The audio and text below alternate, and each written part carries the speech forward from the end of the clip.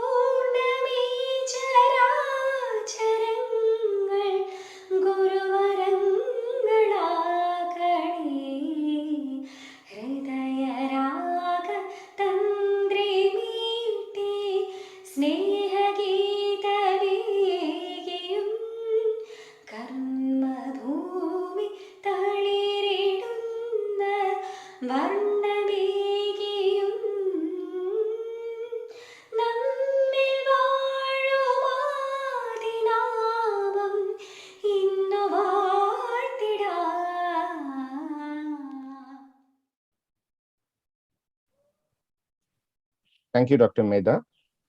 Begin the proceedings. Let me invite Dr. Sreeni, Chairman, Scientific Committee, to do the welcome address. Good morning, everyone. First of all, let me thank it's a welcome address, but I can't start by without thanking Dr. Arup Chakrabarti, the president of Kerala Society of Ophthalmic Surgeons, for guiding us. From the time the scientific committee has taken over and the whole executive committee has taken over. So it's my proud privilege to welcome Dr. Arup Chakrabarti, the president of Kerala Society of Ophthalmic Surgeons, to this meeting. And Dr. Arup, as you all know, is a world-renowned figure, probably the ophthalmologist who's the active ophthalmologist, the most famous worldwide, active in all international societies. And Dr. Padmaja, the president of Kozhikode Ophthalmic Society, and Dr. Bindu, General Secretary of Kozhikode Ophthalmic Society, have been on the forefront from the beginning of this, the first module of the scientific committee online CME series. So the idea for the online CME series for the scientific committee came because, like, still, if you see the activities of KSOs during the past few years, you can see there are some clubs which are very active, like the Cochin, TACO, Kozhikode in the recent years. But some clubs which have got huge lot of potential, like Kannur, even Kasaragod, all they're not really active in the academic field. So we thought the scientific committee will directly get involved with these districts, and along with one district, we'll have one CME. So we're planning 12 online CMEs throughout this year. So there are 12 active member district ophthalmologist for KSO. So 12 CMEs we are planning, and the CME series will end by October because we have to plan for the November Drishti. So this is what we are planning, and so we have, as you all know, we have 3 scientific committee members: Dr. Sujith, Dr. Prashop, and Dr. Thomas George. So of these 12 CMEs, 4 will be guided by Sujith. And we have started with Sujith because we're starting from the north. And if you see the activities of the district clubs during the past few years, the club that has improved the most and has become really active as Kozhikode, and mainly thanks to the initiative by Sujith and Dr. Vijay Lakshmi. So I thought we'll start with Kozhikode, and I'm happy that we started with Kozhikode, and it's really started really well. And Dr. Gopal Pillai, the General Secretary of KSO, is, as you know, like as the General Secretary of Cochin Ophthalmic Club, probably he did second to maybe Dr. Namrata Sharma only, the number of CMEs that he conducted and the high quality of CMEs that he conducted. So he's there to guide us, and he takes a lot of initiative. So I'd like to welcome Dr. Gopal Pillai also, and all the other members of Kozhikode Ophthalmic Society, the members of Kerala Society of Ophthalmic Surgeons, and all the ophthalmologists from all over India who are attending this session. I would like to welcome all. Say I'm not going to keep on talking because we have to start our session at 9 o'clock.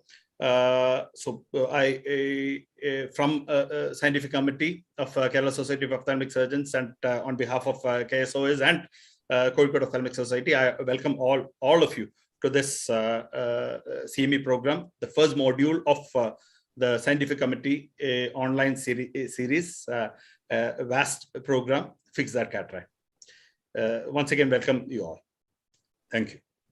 Thank you, Dr. Sreeni. As Dr. Sreeni mentioned, each district club will associate with Scientific Committee KSOs in each subsequent CMEs that we have planned for this year. I'm happy and proud that Kozhikode Ophthalmic Society is chosen as the torchbearer for this activity.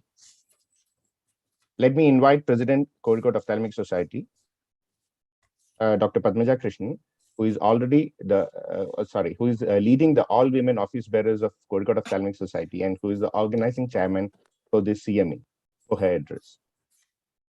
Thank you, Sujith. Good morning, everyone. The Kozhikode Ophthalmic Society deems it an honor to have been asked to organize the first of this series of CMEs envisaged by the KSOS Scientific Committee. When we were offered this about a few weeks ago, we were very new to our job. The new set of office bearers took over just last month. But because we considered it an honor, we willingly and readily agreed to do it. My team has gone all out to make this a success. We chose the topic very close to all our hearts, cataract surgery, something that is with us from the day we started our careers till the end. And we decided on a video-based presentation because, as you all know, a picture speaks more than 1,000 words. We chose people, eminent and excellent cataract surgeons from our own society to both chair and moderate all the sessions. And they selected eminent people known to them to help as panelists to bring across the ideas that we wanted projected. I am sure that the CME will speak for itself and that you are in for a visual, informative, and exciting ride ahead. With these few words, I once again appreciate the fact that the scientific committee chose us rather than some other district club. It's been up and down. It's our first attempt at organizing, and I must put on record that we had help all the way from the scientific committee, and Sujith, with whom we still consider very much as part of us, though he has a foot in each boat at the time. Thank you very much. Thank you, Madam. Now let us go to the official inauguration of the CME. Inauguration will be done by President KSOS, Dr. Arup Chakrabarti. With his permission, let me play the virtual lamplighting video, following which Sir can deliver his address. Sir, may I? Yeah, please go ahead.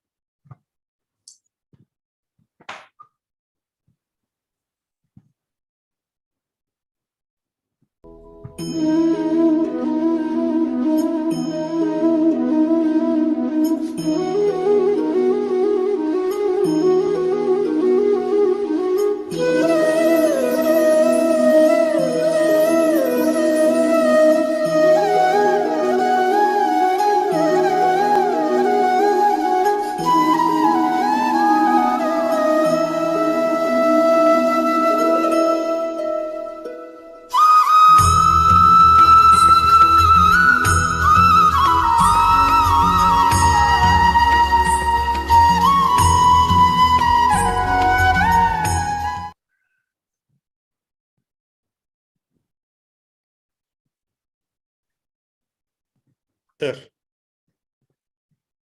Okay.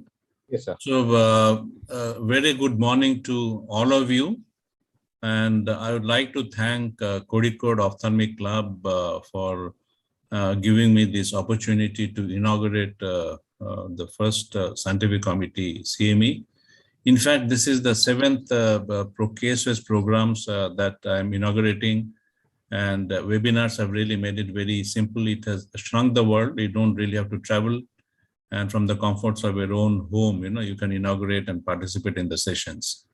So Padmaja madam, right from the beginning, I've known her as a very erudite person with clarity of thought, and she has been a role model to many of us, including me, right from the time, whenever we take up the mic, right from the time I came to KSOS. So thank you, Padmaja madam, for organizing this program and calling me for inauguration. At the same time, I would like to thank Dr. Bindu, Dr. Sujith, Dr. Vijayalakshmi, and many others, many youngsters here to take up the cause of KSOS further and organizing this CME. I would also like to thank my two commanders from KSOS, Dr. Sreeni and Dr. Gopal. Both of them have been bundles of energy, full of enterprise, brimming with ideas. And KSOS is all behind you for all your active endeavors to promote the cause of KSOS, to promote the cause of ophthalmology. So thank you, Sreeni, for this particular series, initiating the series of CME programs. Thank you, Gopal, for being here in spite of other issues that are plaguing you right now. And that's good. And when I went through the scientific program, it was very interesting. I saw the first one is on SICS. The viewers are very lucky today because there are a lot of programs that are happening like this, and these will be there in the cloud. The resource will continue to be available.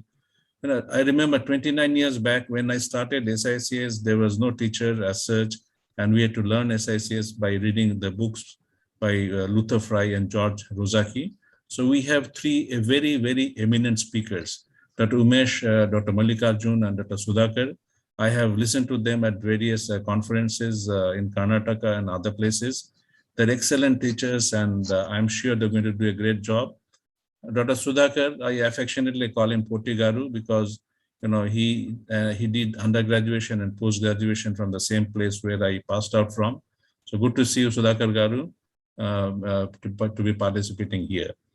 Then I see a couple of programs on posterior capsular rent and complication management.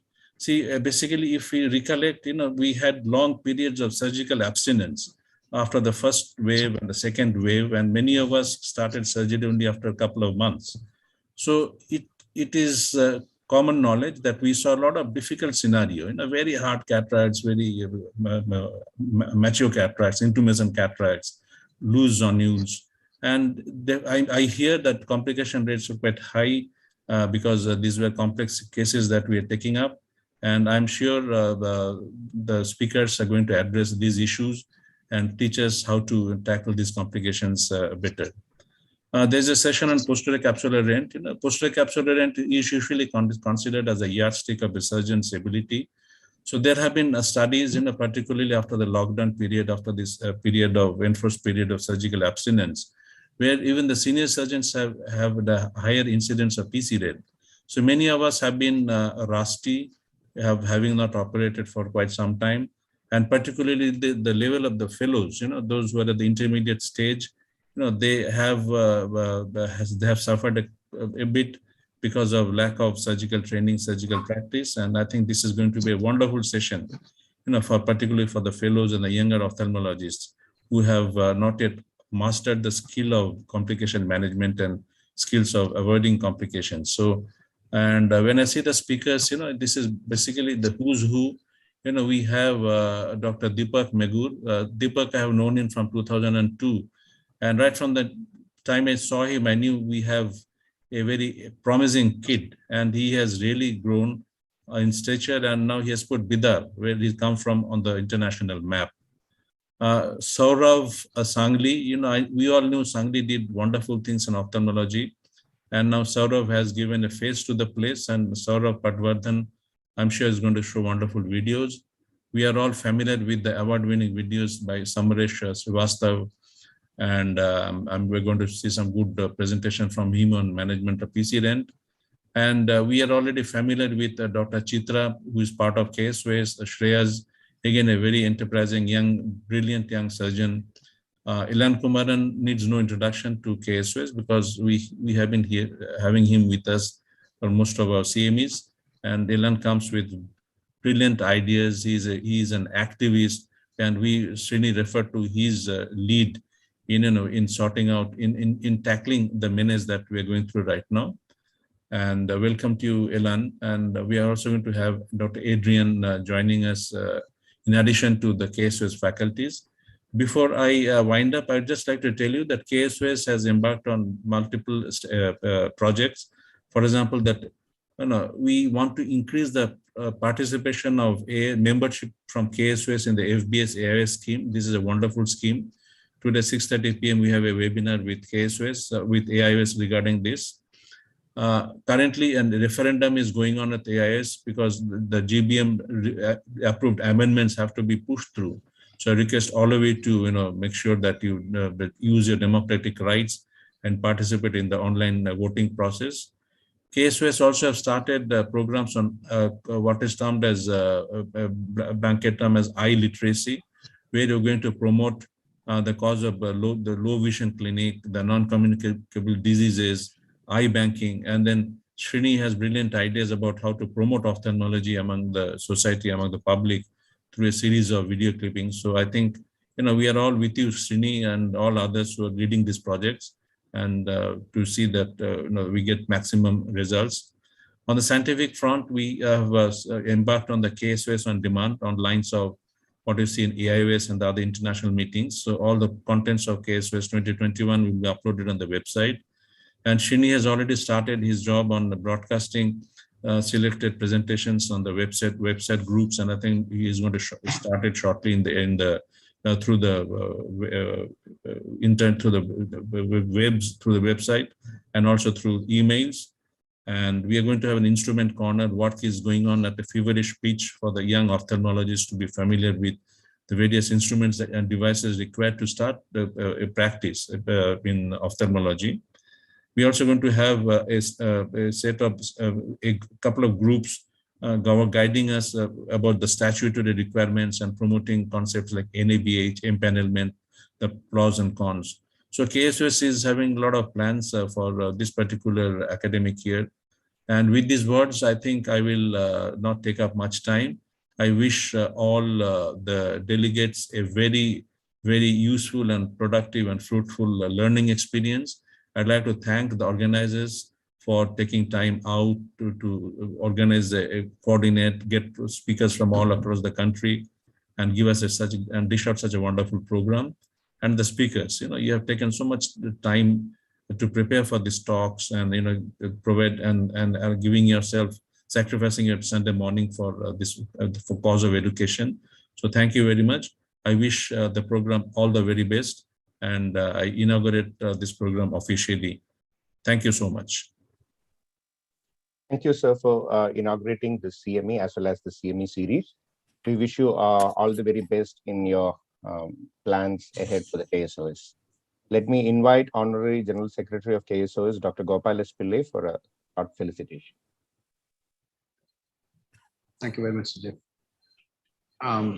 Dr. Arup Chakrabarti, President of the Kerala Society, Padmaja Krishnan ma'am, President of the Kozhikode Ophthalmic Society, Sreeni, Scientific Committee Chairman of the KSOS, Dr. Sujith, Dr. Bindu. It's really proud privilege to be here amongst all of you in this first module of the Kerala Society of Ophthalmic Surgeons Scientific Committee.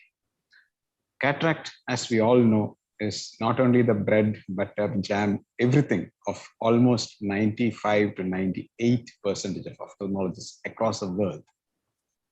And what better way than kickstarting our KSOS Scientific Committee module through a visual-based, a video-based CME on cataract surgery, where right from SICS conversion into Phaco to nuances of Phaco to complication management in Phaco is covered just in about 4 hours. What a feast for a youngster or for a seasoned veteran to gain a few tricks of the trade.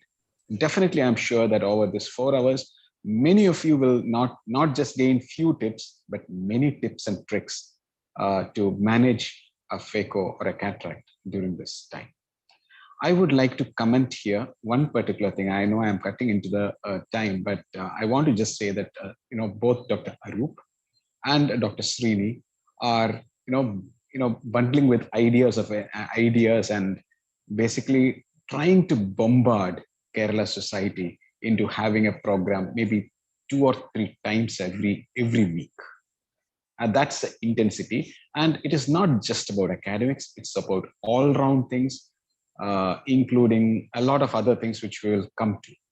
Now, let me also congratulate Sreeni in bringing this concept of Kerala society through the district ophthalmic clubs, conducting academic programs. Like he said, there were 3 or 4 clubs which are active already. But now, when 12 ophthalmic clubs in each of the districts become active over the next couple of years, the fear factor in conducting a webinar and all will go away. And right now, after the COVID has taught us that, distance is not a factor, you can get the best of faculty for all these webinars. It's a treasure of information that each of these modules are waiting to get. And the society will get stronger. Each district ophthalmic club will get its program. And many of the clubs who have not done a program will be able to do it. The ice will be broken. And I think over the next couple of years, this will improve the performance of the least performing club as well. Let's go ahead with the conference. All the best to all of you. I know you've all worked really well, and I would congratulate you on selecting the best faculty for this evening. Over to you, Sujith. Thank you. Thank you, Dr. Gopal, sir. And you have understood and you have conveyed the pulse of this CME series. So now let me invite Dr. Bindu Ajit, the organizing secretary of the CME, to deliver the official vote of thanks. It gives me immense pleasure to deliver the vote of thanks. I thank the President KSOS, Dr. Arup Chakrabarti, for inaugurating the CME and also for his valuable guidance. I thank Dr. Gopal, Secretary KSOS, for his felicitation. I thank Dr. Sreeni and Dr. Sujith, who are the mastermind behind this program. And I thank Dr. Ramesh Kekkuniya for accepting our invitation and for delivering the keynote address. I thank all the chairpersons and the esteemed faculty for their scientific deliberation and the visual treat they are going to give us today.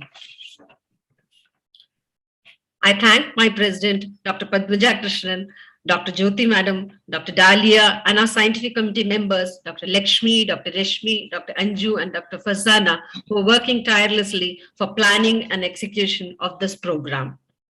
And the last and the most important, I thank the delegates for their active participation and making this program a success. Thank you once. Thank you, Dr. Bindu. So thus, we come to the conclusion of the official ceremony, and I hand over the session to Dr. Jyoti Madam, Vice President, Kozhikode Ophthalmic Society, for starting the academic session. And I wish the CME a grand success. Thank you, Dr. Sujith. Good morning to all. Now let us move on to the first session of this very first module of online CME series of cases. Journey from good SICS to Phaco. And the chairperson of the session is Dr. Sreeni, the Scientific Committee Chairman of KSOS, a very dynamic person with innovative ideas. It is my pleasure to formally introduce Dr. Sreeni to this audience. Dr. Sreeni did his MD and DNB from All India Institute of Medical Sciences, New Delhi, FRCS from Glasgow, has PG in Diploma in Hospital and Health Management. He's a senior consultant and Phaco surgeon at Comtrust Charitable Trust Eye Hospital, Talisheri, Kannur district, and chief surgeon at Comtrust Hospital at Nayanar and Ksos. He's an excellent Phaco surgeon who has done large volume of cataract surgeries. Being the chairman of scientific committee of KSOS, he has taken a keen interest in starting this online CME series. He was the general secretary of KSOS in 2018 and 19, headed the low vision project and has done appreciable work during the Kerala floods. He has organized Drishti in 2009 and 2018. He has numerous national and international presentations, best paper awards, and many accolades to his credit. And over to you, Dr. Sreeni, to take charge of this session. Thank you, ma'am, for the kind introduction. And I once again thank the Kozhikode Ophthalmic Society for a grand start to the scientific committee online series. So the first session is so what we've planned with this session is see when I did my post graduation, it was like we used to be taught ECCE, and then we didn't do any Phaco at all at by the time I came out in 2000. And it's like you graduate from ECCE to Phacoemulsification. But I'm sure that now in most of the places, just for the learning suturing, ECCE is done. And it's basically SICS that is taught as the first Phaco procedures any PG student learns during his post-graduation. And graduating from SICS to Phaco, it requires a few tips and guidance. And for this session, what I've done is I've selected speakers who have not been that very active in our KSOS activities. So Umesh has been there for my instruction courses in AAOC for the past few years, but Sudhakar has been there for 1 or 2. But Mallikarjun is a person who is new to us. So you're going to get fresh ideas. See, we might have attended similar ones before, but you're going to get fresh ideas from great teachers. Can you please see Umesh? Umesh was in fact my roommate at Shankara when I was there in Shankara, Coimbatore, and whenever I have any I reach a roadblock during the thought process when planning something, or I have some difficulty. See, there are 3 people that whom I call. See, one is Dr. J.K. Reddy, the other one is Dr. Srikanth Karat, the other one is Dr. Umesh.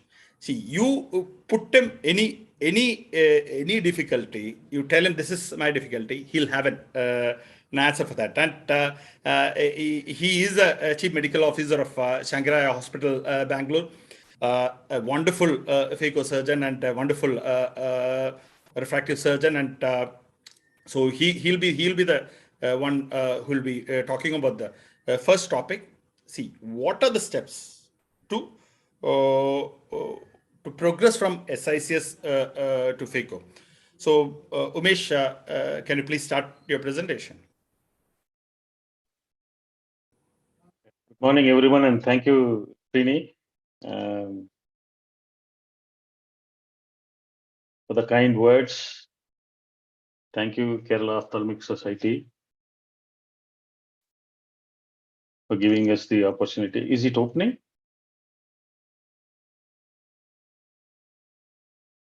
Umesh, yeah. I think you'll have to first open it and then share. Can you close this window?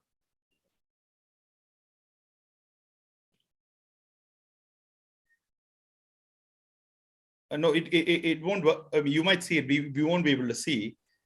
You may stop sharing, sir, first. Stop share. Okay. Resume sharing. It is showing resume sharing. No. I'll.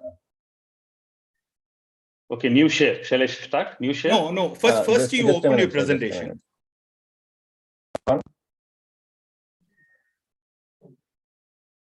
It is open. Now you open the video, then start screen sharing. You open the video and just come back to the Zoom, then screen share.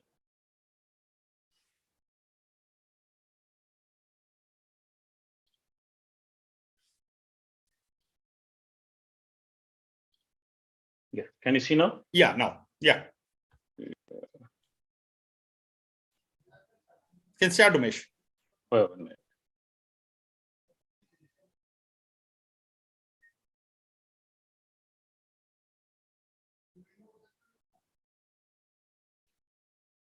I'm not getting the full screen. Umesh, the play button you can press play on the top. Yes. Yeah. Yeah. Thank you. Thank you, Malik, and thank you, Sreeni. Thank you, Sreeni, for this interesting topic, transition to Phaco. From SICS, obviously, because very few of us are doing ECCs now. I'll be talking about the concepts and essentially what we have gone through or what we have seen during training of both our short-term and long-term fellowship programs, what we are in at our institutes.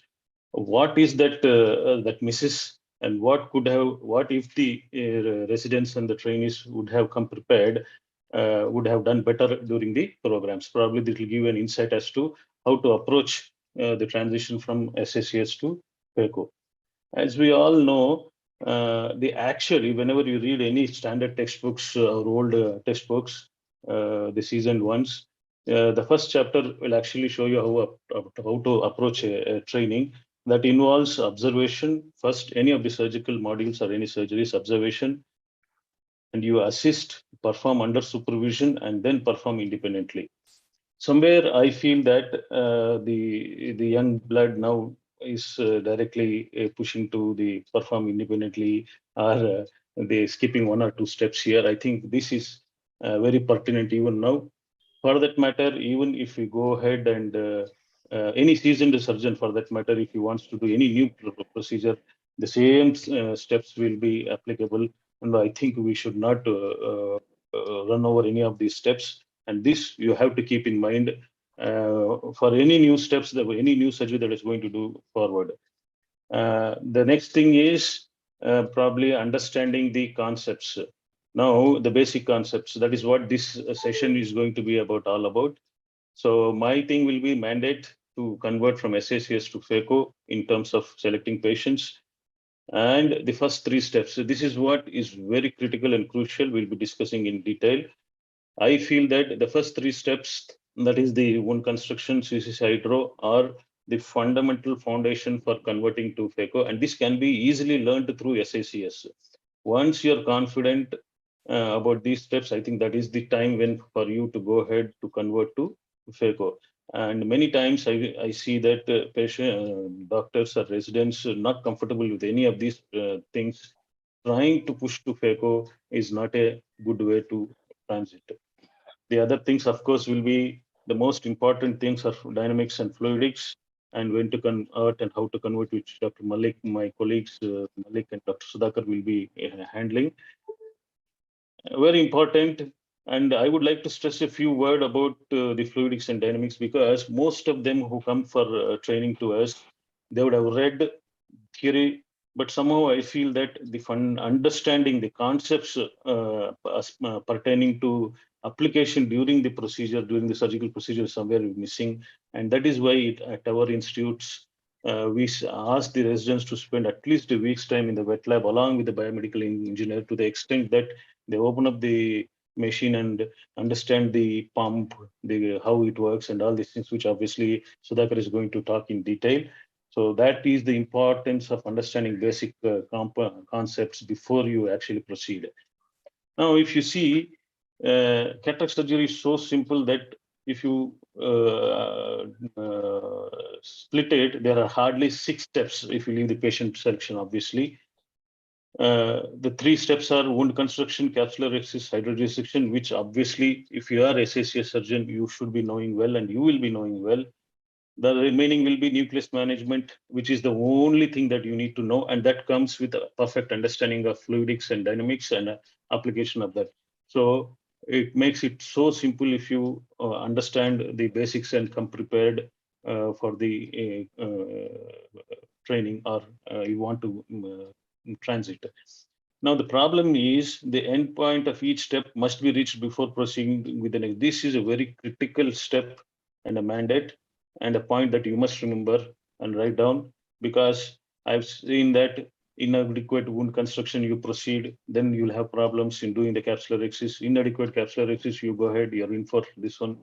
For that matter, even hydrodissection, in fact, I call hydrodissection as an unsung hero. In fact, that is the hero for the Phaco, because a perfect hydrodissection will give you actually a neat roadway to manage the nucleus using the Phaco. So, and that is why I give so much of importance to the first 3 steps, that is the wound construction, capsular excision, and the hydrodissection.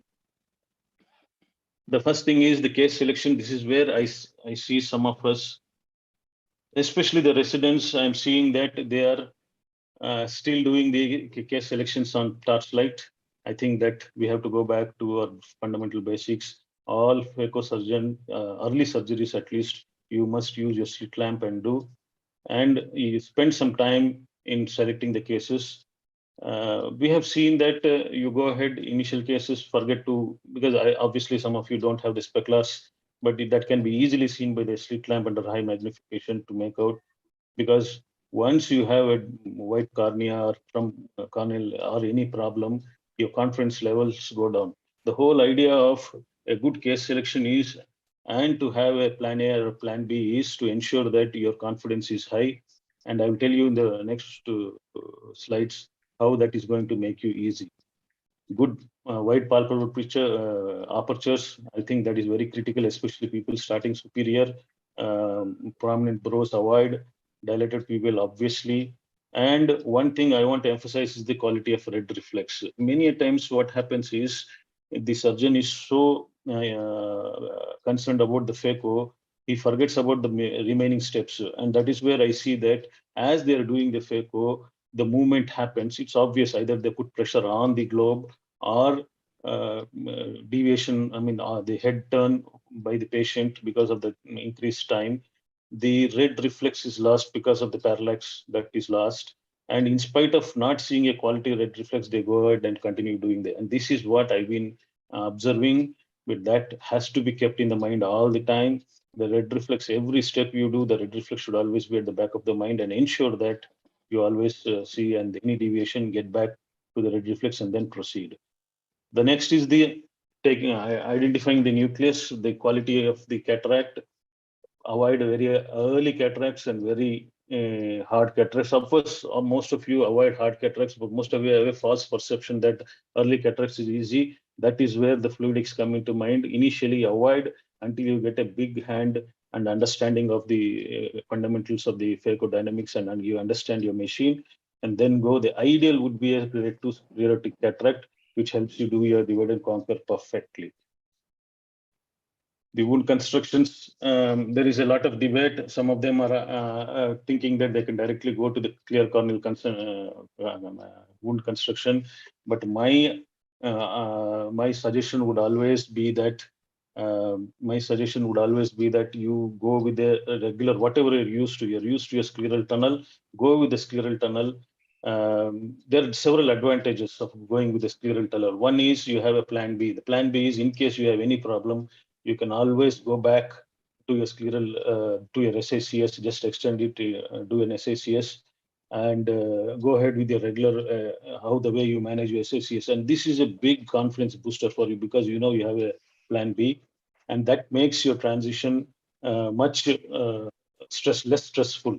You know that you can do, in case you have a problem, you can always convert because you have a scleral tunnel, and you can do SICS and go ahead and convert it to an SICS and finish it off, and still ensure that the patient doesn't have any issues as far as the outcome of the surgery is concerned. So as a protocol, previously we used to insist that our long-term trainees used to do at least 250 to 500 scleral tunnel surgeries and then go. But nowadays, I don't think the younger generation has that much time.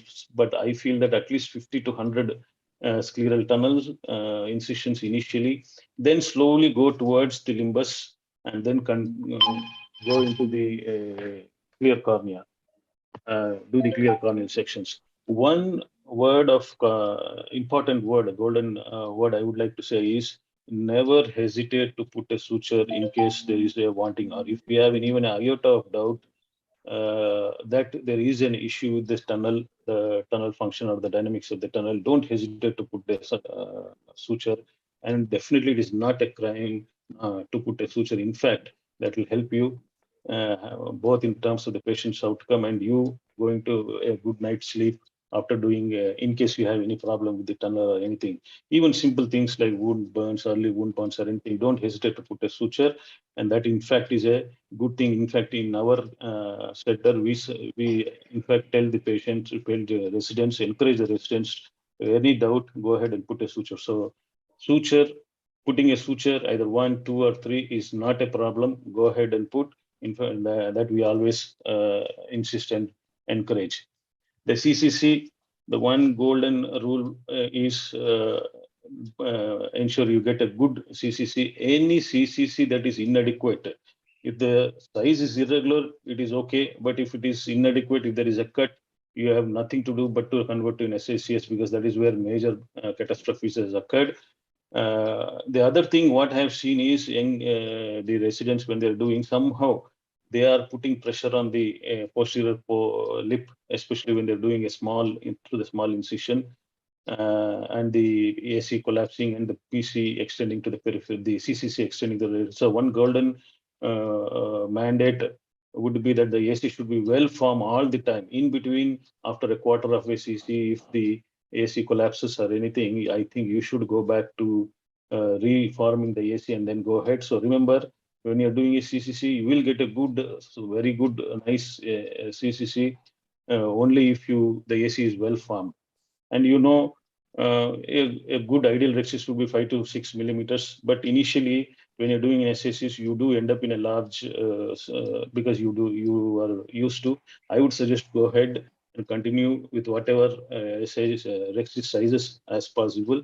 But the only thing is, when you're doing large rexis, you especially when you're doing large rexis, when you do a hydro possibility that the nucleus might prolapse into the AC, that can happen.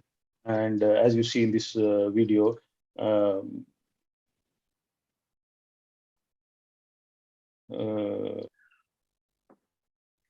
then what happens is you have to go back and replace the redial the nucleus into the back and then go ahead. Otherwise, you'll end up doing in the anterior chamber. This is one small problem I'm seeing. They go ahead and do, and the next day the cornea goes for a 6. So doesn't matter if it's a large rexis, but make sure that the nucleus is well in the bag and the AC is deep enough when you're doing the Phaco. The hydrolysis dissection, I always say this is the hero, real hero for the Phaco, and all of you must get that fluid wave as shown. I will repeat the video, and if possible, get the classical this one. And remember, the endpoint is nuclear. The delamination in a slightly harder cathode can be avoided, but the dissection must be there. And essentially, you're looking at lifting the, going up to the equator, tenting up the capsule, and then doing this one. And another golden rule here is that the AC should be decompressed. So we talked about the FC well formed during CCC, but here it should be decompressed. That's the golden rule. These two things you must remember. So you get an adequate, once this fluid wave is observed, a good fluid wave, and the nuclear rotation is free, then alone you should go to the next step. Because many times we have seen that in the process of doing the rotation, where there is inadequate cleavage, the PC rents occur, and that leads to catastrophe. So it is very simple. You have an idea as to what to do in the first 3 steps. Then the only major thing, as I told you, amongst the 6 steps, the only major thing that is available, that will be available, is the nuclear, and that will be very easy once you understand what Dr. Malik and Dr. Sudhakar will teach you. So it becomes that simple for you to convert. Just to re-emphasize, don't go for any topicals immediately. Go for a 3-plane incision, 5 to 6 millimeters, and dissection. Divide and conquer. I see many residents directly going for a stop and chop or going for high vacuum fluidics and all these things. My suggestion would be stick to divide and conquer for up to at least 250 to 500 surgeries, or until you get hold of the holdability and the followability and understand the machine yourself.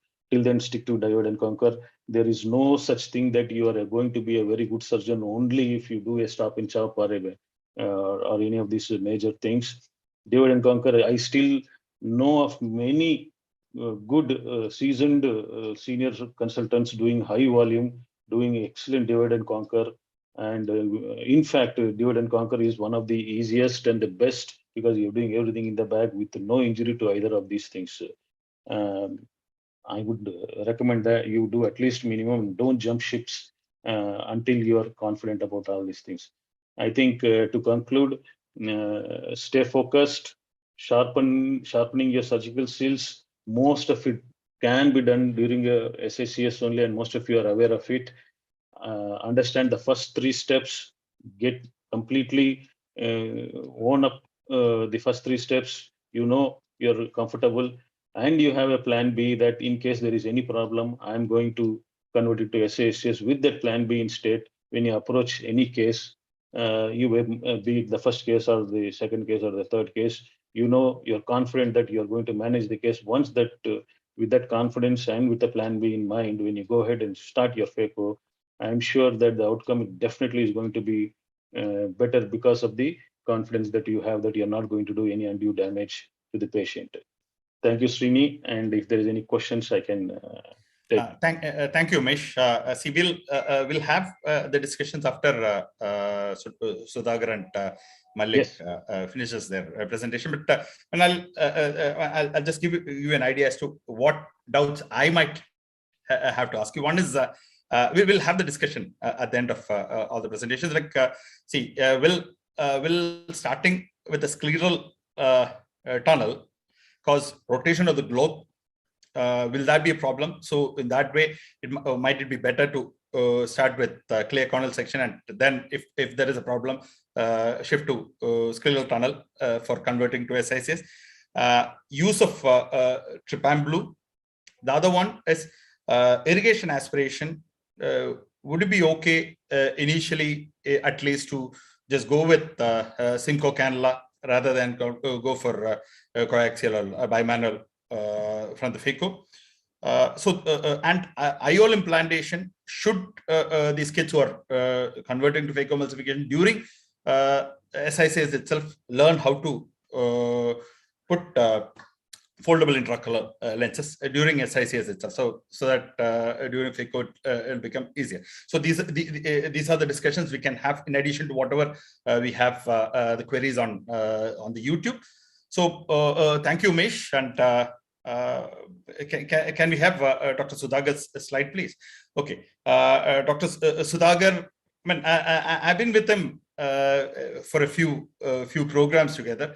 Man, his presentations are always absolutely top class, world class, and he's got a clear thinking, and that is one reason. Though he was not my colleague at Shankara Coimbatore, when I thought, okay, this session will be totally conducted by the Shankara group, I thought Dr. Sudhakar would be the best person. And as Umesh said, understanding the Phaco machine is the most important part, and probably that is what makes or breaks a Phaco surgeon. And Dr. Sudhakar has agreed to speak on the Phaco dynamics, how to get used to the Phaco machine and all. That's as Dr. Arup said, he's from Jimmer, and he has taken fellowship from Changanetralaya and LVPI. I mean, the real big institutes. And currently, he's a Chief Medical Officer of Shankara Eye Hospital, Guntur, and has got a lot of presentations and publications. Sudhakar, without much delay, let's go to your presentation. Thank you, Sreeni, for giving me the opportunity, and I thank also the Kozhikode and the Kerala Society of Ophthalmology. Share screen.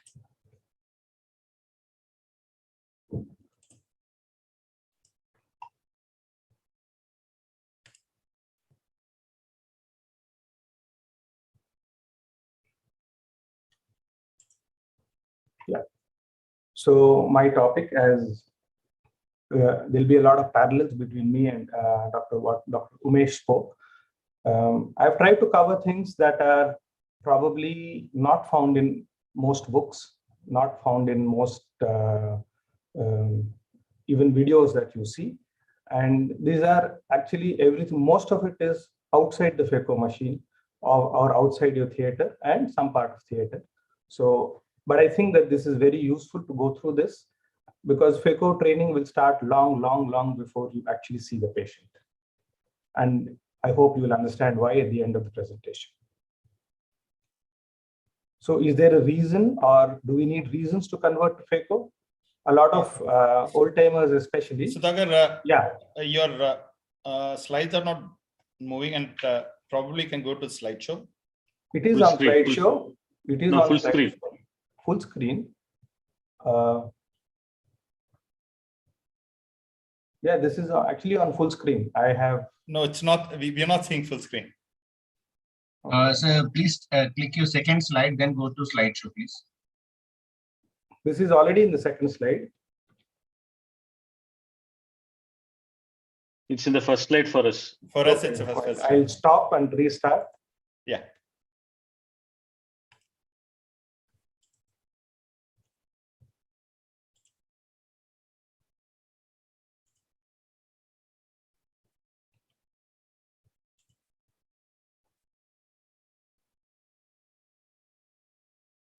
Is my second slide visible now? It's Not conversion to full screen. Phaco. Do we need reasons? Yes, we can see that. Now, please. Yes, the click second that slide is Yeah. visible now, Okay, fine. but it's not in the slideshow. For me, in my computer, it is in the slideshow. So you can do one thing. You can just reduce the size of that left panel. Actually, and drag it to as much as possible to the left side. Left side. Okay. No. Okay, yeah. Not happening in ours. Are the slides moving from the first to the second at least? Yeah, we can see the second slide now. Yeah. So because I'm on full screen and I don't see anything else in my screen. No, Okay, so no. It's not happening here. So can you move to the third slide and see? Let's see if it is moving to the third slide. Yeah, I moved it to the third slide. No, it's still at second slide for us. Okay, so now it's gone to the third slide. So yeah. even if it is not in the slideshow, if it moves, it should be fine. Okay, fine. So then I'll go back to this slide. Okay. No, Sudhakar, what you do is the zoom is around in the midpoint. You can make it maximum and then continue. Right bottom. Right it's better bottom. now? Now Yeah, better. Yeah, continue. Yeah. Continue. Okay. So a couple of reasons. Do we really need a reason to shift to Phaco? Was the second slide. One, it's a standard of care, and it is very aspirational in India because the cataract surgery has been dominated by SICS for a very long time in terms of the numbers done. And for the patient also, it is aspirational. Everybody wants to get Phaco done rather than SICS done. The economy was getting better till COVID hit us. And of course, once COVID subsides, we should have much better in terms of the economic price that the patient is willing to pay. And because of our increased, of the changing lifestyles and totally visually dominated lifestyles that we have, we need TV screens, we need phones, and we need everything to be absolutely clear. People are seeking cataract surgery at much, much earlier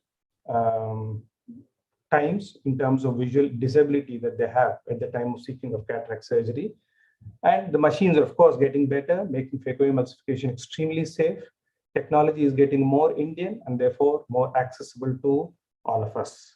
So definitely there is a wow factor in phacoemulsification that I'm sure that all of us vouch for, that sometimes is absent in small incision cataract surgery. The first thing I tell all my students is learn to drive before phacoemulsification. There is no financial interest in the machine that is displayed, but that is the machine that my students start on. It's a very stable machine. So learn to drive before Phaco. And why do I say that? So if you see your car, just look down below the steering wheel and you will see 3 foot pedals. One is the clutch, the brake, and the accelerator. The clutch for the left, and for the right leg, the brake and the accelerator. And if you see just below a Phaco surgeon's table, you see at least 3 foot pedals. One is the microscope foot pedal, which can give you on and off. It has a zoom button plus or minus. If you have a motorized zoom, that is. You have sometimes you have a button that increases and decreases the illumination. There is a fine focus button up and down. There's an XY button. And the advanced microscopes today even have a record button to start and stop your surgery recording. And you have a Phaco foot pedal, which will give you the main accelerator pedal, which can go into 1, 2, and 3. Step up and down the 2 side pedals. There is a reflex button, which has to be first and the foremost to be searched for by a beginner. There is also a button for continuous irrigation, which is also very helpful for the beginner. There's an irrigation on and off. And the advanced foot pedals also have a yaw, which is the main foot pedal also goes sideways, which can be used either for in dual linear to control both pressure and the vacuum and the power. And also in the Alcon systems, I use it to increase the power in terms of the grading of the cataract that I use. And hopefully the third foot pedal is used only in the beginning of surgery, the micromotorized stable up and down. So once we are used to 3 foot pedals, I'm sure we can be able to then go into a next step and say we'll use many more functions of those 3 foot pedals. So, and driving is very, very similar to the surgery. In driving, you have the road ahead and you have unexpected obstacles that come back. It could be an animal, a cow, a dog, a chicken, if you're living in rural India. It could be pedestrians, cyclists, anything. And in phacoemulsification surgery, you have your main nucleus that you are visualizing. And obstacles would be iris. If you go straight ahead without seeing, if you tilt your phaco probe up 1 millimeter, you're going to likely to hit the endothelium. If you're going to tilt it down by 1 millimeter, you might hit the rhexis or the posterior capsule. And in the sounds category, we know how chaotic Indian roads can be.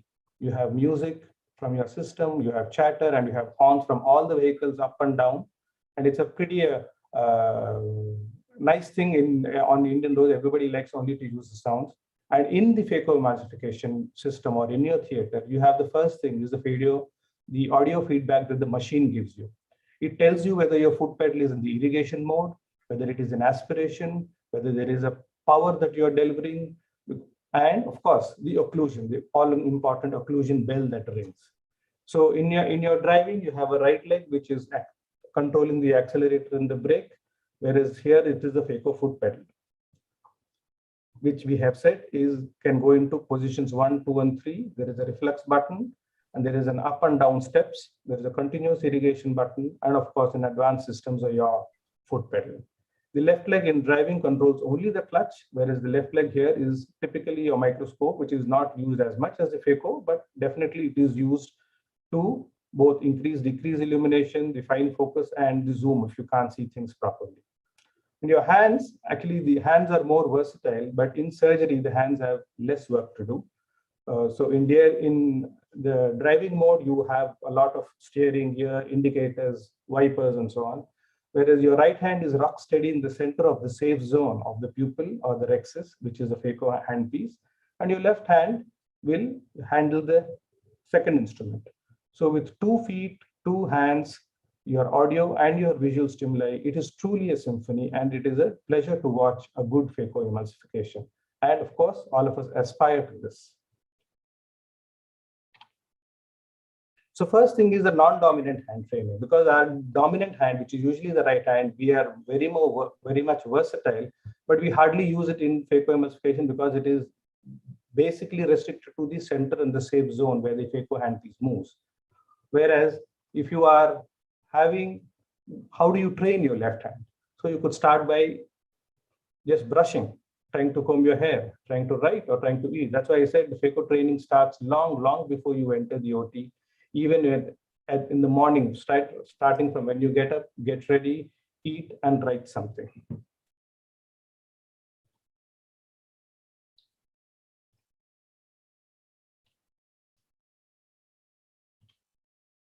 So next step would be the background reading. Now, I've not gone into details of phaco-dynamics because that is there in every book, that is there in every presentation. But yes, the simplest book that we have started, it is almost like a golden rule or a benchmark in terms of phaco-dynamics reading, is Siebel's Phaco-Dynamics. There are plenty of other resources. Besides background reading, also do a lot of background watching. Now you have fantastic educational resources, YouTube, Cataract coach site, AIOS site. But what I would suggest you to do is try and look at unedited videos, because edited videos and short videos will invariably gloss over and make the picture so beautiful. And when you actually don't achieve this, you might be a little tad disappointed, and it might actually discourage you. So see the struggle of all the struggle, or what would you say, the difficulties, by looking at unedited videos. Though it might be boring, it might be long, but that is what it takes to actually do and practice phacoemulsification. If it's possible, watch a senior surgeon or a colleague in person, because what you see in the YouTube video is the view through the microscope. There is a lot of coordinated action that goes outside the microscope. The way the surgeon holds the instruments, the way his sitting posture, the way he handles some unexpected, say, a movement from the patient, or the sister giving the wrong instrument, or some troubleshooting that happens. So there's a lot of things that happens in this visual drama outside of the bright microscope that we see, and therefore try and see somebody and attend some videos, some theaters if possible. As Dr. Umesh has already said, you need to do a continuous curvilinear capsular axis. It need not be absolutely circular, it need not be the perfect size, but you need at least a good continuous curvilinear capsular axis. Stay in well, because during the procedure, you will not be able to visualize a transparent rexis with all the cortex that you have dug up trying to trench. Okay, you might actually eat up the rexis, and that is why stay in all your capsules before when you're starting out in your phacoemulsification. As I said, and Dr. Umesh already talked about a good tunnel construction, because when you need to go back, you start with what you are comfortable in. So I'm sure, since this topic is from the SICS to Phaco, you are comfortable in scleral, you can go scleral only in your initial cases. If you feel that the globe is turning, you can just advance the scleral to near limbal, so which is you don't have a 1.5 or a 2 millimeter scleral, but go half or 1 millimeter inside towards the cornea. Because if you want to extend, you are still safe, and you still ultimately the patient's eye is important, and it should not be sacrificed at the altar of your learning requirements. So I said good SICS skills. We typically see that our students go into 3 digits of SICS numbers before they attempt phacoemulsification. And as again, they have said that the ability to suture is also important. What we get when we get residents from outside, fellows from outside, we typically see that their numbers of SICS are either in single or double digits still, and they have not learned to do a single suture because they were directly started on SICS. So we tell them, go back, do a little about 10 or 15 ECCEs, or even practice suturing with your worn-out sutures that are discarded. You can take them to the wet lab and then do suturing practice. After driving and after reading and after watching and after skilling in terms of you have a good panel, you have a good rexis, and your ability to suture. First thing you have to realize that phaco is a very fast and it's a very dynamic surgery. So you need to have access to a good microscope. You can get away with a substandard microscope, by doing a gross surgery in SA. But when you want to do a good phaco, you need a good microscope, because if you cannot see what you want to do, you cannot do it. Of course, there's an old saying that the poor workman blames his tools and so on. But this is no longer in that old time. Today, this ophthalmology is cutting edge. It is highly precise in terms of the output and in terms of the expectations. So you cannot afford to have a shoddy microscope and hope to do good surgery in that.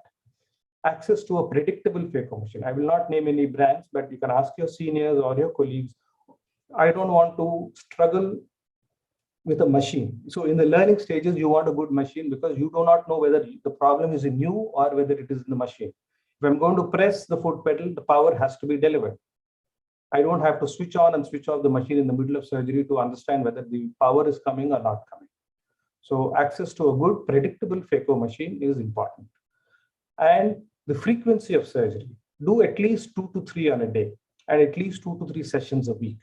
Because if you are going to do 1 session a week or one phaco, this is for especially established surgeons who want to convert, who are very good in their SICS and want to convert to phaco.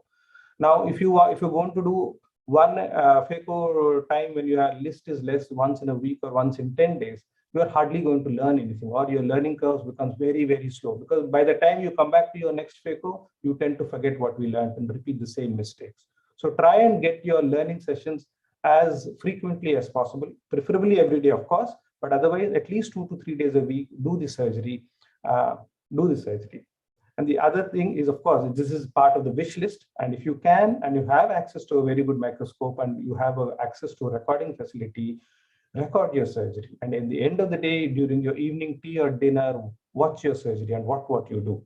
Because learning from your own mistakes gives you much more of a learning experience than watching some other edited video or someone's video or how they have handled it. Because when you see the mistake yourself, you know how to avoid. When my resident comes to me every day, they're supposed to, any guy or girl has a complication, they're supposed to report to the CMO and we discuss. So the first question I ask is, how did it happen?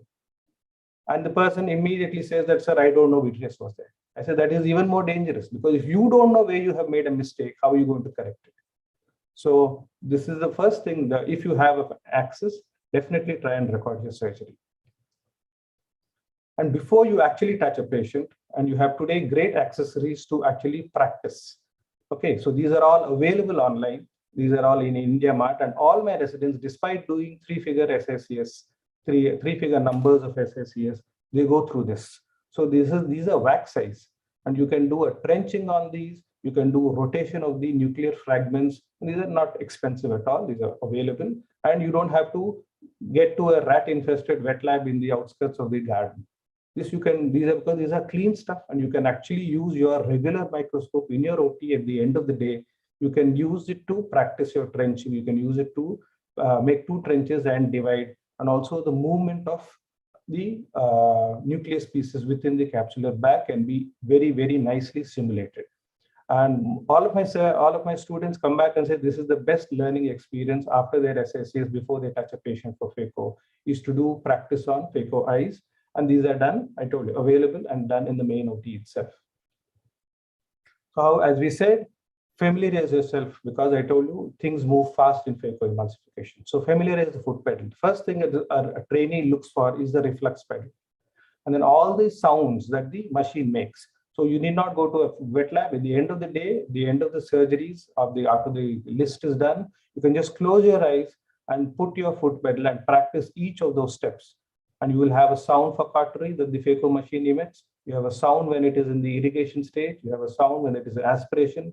Typically, occlusion is a bell that is given. And of course, the power. I've not played sounds here because each machine has its own vague tune that comes up. So whatever machine you have, you should be familiar. Take a Phaco machine, put on the sleeve, and blindfold yourself, but typically. So when your other senses are enhanced, the minute you close the visual stimuli. Ergonomics. Now, this is something very, very, very, very often ignored. So this is, and believe me, this is the actual picture of my colleague. She's a very short lady. And when I saw her do Phacoemulsification, she was hardly able to reach the floor with her feet. She's a short lady. And she was struggling and trying to manipulate with the tip of her toes. Okay. So when I told her, I observed her, because she will not know, because she's doing the Phaco, all her eyes are concentrated on the nucleus or whatever is happening in the microscope. She will hardly realize that she is actually struggling. And when I suggested this very simple, a small stool under her Phaco foot pedal, she actually came back. Most people, when you give them a tip, they say, ha, nod and go back. But she actually came back a week or 2 weeks later and told me that has really helped me and it has taken the strain off me. And this will definitely, so ergonomics is definitely very, very important. The other thing that a lot of people don't pay attention to is their own position while doing the microscope. So if you are hunched, because ultimately when you're starting, your SSCS, probably you're a very good SSCS surgeon, you're going to finish in a few minutes. But when you convert to Phaco, you will realize that your initial surgeries may take it even up to 1 hour. So you don't want at the end of 1 hour, a white cornea and a back pain. So try and get your ergonomics straight, because you need to be sitting probably for half an hour or 1 hour. This has gone through with Dr. Umesh already. So the case selection would be, the other eye should be a good pseudophagia, should something inadvertent happen to you in your eye that you are going to operate. Grade 2 to 3, too soft can cheese wire and again land you up in a nightmare. What I've typically noticed is that SSCS surgeons typically undergrade a nucleus. So what is NS2 for them is actually NS3 for me. So if you are going to be an SSCS, so look at NS1 to 2 when you're getting into the theater, but soon you will learn or rephrase your gradings. Of course, well-dilated pupil, a good cornea with no guttave should be there, and good red glow. Of course, don't look at small, shallow ACs. These are typically, they're found in all textbooks of how to start Phacoemulsification. So whether to do a temporal or a superior. So my suggestion to all my trainees would be to do, especially we have short-term Phaco trainees who come in only for a month. I said, now you don't shift from superior to temporal, do what you're comfortable in, because you need to learn one thing at a time. You come to learn temporal section or you come to learn Phaco. So do Phaco first. Once you are there, comfortable, and then you can slowly start shifting if you want into the temporal side. Start with a short scleral tunnel, as I said, very close to the limbus. When you dissect only the scleral part, you do the with the crescent, but in the corneal part, use only the keratome. Don't do the whole dissection with the crescent into the corneal part also, because that will lead to extension when you slightly try to move the Phaco probe. And do steps. Need not always start off with Phaco and complete Phaco. So the first 5 cases, do only the trench. A good trench is about 1.5 Phaco tips wide and about 2 to 2.5 depending on the nucleus size. Okay. And after that one good trench, extend and convert to your SSCS and do what is comfortable. Sure. So here your learning curve is in steps and it is easier to do. once you can't learn all the steps together at the same time. And the next 5 cases, you can also trench and also divide into the 2 parts or 4 parts. Once you start emulsifying, then the next couple of cases, do the first 3 quadrants, because invariably the complication or the rent occurs in the last quadrant. So do the 3 quadrants, the last quadrant, extend and deliver. And so this way, when you do stepwise and you are learning one step at a time, your confidence in the procedure goes up. If you try and attempt the full procedure at the first go itself, definitely something will happen and your confidence goes down and you don't want to go back to the theater and try and look at the machine. So learn things, takes things slowly at a time and be prepared to convert at the earliest sign of trouble. This topic, of course, Dr. Malik will be revealing in more great detail. So I hope with my non-video presentation, you still have got enough points to go home and consider. And if you go through the entire thing, even an established person who is going to give you an SICS surgeon who is giving 6 and is reluctant to start Phaco because of he's scared of SKs and not good vision on the first day in his patients. When you do gradually and stepwise, I'm sure you will turn out into and you'll also enjoy the wow of Phacoemulsification. Thank you so much for the opportunity. Thank you, Dr. Sudhakar. This was a wonderful presentation. As I said, you might see a lot of teaching videos on the YouTube, but this is something totally different. I would suggest all the PGs and trainees who are watching this to go back to this presentation again later. And there are a lot of tips that Dr. Sudha has told. And I would suggest that you share this with your colleagues who are not really attending now. And this is one of the best presentations that I've ever seen. Thank you, Dr. Sudhakar. And as for Umesh, we welcome Chitra ma'am to our meeting. See, we have Minu here. He might have some more ideas, and he's one of the best Phaco surgeons in India, and he's a wonderful trainer. Also, he'll also give some ideas. And if the organizers permit, will take a little bit more time for some discussion, because the discussions probably like what I would like to Dr. Sudhakar to comment on is dependence on or thinking that you can do good surgeries only with higher end Phacos. When your comment on that, then how to when you said regarding suturing, definitely everyone starts with the SICS. They don't want to, so they get into trouble.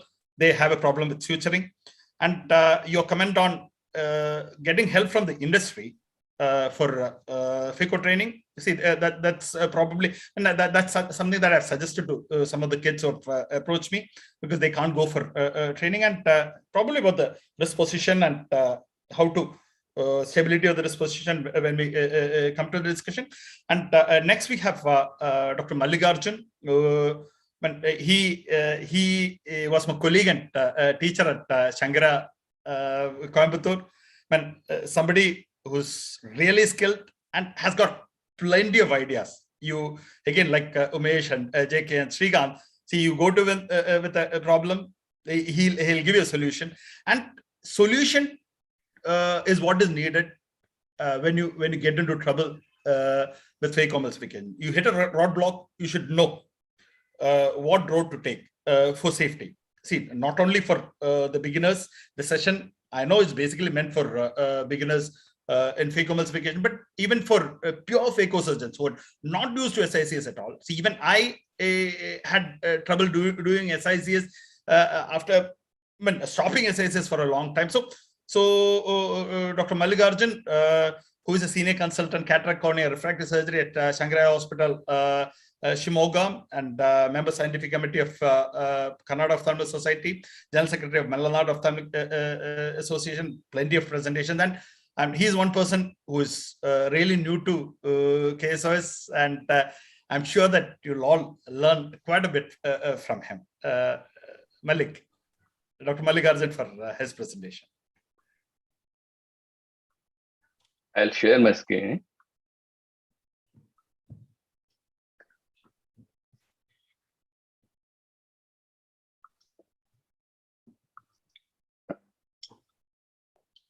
Okay, so yeah.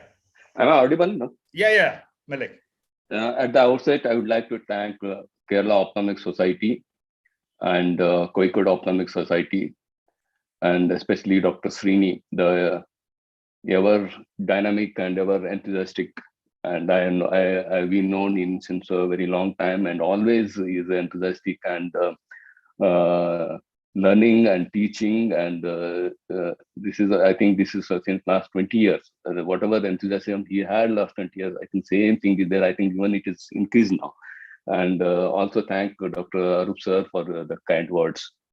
Now I'm going to talk on when SICS surgeon, when he converts into Phaco surgeon, he lands up with some problems. So how to identify those problems and how to get back to SICS so that the surgery will be good and good for the patient and good for the surgeon as well.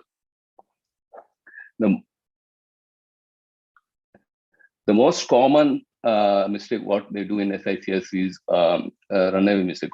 See here, the first thing is the selection of the patient is not good. This is a hypermature cataract and surgeon is doing the rexis and it is already in the periphery and trying to retrieve it. So it goes away.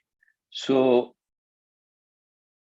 it goes. So now should we continue with a Phaco or should we convert it? So you have to have a clear mind of thought this moment, because you should understand your ability, whether you can retrieve it and continue the Phaco or go back to SICS, because these are the things, this comes into a young Phaco surgeon who are learning, and if they are more enthusiastic, they want to do it Phaco, but I would suggest you should in the initial phase convert it. How to convert it?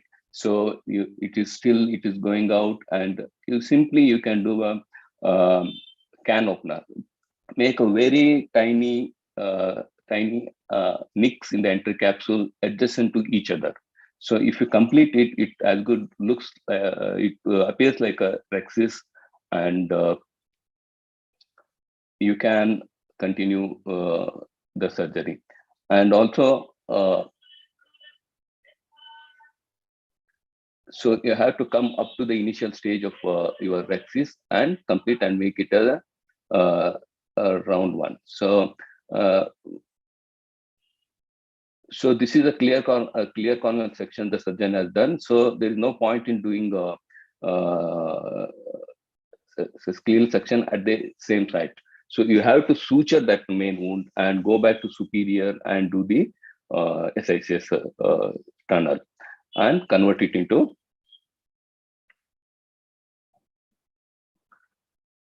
SICS. The most important point here I would like to say is that you have to suture the main port, and since it is a hypertonous eye, making the SICS tunnel would be a difficult. So you have to push more lot of viscoelastic and then make a tunnel and continue your surgery.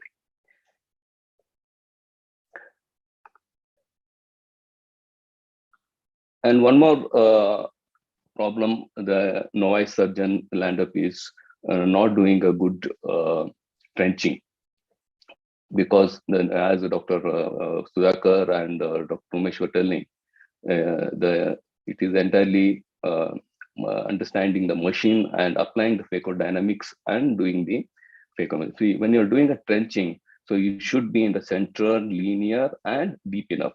So this is a soft cataract in the most, and usually in the soft cataract, doing the trenching is difficult unless you don't understand the machine. And so the surgeon has made it a bowl. So this point is trying to divide it, and it is not cracking. And so this is the stage you have to convert into SICS as a beginner, because if you continue with this, you might either, first of all, the nucleus may not come out of these small rexis. Second thing, you apply more pressure and you land up in general dialysis. And one tip here to convert from Phaco section into SICS, don't put the keratome into the main section and extend, because what happens, the periphery of the tunnel would not be in a tunnel shape. I mean, what happens if you just put in the keratome in the center and extend it, the posterior left will fall back, because already you have made a section near to the limbus, and it would become an unstable tunnel. So you have to extend at the periphery of the tunnel and take a keratome and make a tunnel, full length tunnel, both sides, and depending on the size, depending on the hardness of the nucleus. So once you make both sides, and with a keratome, you can extend the tunnel. So now you have a you have a SICS tunnel, and it is more of the cornea and left of the scleral. So you usually you can prolapse into the antechamber, and you can continue with the SICS.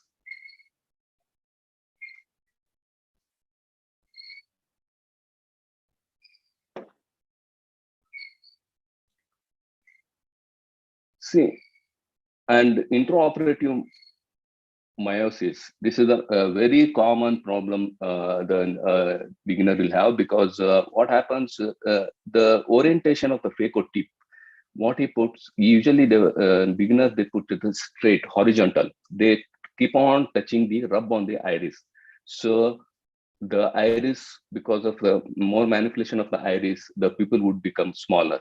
So then you will end up in a problem. So this you don't realize. So the first of all, the orientation of the phaco probe should be towards the nucleus. I mean, it should be a little bit vertical. So as you go deep trenching, you should, again, the phaco tip should go more vertical. Then only you won't touch any other structure there, and these problems you can avoid.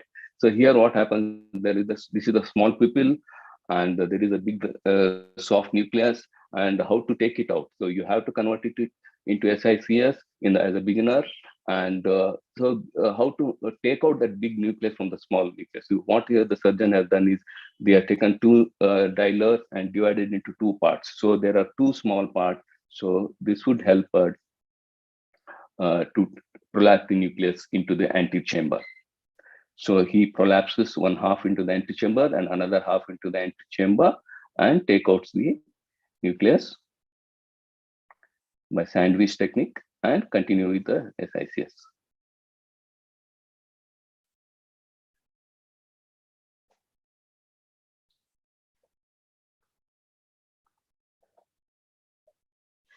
And this has been stressed by both Dr. Umesh and Dr. Sudhakar Potti. The making the correct tunnel width and length of the tunnel is paramount importance in phaco surgery. Here, what surgeon has done is the short tunnel, because it happens because they are not used to the keratome, and they are not how to dissect the clear cornea. Sometimes because of the more pressure they apply, or the sharpness of the keratome, it might become a smaller. So first thing is you have to identify it earlier. So here the surgeon is continuing the surgery in the short tunnel, and the AC is fluctuating so much, and the pupil is becoming smaller, and he lands up in a trouble now. Because so how to correct it? So you have to recognize it in early stage only. So once you make a smaller tunnel, if you are confident enough, you can suture this tunnel. You have to put two sutures, and not at the center, only center at the one suture. You have to put two sutures at this side and make a fresh tunnel, either scleral or a clear cornea, and continue with the surgery before it becomes smaller and you will end up in a problem. Here the surgeon is continuing. See what happens. The irises come out, and this case scenario you have to convert into SICS for a safer of the surgery. And PCR, these do happen in anybody, and recognizing the PCR is very important. And here I'm showing how to convert when you have a PCR. See, when you the most important thing is recognizing the PCR as early as possible. First, if you recognize it as early as possible, you can avoid further damage, and you can do a better surgery, and you can give a good visual outcome and to the patient. Here the surgeon has landed up in the PCR. It is somewhere here is a PCR here, and he has already removed half of the nucleus by Phacoemulsification. The first step is to don't remove the Phaco probe immediately. You have to put a viscoelastic in the antechamber, then take out the Phaco probe. Now, the Phaco probe has been taken out, and he has put, first thing, you have to put a suture here in the main wound and put viscoelastic and make an eye little bit firm, and then convert it into SICS. Here, what I'm showing here is very, very important thing here is most of the surgeons, they forget is the side port you have made here in the clear cornea. See, when you are making a side port in the superior area, when you're making a tunnel, it has to be deeper to the side port. Because if you don't realize it, you might cut away, you might cut the, and your tunnel may go into the plane of the side port, and you might cut the tissue there. This most commonly happens because in a hurry, in a panic stage, you don't realize it. Because that's why I showed here by staining the side port here. So you stain the skin with the triform blue, the side port, and you will understand how deep you have to make a scleral tunnel. So again, it is a hypotenuse eye, little bit hypotenuse eye. So you have to carefully, you have to do the tunnel, and it is deep enough. See, you can see the side port here, and the tunnel is deep enough, and extend with a keratome and push viscoelastic at the site of the PCR.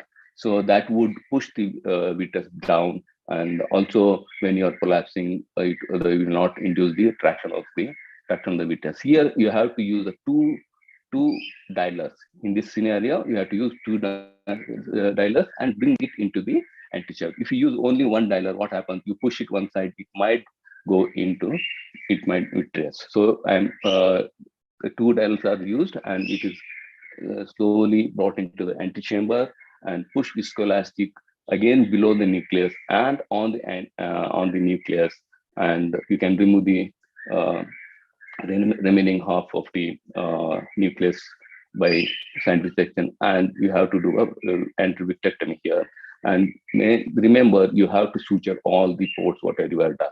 And this is the TRIMES non-assisted anti-vitrectomy, and anti-vitrectomy is done, and you remove the suture and implant the intraocular lens. And most of our fellows, they come and tell, I did everything okay, sir. At the last moment of the surgery, I had PC rent. This is the most common step where the beginner will have PC rent. Why? Because they have not understood the phaco correctly. And whatever they are doing, what happens when you're removing the last piece, they apply same vacuum where they're applying at the beginning. So what happens? This would be a more vacuum for this particular situation, and the PC would come up, and you might have a PC rent.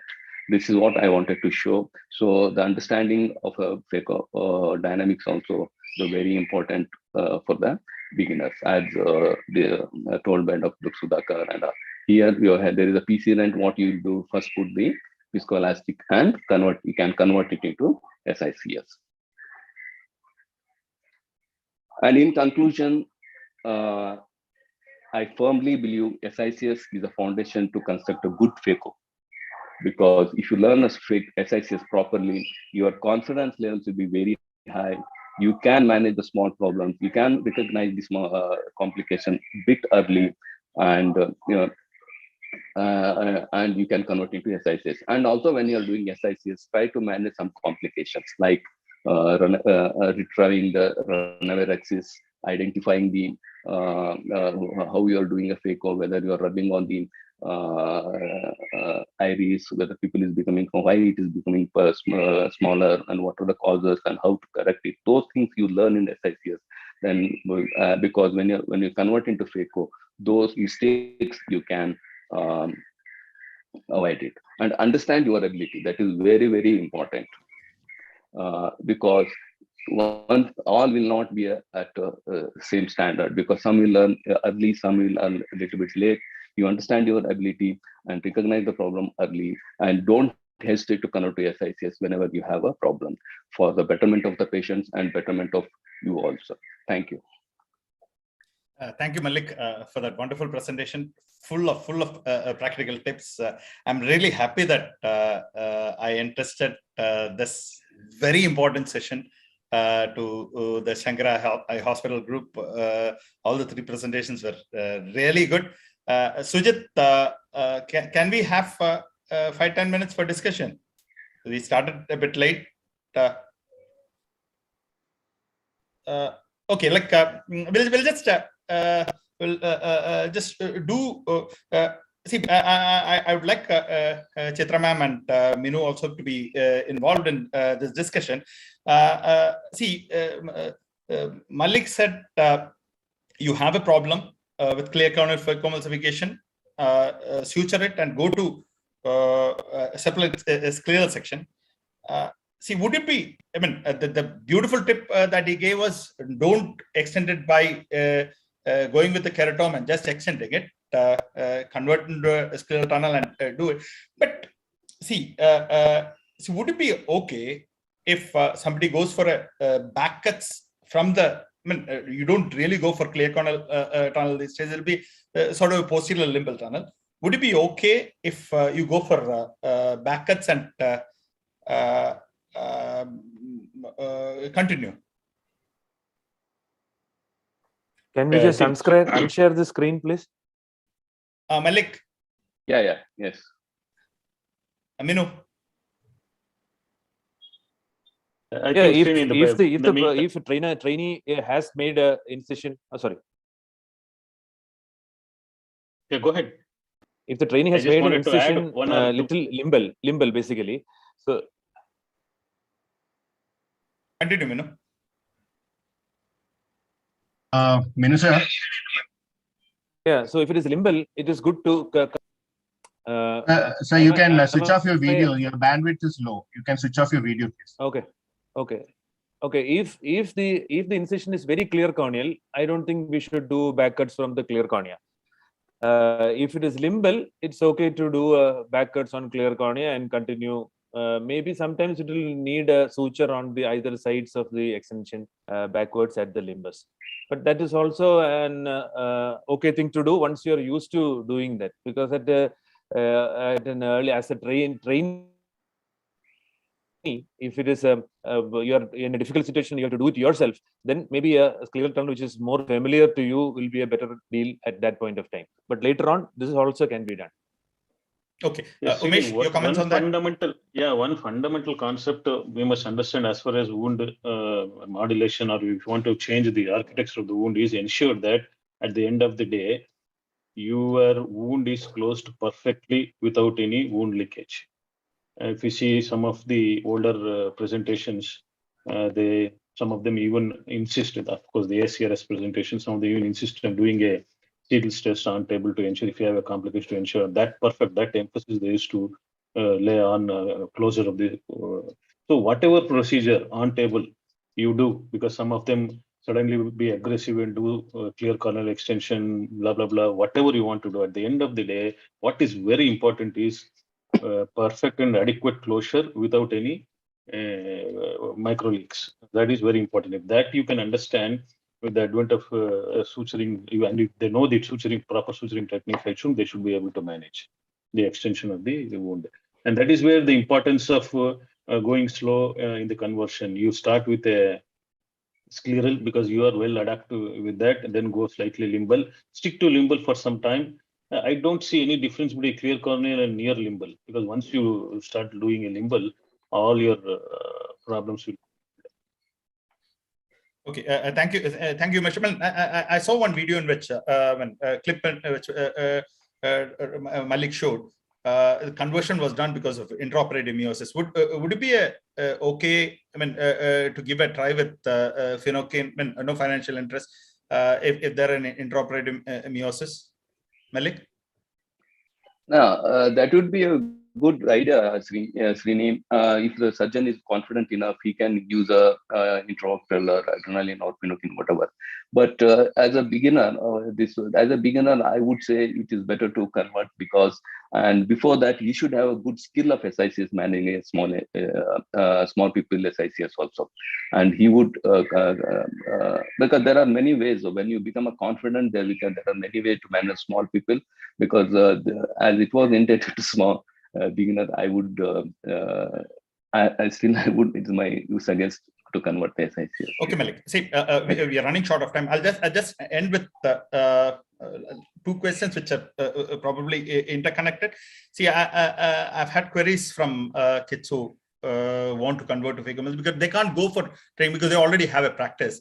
So one thing that I suggested was getting help from the industry, because Johnson & Johnson, Alcon, all of them have their training programs. Would it be okay for them? I mean, it's a question to all. Would it be okay for them to go into practice of Phaco practice? Because Phaco is an absolutely, cataract surgery is now everyone, all the patients want 100% result with cataract surgery. It's an absolutely unforgiving surgery now. That's what has happened now regarding Phacoemulsification and cataract surgery. So would it be okay if they get trained by the industry people? They have trainers and continue their Phaco practice. And your comment on the feeling that many of them have, that you need a higher end Phaco machine to do perfect Phacoemulsification. Comment from Umesh, Minu. Yeah. See, as far as the Phaco machine is concerned, nowadays what we see, even the so-called, what you say, the Indian ones, I don't see any difference in the quality. The most important aspect is understanding the machine and understanding the fluidics and dynamics. If you can do that, I see very good scope even for a lower end machine, as long as you understand that. That is number one, especially if you're doing only divide and conquer. You do divide and conquer, the high flow characteristics and all are not necessary. So machine is not an issue. There's no question. Yes, industry people can help. That is what seniors, you and me, have done, because when we started off any major new technique like ICL, Toric, or whatever it is they only who come and help us to stand by. That is because you are very sure about your surgical skills and you have a plan B. If in case you have any problem, that you are able to manage on your own. If you have that confidence, yes, you can do that. But for those residents or young people who don't have that confidence, a short structured, I would suggest a structured Phaco course would be ideal, because that will help them learn the nuances of the small nitty-gritty things in Phaco. And even after that, when they start, then the industry people helping them would serve would be a much better option, I feel. Thank you, Umesh. Chitra ma'am, your comments on, if you're there. Minu? Yeah, I would also say that there should be a place where you need to have a trainer or somebody to help you out. So that is the crucial point. Learning the machine, knowing the machine, you can do it by yourself. And the machine part is that it should be a safe machine. Lower parameters is fine, but it should not be giving you Phaco burns. It should not be giving you very unstable anterior chambers and all. So if you get such a kind of a machine, that is enough. No need to go for a very high-end machine in the beginning itself, but safety is a very important factor to begin with, because if you don't have that, you will initially stumble and then you will be very scared to proceed. And that is what I would suggest. Taking the help or not the help is up to the person. But the trainer, going to a place where the trainer is available, is what I feel is most important. Thank you, Minu. I mean, we are running short of time. We have already taken up some time from the next session. Yes, Sreeni, just two questions in the YouTube. What to do in tight wound with hydrated cornea? Sudhakar? Suture, anything suture. Any doubt, you suture. No. The question is, during phacoemulsification, you have a tight wound. That probably is the question. So the probe is not going in, but you have the tight wound. You have the tight wound. The AC might get shallowed because it comes. That's a question. At that point, what to do? That's a question. The tight wound is probably the size of the sleeve and the tip and the sleeve and the keratom that you're using is a mismatch. So normally what we suggest is the shoulder of the crescent keratom should enter into the inner lip. That way you are sure that the full length 2.8 or 2.2 or whatever you're using is well achieved. And you stick to the recommendations of the company as to what sleeve and what, because usually that matches. If that is if in spite of that you're getting, probably you have to look at the keratom that you're using, because usually we never see that as a problem. No, somebody must have faced that. That's why the question. So if you face that this thing, the question is, can you extend it a little bit, but it might become a leaky wound? Yeah, see, there will be wound leakage because you cannot ascertain that whether it is going to be adequate. Probably if you are seasoned, what you can do is you can slightly extend and increase your parameters, especially the bottle height, and reduce the flow so that the wound leakage, whatever happens, is accounted for.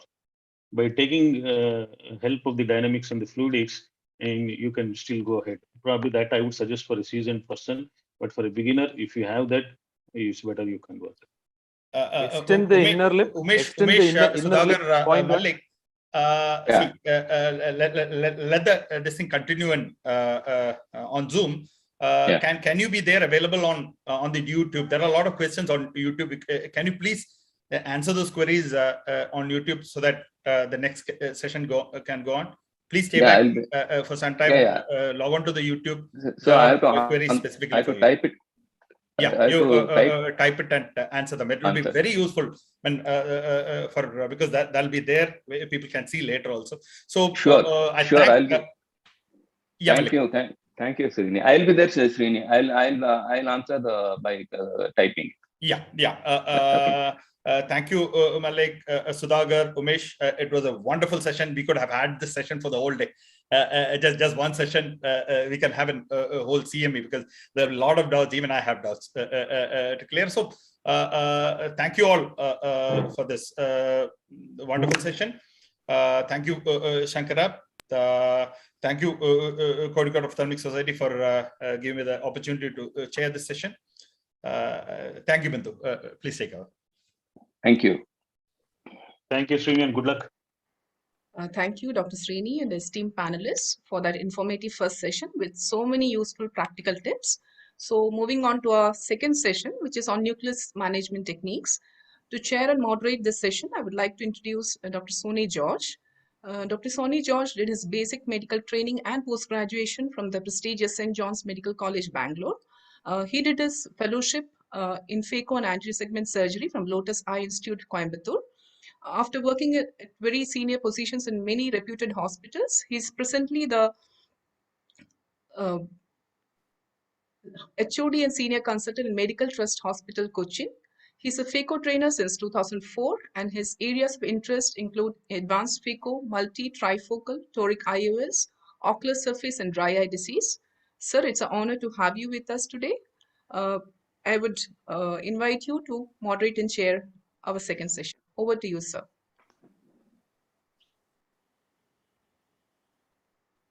Thank you very much for that kind introduction. And let me move on to the presentation. We'll be talking about nucleus management in this session. And I would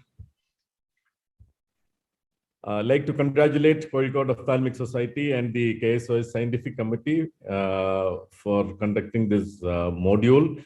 And let me thank Dr.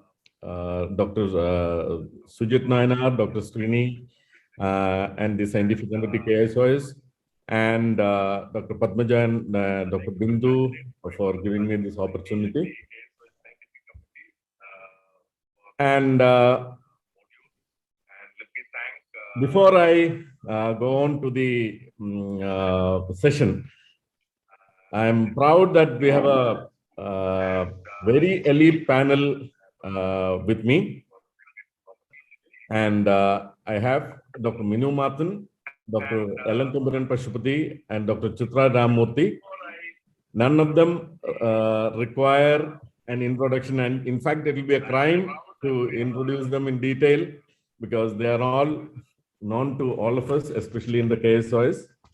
Dr. Chitra Ramamoorthy, she's the medical director of the Eye Foundation, and she's been the chairman scientific committee in the TNAO and managing committee member presently in the TNAO.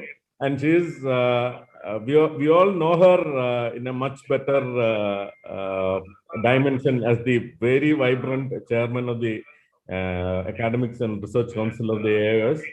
And she's also been seen as the aggressive defense counsel in the court martials of the AIOS. And she's an international presence and in various conferences across the ESCRS, ASCRS, and she conducts instruction courses there. And she's won many best paper awards in national and international forum. And she's one of the pioneers in cataract and refractive surgery. Welcome, Dr. Chitra, to this symposium. And I also have Dr. Elankumaran from Bangalore. He did his MBBS from Bangalore Medical College and his fellowship in cornea and his post-graduation from All India Institute of Medical Sciences. He's the medical director of the Navashakti Netralaya from 2005. And he's been the scientific committee chairman of the Bangalore Ophthalmic Society and conducted the BOS summit from almost from 2011 to 19.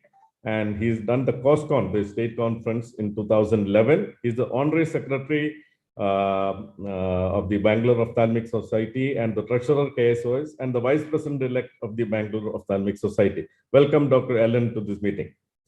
And of course, our own Dr. Minu Mathan wouldn't go extensively because he is the who's among the who is who in the world's Phaco scenario.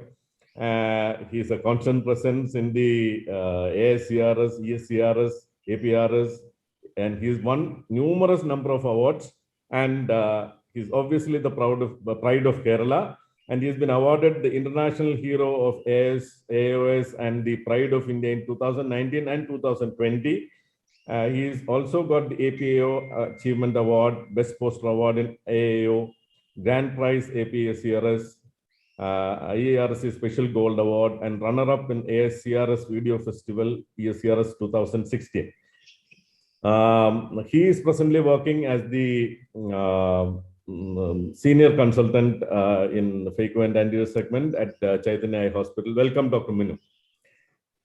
Now, let me go on to the sequence. I'll give you a brief intro. This is what I meant by the brief intro.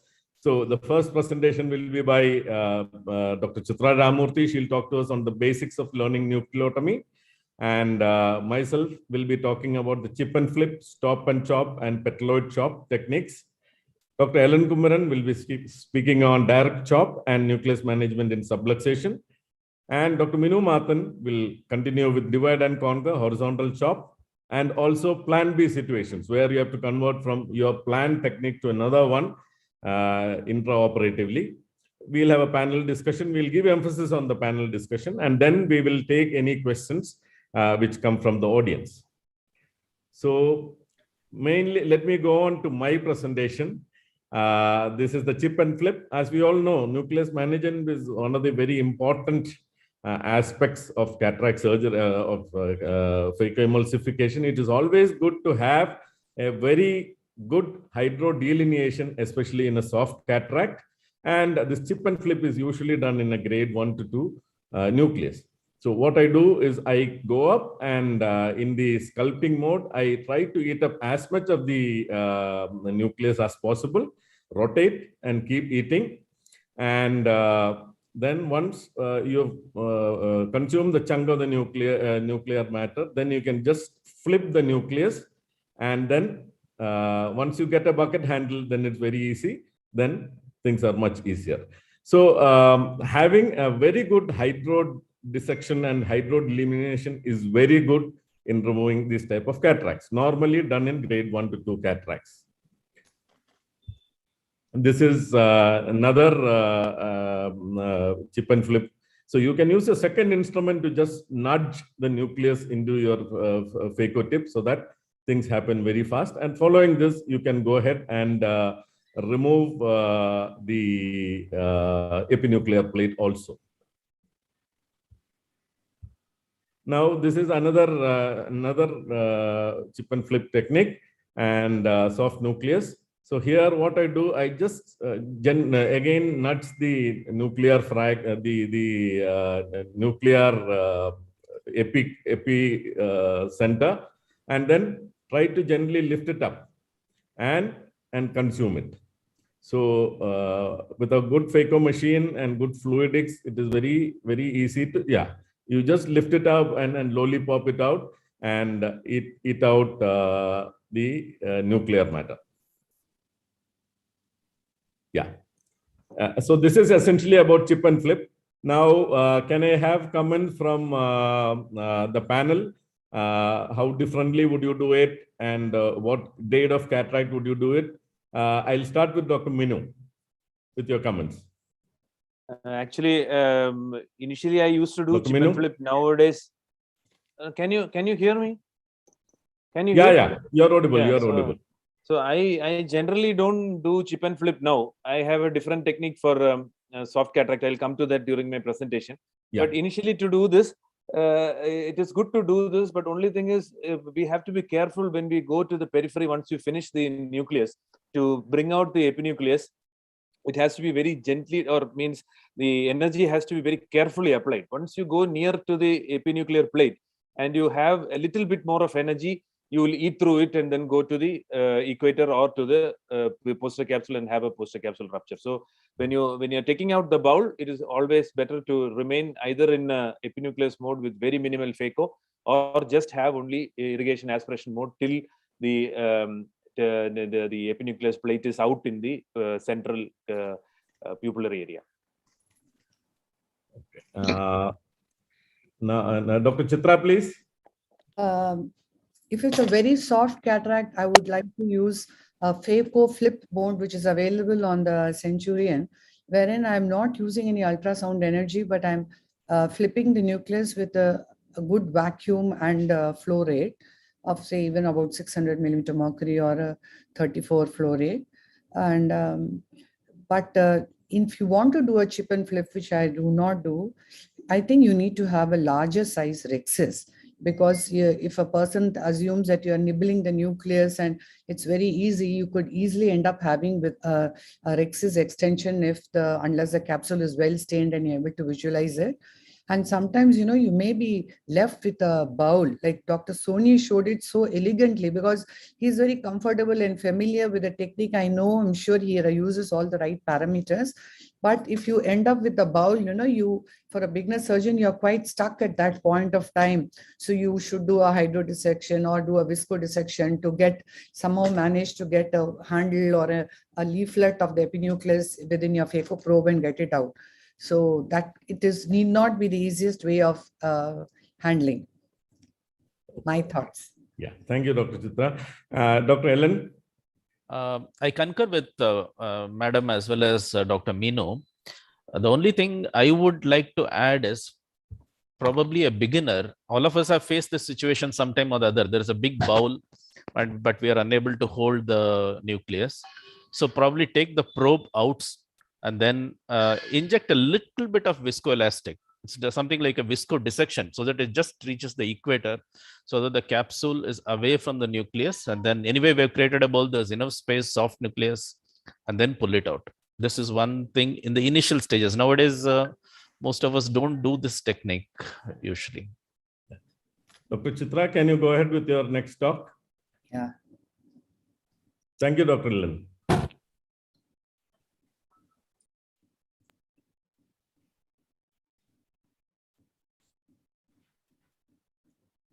Can you see my presentation? Yeah, it is visible. So, sorry, just a minute. So keeping in mind that the other speakers are going to be dealing with the chopping techniques, I've tried to keep my talk very basic and simple. But what we all need to understand when we are talking about phacoemulsification, that the most challenging first step is getting your capsular excess. And the very fact that you've got a nice round capsular excess of 5 to 5.5 millimeter itself becomes a challenge in getting your nucleus out, because the nucleus size is about 8 to 10 millimeters, and you need to remove it out of a 4 to 5 millimeter excess.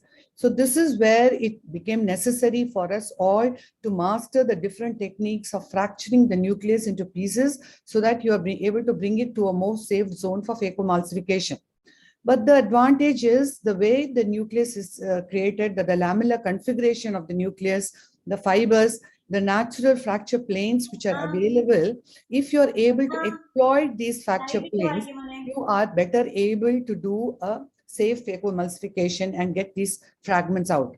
So the different techniques which evolved with time is the divide and conquer, which continues to still hold its place. Chop and stop became a transition between the divide and conquer and the chopping techniques and the horizontal and the vertical chops. So a brief on divide and chop, conquer, which is going to be dealt greater detail by Dr. Minu. Essentially, it requires intersecting grooves to get created. And of course, it's absolutely mandatory that the anterior chamber is stable. It's absolutely non-turbulent. And the technique is you're using the opposing action of both hands to initiate the fracture. So the direction of the trenches is radial and centrifugal. And you need to ensure that you create a depth of 1.5 the dimension of the phaco tip, maybe 3 times the depth of the phaco tip. But what is most important is you keep trenching or sculpting till you are able to get a red glow. Taking you through the surgery, after removing some of the loose cortex so that you get a good visibility, you start your trench within the lower end, proximal end of the rexus to the distal end. And since the nucleus is deeper in the center, you need to sculpt more, that is a downslope sculpting, and little less in the periphery where the nucleus gets thinner. And the end point is where you get a good red glow. You need to do a good hydrodissection to ensure that your nucleus is well mobile for you to do these maneuvers so that you're not exerting any traction on the zonular fibers. And then you keep moving on doing, and again, it's important that the vacuum is kept low because you don't want your nucleus to come forward. You want your nucleus to be in a stable platform, and you want your phaco machine to be creating the trenches. And then inject viscoelastic, deepen the anterior chamber, and go in through the side ports with your instruments, and then do the fracture. Now, stop and chop, what it did was it just moved further on the divide and conquer and created a vertical longitudinal trench, like showing you this case that after creating the nice round rexus, a dense cataract, and after debulking some of the superficial cortex, you are creating a trench here. And as I said, you need to see that red glow. You need to do it deep enough because otherwise there could be these leathery fibers which would get difficult to separate. Inject adequate viscoelastic. I prefer to create 2 side ports and keep these instruments in the depth of the trench, and then do not crack it so much that there's a jerk and the PC can tear. So you need to do it gently, but with the adequate pressure, so that again, keeping in mind that you do not exert traction on the zonular fibers. And then you have the piece coming one hemisection forward, and you start chopping it into multiple smaller pieces. And you keep it in the supracapsular plane. Keep injecting viscoelastic so that your endothelium is well protected. And you need to be very careful to bring down your phaco parameters when you come to the last bit of your fragment. Now, this is a case of a phaco flip, like wherein no ultrasound is being used. You do a gentle hydro, you get your distinct fluid wave. And then what you do is you need to keep phaco aspirate here, where you use a play of the vacuum and the flow rate to phaco aspirate the nuclear matter. And you can see the CD is 0, and thus you have managed to bail yourself out of this very soft cataract. Now, what happens in a posterior polar cataract? Again, this is a fairly soft cataract. The most important step here is to get a nice round rhexis, a smaller rhexis, which would actually become the platform in case this is an open capsule. And you need to do the surgery assuming it's an open capsule. And here, multiple hydrodelineation creates multiple golden rings or epinuclear cushions are created, which protects the posterior capsule. And then you just carousel out the well-delineated endonucleus.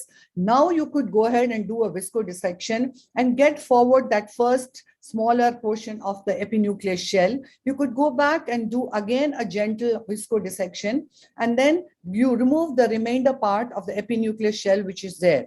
Now, in case you are not doing a hydrodissection here, you could be challenged because in the process of teasing out this epinucleus and the cortex, you might impose traction on the zonules. Again, it's very absolutely mandatory in a posterior polar cataract that the anterior chamber continues to be stable and is not impacted by the hydrostatic pressure of the surgery which is being done in front of it. Now, this is another way of dealing with a very soft cataract is here on the femtocataract platform, sextants or 6 chops have been created, as you can see. And now I'm just going in and lifting up the rhexis, which is invariably free floating. And I'm using just visco through the cannula to open up these already created grooves, which are there, pre-placed grooves. So all that is being done here is just with the second instrument, I'm doing nothing. I'm not prising it. I'm not chopping it. After removing the loose cortex and debris overlying, I'm just doing a phaco aspiration, wherein it's just a play of vacuum and the flow rate. And already the chops have been created. So it becomes, you would notice again, the CDE does not go up and there is no ultrasound which is being used here. And this is just one more way by which you could skin the cat and of course you need to be again careful when you are coming to the last fragment of the nucleus to ensure that the anterior chamber continues to be deep. Now this is showing you another case of a soft cataract again on a different femtocataract platform. Herein, besides doing a photodisruption and creating the rhexis, multiple chops and cylinders are being created here. The whole idea is to protect the posterior capsule, which is likely to dehisce in a good majority of these cases, and creating multiple cylinders, you are actually protecting the posterior capsule from the impact of phacoemulsification or the changes in intra-luminal pressure, which could impact this weakened area of the posterior capsule. Again, you would do a gentle hydrodelineation at multiple levels. And herein again, as you can see, you're just eating up the going on to the first tire, which has been created of that cylinder cut, and then eat up those small pies. And thus you're actually in a way debulking the endonucleus as you go on. And then you go on to the second layer, and then debulking and eating up, chewing up in bits and pieces, something like the chip and flip technique, which Dr. Sony George was trying to tell you. Only thing here, you have everything pre-cut and it is already done and ready for you. And then all that you have is just this epinuclear cushion. You could even inject viscoelastic, or if you're able to get an approach or a projection of the epinucleus, it gets all tumbling out of the way. Now, what happens if it is a hypermature cataract? All these nuclear fragmentation techniques become very much challenging and questionable at this point of time. Of course, you would stain the capsule and create a nice round rhexis. But what is the challenge here is you do not have any epinucleus cushion. And when you're trying to approach the nucleus, get your probe to impale the nucleus, you find that the nucleus is rotating here. And this could become a very, very much a challenging procedure. You can't be doing your stop and chop or your divide and conquer or a horizontal chop. So what you need to do is, you could do this way, is to bring the nucleus into the anterior chamber, inject enough viscoelastic to keep the posterior capsule well away. And here you could do a way of called the IOL scaffold technique, where the IOL is placed into the capsular bag and that protects the posterior capsule. And then you can go on to eating up by doing a carousel technique and ensuring that you keep injecting dispersive viscoelastic and keeping your endothelium well protected. But this becomes quite an atraumatic way of dealing with a particularly challenging situation. Before I end my case, this is another situation of a swollen intumescent cataract came in with high pressures and a very shallow anterior chambers. Of course, you have to decongest the vitreous, and then a small nick is being created through the side port. The main incision is not open, and then I go in with a micro scissors and use a tearing action, that is pulling on the rexus and keep pulling it towards the center. And the minute I feel that it could extend, I would go back further and inject cohesive viscoelastic to flatten the dome of the anterior capsule, and then continue to tear the rexus toward pulling it each time towards the center, as you can see. And thus I have created a round rexus. It is now that I would go in to open my main incision. And now is with greater ease, I would remove all the fluffy cortex, which has actually increased the intraluminal pressure, and make it a much more softer eye. The concavity of the capsule becomes, the convexity of the capsule becomes more flat. Then I make a tangential nick on the rexus margin, and then I go in and enlarge the rexus.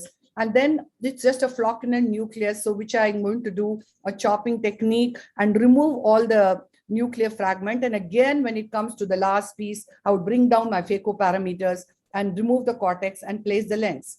So the important tenets which need to be kept in mind when you're doing any of these nuclear fragmentation is ensure in your early days that you have maximal dilatation, you use a peribulbar or a subtenons, ensure that you stain the capsule in every single case of yours, because not just in the rexus, but even during phacoemulsification, you are able to visualize the stained capsule, which tells you how to go on to place your chopper when you're doing your horizontal chop. Ensure that you have precise incisions, and wound construction is critical for a safe phacoemulsification. Keep injecting dispersive viscoelastic to ensure that your anterior chamber remains deep. Create a nice rounded rexus to get that kind of an IOL wrap, a good hydrodissection, and a good hydrodelineation in indicated cases. And what is most important, if you've done a good hydrodissection, you can see the ease with which you're able to rotate your nucleus, which becomes very critical when you're doing your chopping techniques. Ensure that you have an adequate trench with a red glow.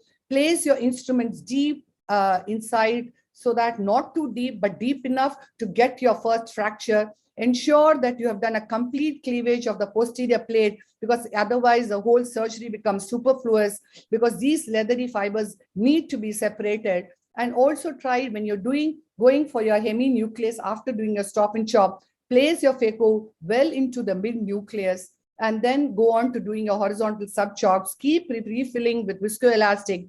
And when it comes, and always try to keep your phaco probe in the middle of your pupil or your rexus. And finally, when it comes to the last fragment, which I've been repeatedly telling, we need to keep it very low, because the posterior capsule is free of the nuclear fragment and could get trampolining into your probe. So essentially, nucleus disassembly lies at the heart of phacoemulsification.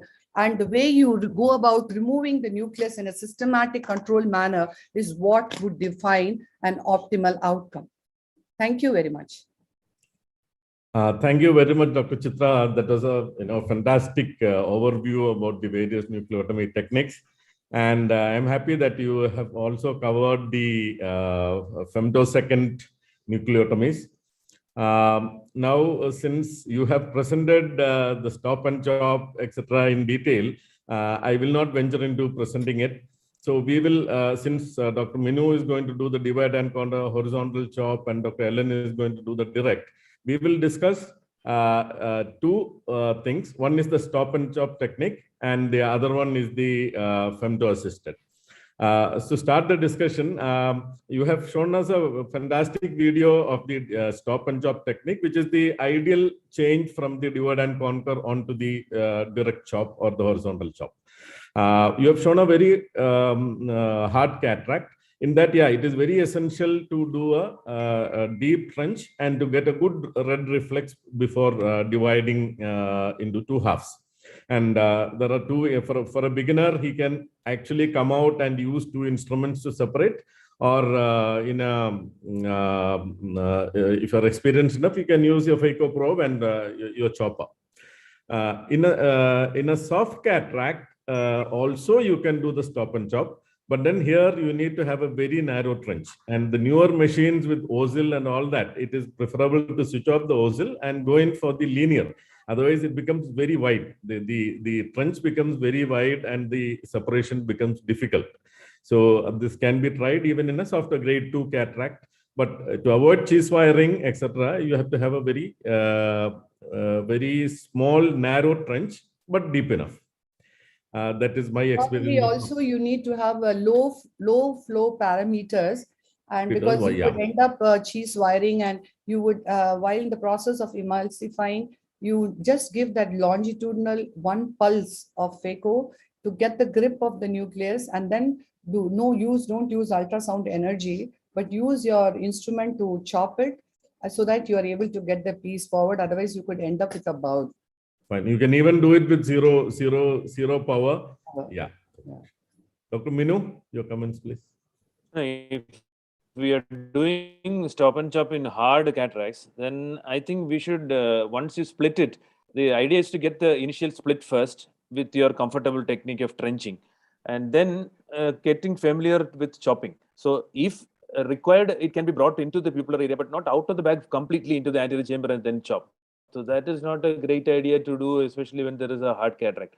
So keep it within the bag, but pull it towards the central crater area where you have a lot of space, because you have done a large trench. There you can do the chopping within the bag itself. And then once you have pieces which can be emulsified, it depends on the type of tip you use, the micro tip or the larger tip you use. If you are using a 0.9 millimeter tip, then it is always better to divide it into much smaller pieces so that it doesn't float around and fly around and hit on the endothelium. So am I audible? Yes, you are. Yeah, you are audible. Yeah. My internet connection is slow. But otherwise, most of the things have been told by Chitra madam. And so this is what I have to add on. Okay, thank you, Dr. Minu. Dr. Ellen, your comments, please. Most of them covered by both Dr. Minu and Madam very well.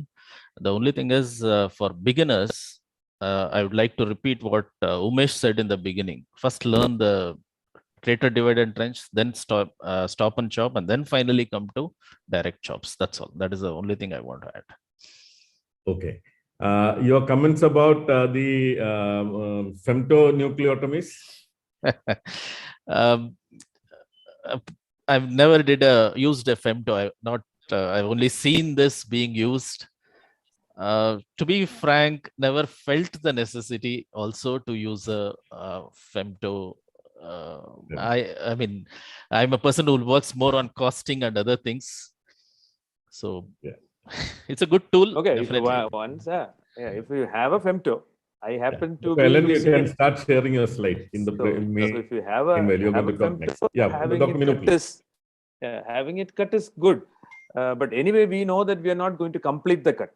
So you can't go close to the posterior capsule. You have to extend it. If in soft cataracts and all, like Dr. Chitra showed, you can use visco dissection, or you can use a pre-chopper to separate completely.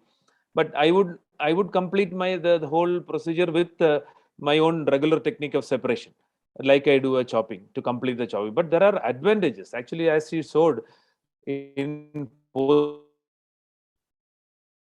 polar cataracts, subluxated cataracts, and in rexus in mature cataracts. So that advantage, I think, is there for femto. But otherwise, we have to do most of the techniques like what we do in our regular one. Thank you.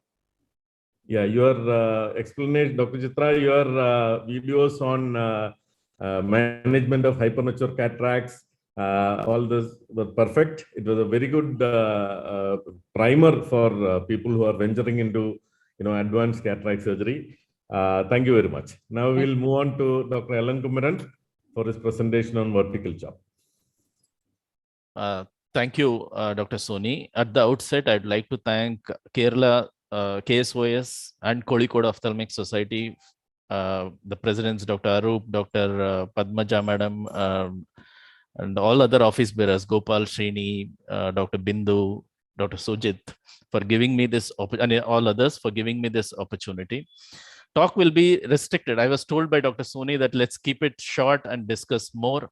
So that's how I've decided this. It was mentioned as a direct chop, but the horizontal chop is being covered by Dr. Minu. So I'll be dealing only with the vertical chops. The difference, all of us mostly know, in case of a horizontal chop, we take a slightly tip blunt chopper to the equator and then pull it inside and then crush the nucleus between the phaco probe and the chopper. In case of a vertical chop, what we do is use the suction of the phaco probe, slightly pull it up, keep a sharp chopper closer to that phaco probe, little bit away, maybe within the rhexis margin, and then split it vertically. This is what we do without, and this is supposed to have the least pressure on the zonules.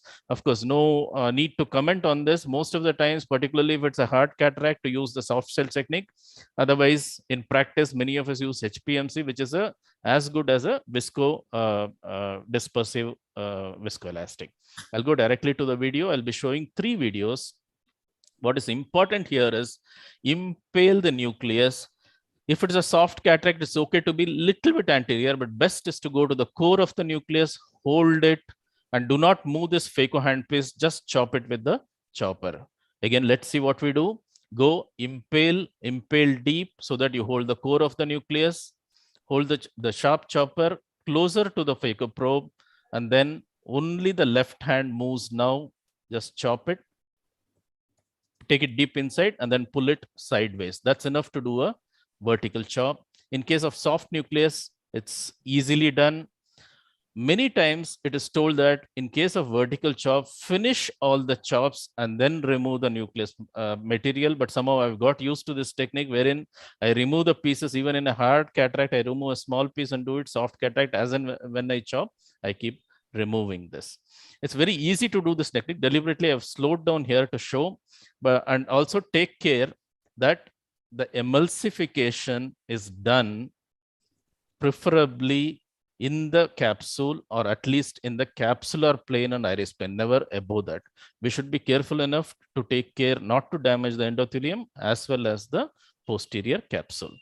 Now that's very easy when it comes to a soft cataract. In case of hard cataract, again, 2 different varieties. Hard cataract with less adhesions, less leathery nature. Sorry, this is the same video that's playing. Hard cataract with less adhesions, less leathery nature, something like this initially, which presented as white, but the nucleus was dense enough. Here we have to take care to really go to the core. In case of a soft cataract, it's okay to be little bit anterior, but here it has to go to the core. Again, move only the left hand, dig deep, and then slightly separate it sideways. There's enough space. Also, you would have noticed here, again, I'm playing it, just notice this area, wherein it's kept under the burst mode, the micro burst mode, so that one single pulse can enough, 1 or 2 pulses are enough to impale the nucleus even in a hard cataract. But then while doing vertical chops, we should be careful with these kind of nucleus, which is not just hard, but is also leathery. And if you carefully look at this nucleus, almost no cortex, but even here it's possible. Dig deep, move only the left hand, repeatedly keep chopping and keep bowing posterior so that you create a complete separation. You would have noted that in the previous 2 videos, there was a complete separation end to end, but here it's only come probably beyond the center. Still, I'm not worried. Go ahead, make that second chop. Again, dig deep, move only the left hand, and further divide it into smaller pieces. Here, I've held it anteriorly, so you can see the small coconut shell that's forming. If I'd held it anteriorly in the first chop, that would have probably created a dialysis.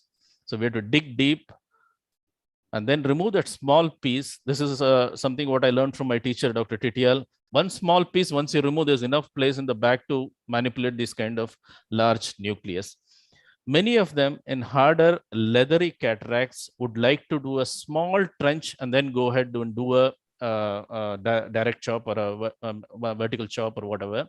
But I would like to do it directly unless I have some other things such as a dialysis or something else. Again, I would, for lack of time, I'll fast forward this video if it is okay with you. The same thing is repeated with multiple quadrants. Go deeper, impale the nucleus part.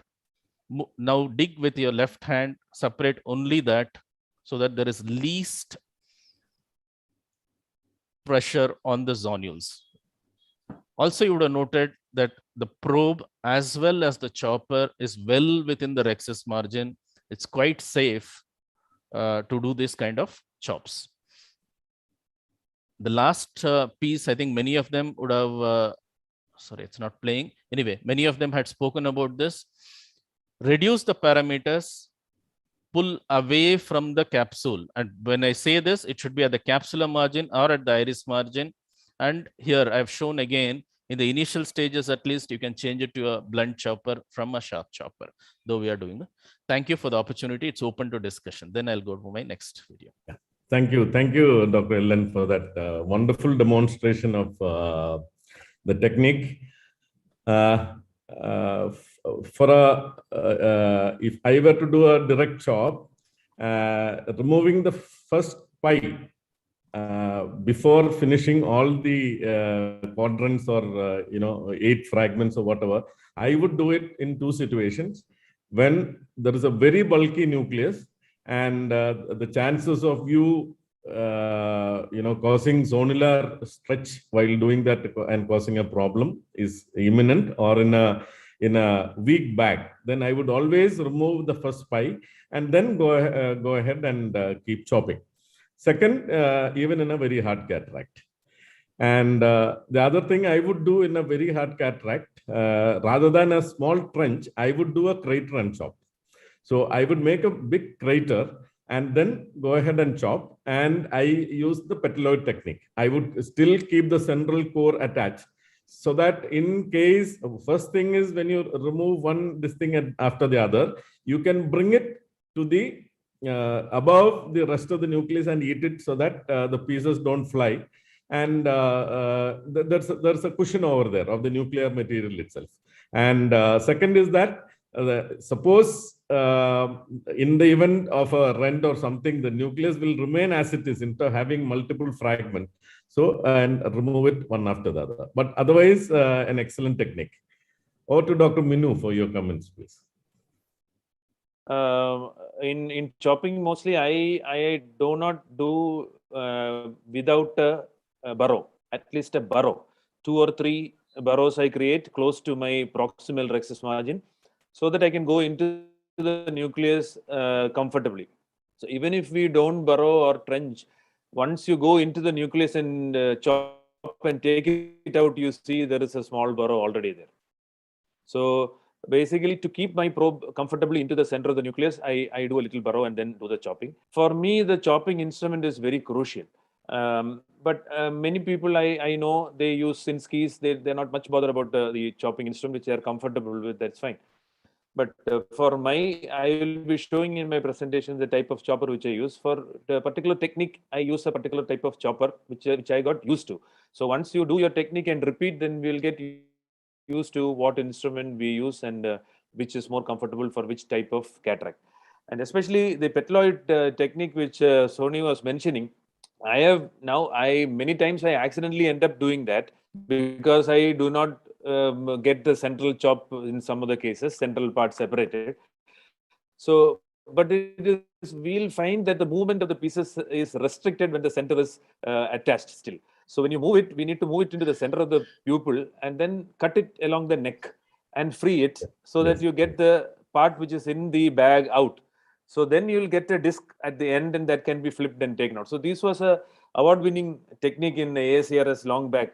In one session, the same technique with 2 names got first and second awards. So this is a very valid technique for hard cataracts.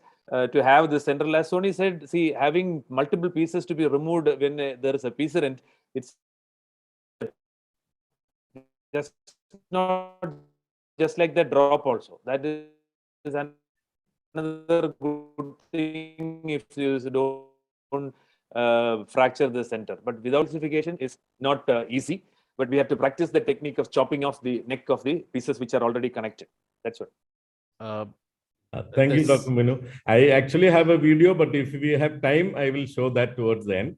Dr. Chitra, your comments, please. No, I wanted to actually ask a question to all of you panelists that if you have, would you be changing your parameters for different grades of cataracts, or would you continue to use your same parameter and use? Dr. Minu, could you take this? Yeah, I used to use the same parameter for most of the cases, but then now I've realized that it's, even if it is a very hard cataract and if it's a very soft cataract, it is better to have different ones. So I have now graded them into 3, and I have 3 parameters. I don't change for the chop and the nucleus emulsification or the last piece, because last piece, there is a way to deal with the last piece when you have only the last piece. So you don't have to reduce, but initial stages, learning phase, you definitely better bring down the flow rate and the vacuum. But the chopping part of hard cataracts, I would like to, because the type of machine. Switch off your video and talk, then you're using nozzle, then you have to keep changing. It was not clear. The question was not clear. Could you repeat that, please? I couldn't. No, she was asking you to switch off your video. That's all. Then you have okay. It's not audible well. So I think soft cataracts we will have to reduce a little bit, because it is very easy to eat through. I'll be showing that video also. It's very easy to eat through and get onto the capsule. So I think we should go down lower. And in the very hard cataract, I think we should go up in your Phaco power required for that particular nucleus, and the vacuum and flow rate which your machine would support. That is very important. Keeping 600 and getting a fluctuation, AC fluctuation, is dangerous and silly. So what you're comfortable and your machine is comfortable, you should go to. But using, as Dr. Ellen showed, using the burst mode effectively to hold. Because if you use a continuous mode and then try to impale, it will just keep eating through. You will not get a good hold, and the vacuum will not rise up well, so that the hold is good. The hold has to be very good in a very hard cataract. Yeah, even I do keep different parameters, especially now with the advanced machines. Like if you try to what do you call, sculpt in a chip and flip or something like that, it is as if it is tsunami coming through. So you have to keep the parameters low in a soft cataract, and then in the newer machines, the intelligent Phaco, the followability, everything will be different. If you apply the IP in a soft cataract, it becomes very difficult. But in grade 3+, you should definitely go in for the IP. That's my take on it. I would actually like to keep my parameters same in all cases and work on my foot pedal control to make the alteration, because the cutting efficiency and the machine responsiveness is so good nowadays that we don't have to necessarily do. Even I used to do it all in my earlier days, but I don't think it is all the more necessary with the newer machines. One small thing, yes, even with the older machines, for changing the parameters, every time we have to spend time.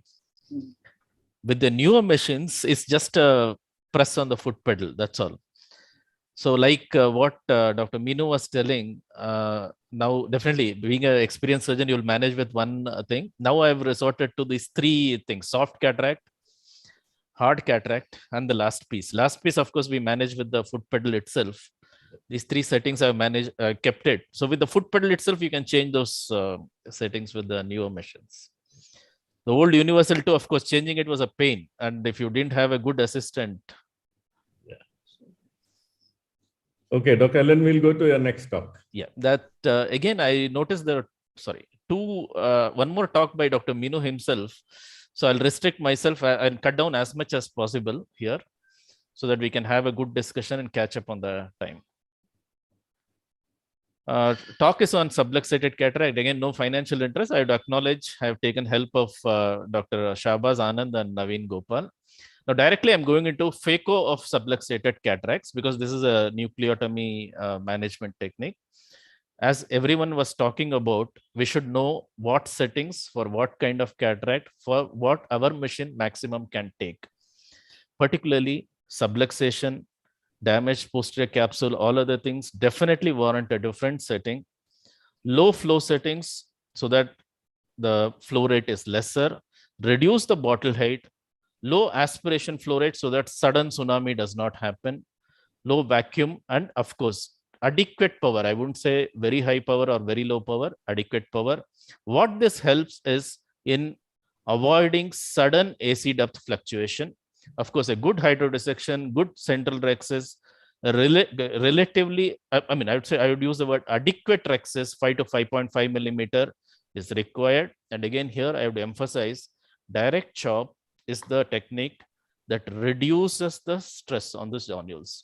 Basically, convert it into a slow motion Phaco. What we should do is chop the nucleus into as small fragments as possible. And this is one place definitely we have to bring the fragments out, at least to the capsular margin, or even the first one can be brought out just above the nucleus also, and then emulsified so that less stress is present in the bag to the zonules. Often it's an out-of-bag surgery, and do not hesitate to use hooks or CTRs. Now, I don't know whether it's covered. I'll just use this particular thing. Basically, anything to stabilize the bag. When we there's another slide I've used. I'll explain what is to be used where. Anything to stabilize the bag so that there is no fluctuation, no extra vitreous that comes out. Just a small video about the nuclear management. Directly going into the nuclear management. This was hypermature cataract, deliberately showing a smaller rexis. But this was enough to for the phacoemulsification. Make sure there is enough space inside this, that was inside the thing, that will help me a lot. Make it into smaller pieces, eat up that first small piece, and then go ahead with the, again, even that piece has been pulled out so that less stress on the zonules. But if this were to be a hard cataract, definitely I would have extended the rexis margin much larger and then went ahead with the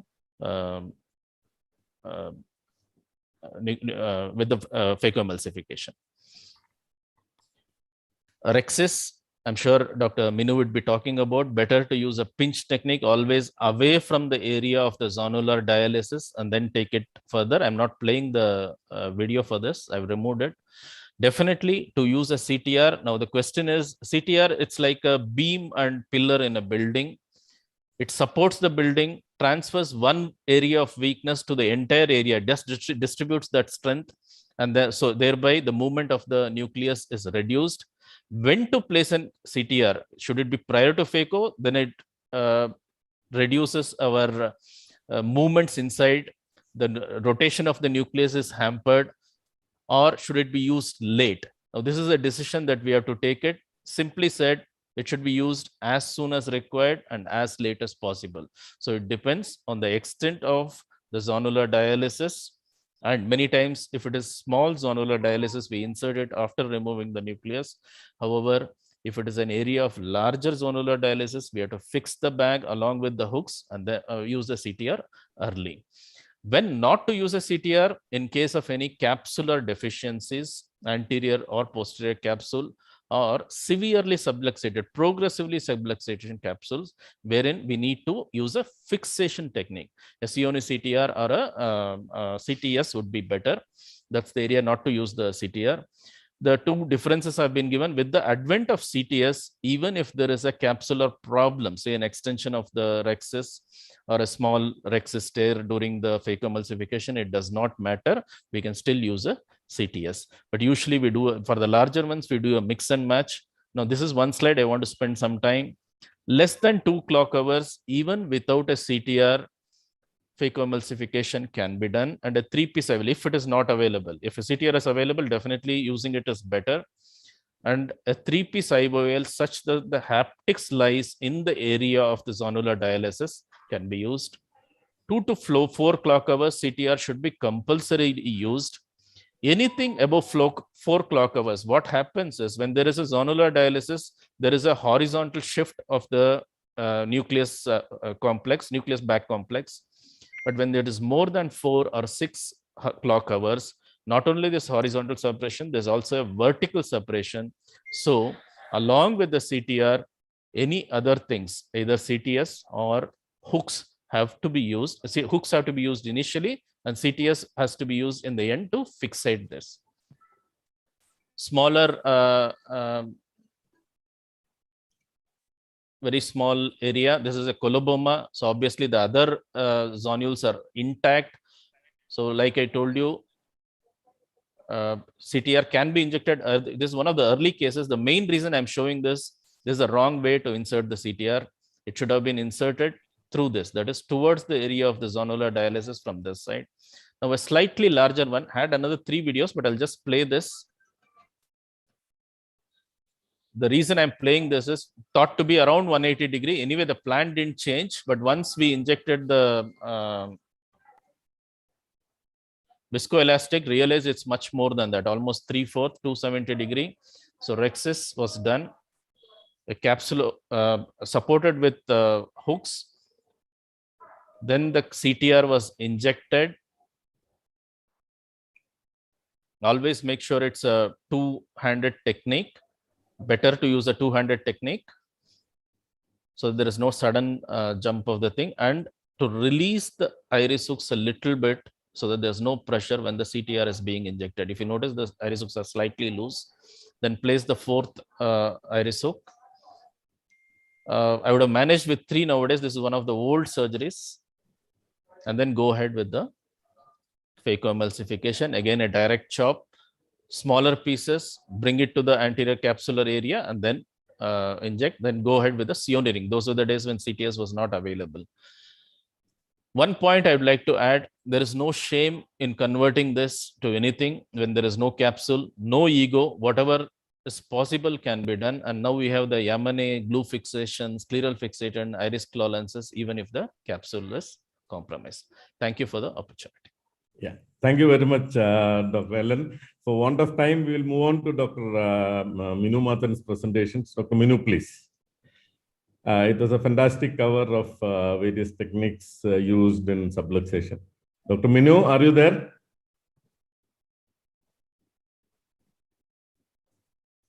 Dr. Minu? Yeah, thank you. Yeah, I'll keep my some audio, video off so that is my thing on?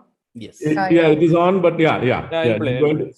So, see, the thing is, this was supposed to come in the beginning, but Dr. Chitra has mentioned it so very well.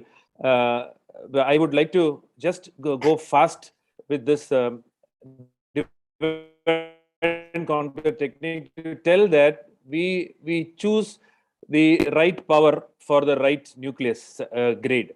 So we identify that by seeing that the nucleus is not pushed during it's made long enough. We need to widen it because there is a sleeve here and sleeve has to go into the trench to deepen it. And depth is important. Again, it depends on the type of tip you use. Tips may be big or large, but at least 2 tip size. It has to go deeper, especially in the center.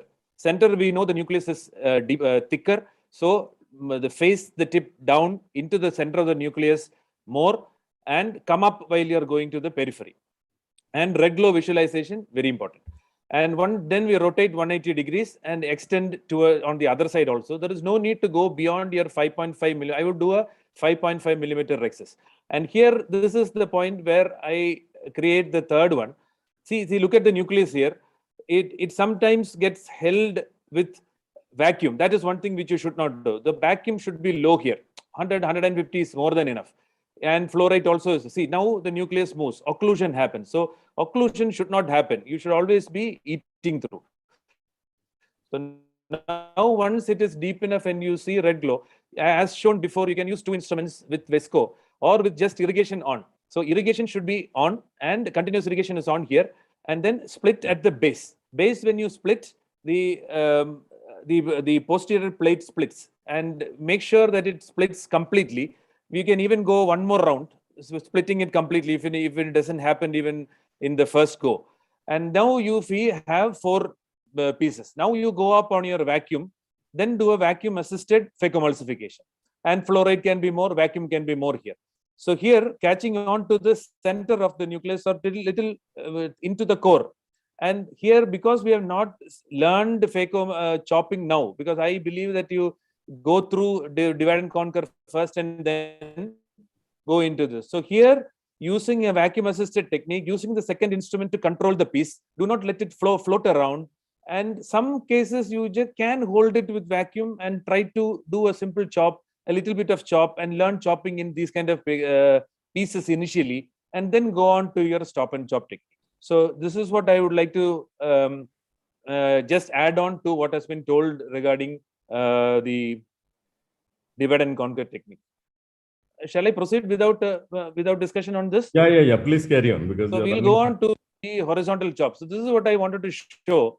This is the chopper which I use. So this is a straight tip with a blunt end. The other side of this chopper is a straight tip, same with a pointed tip. That's all. So it can be made. I have no financial interest in this. Appasamy makes it for me. It can be made in different sizes. I have 3: 1.5, 1.75, and 2 millimeters. It is used for the harder the grades, the longer the chopper for me. It's my personal preference. So this works for me in all types of cataracts.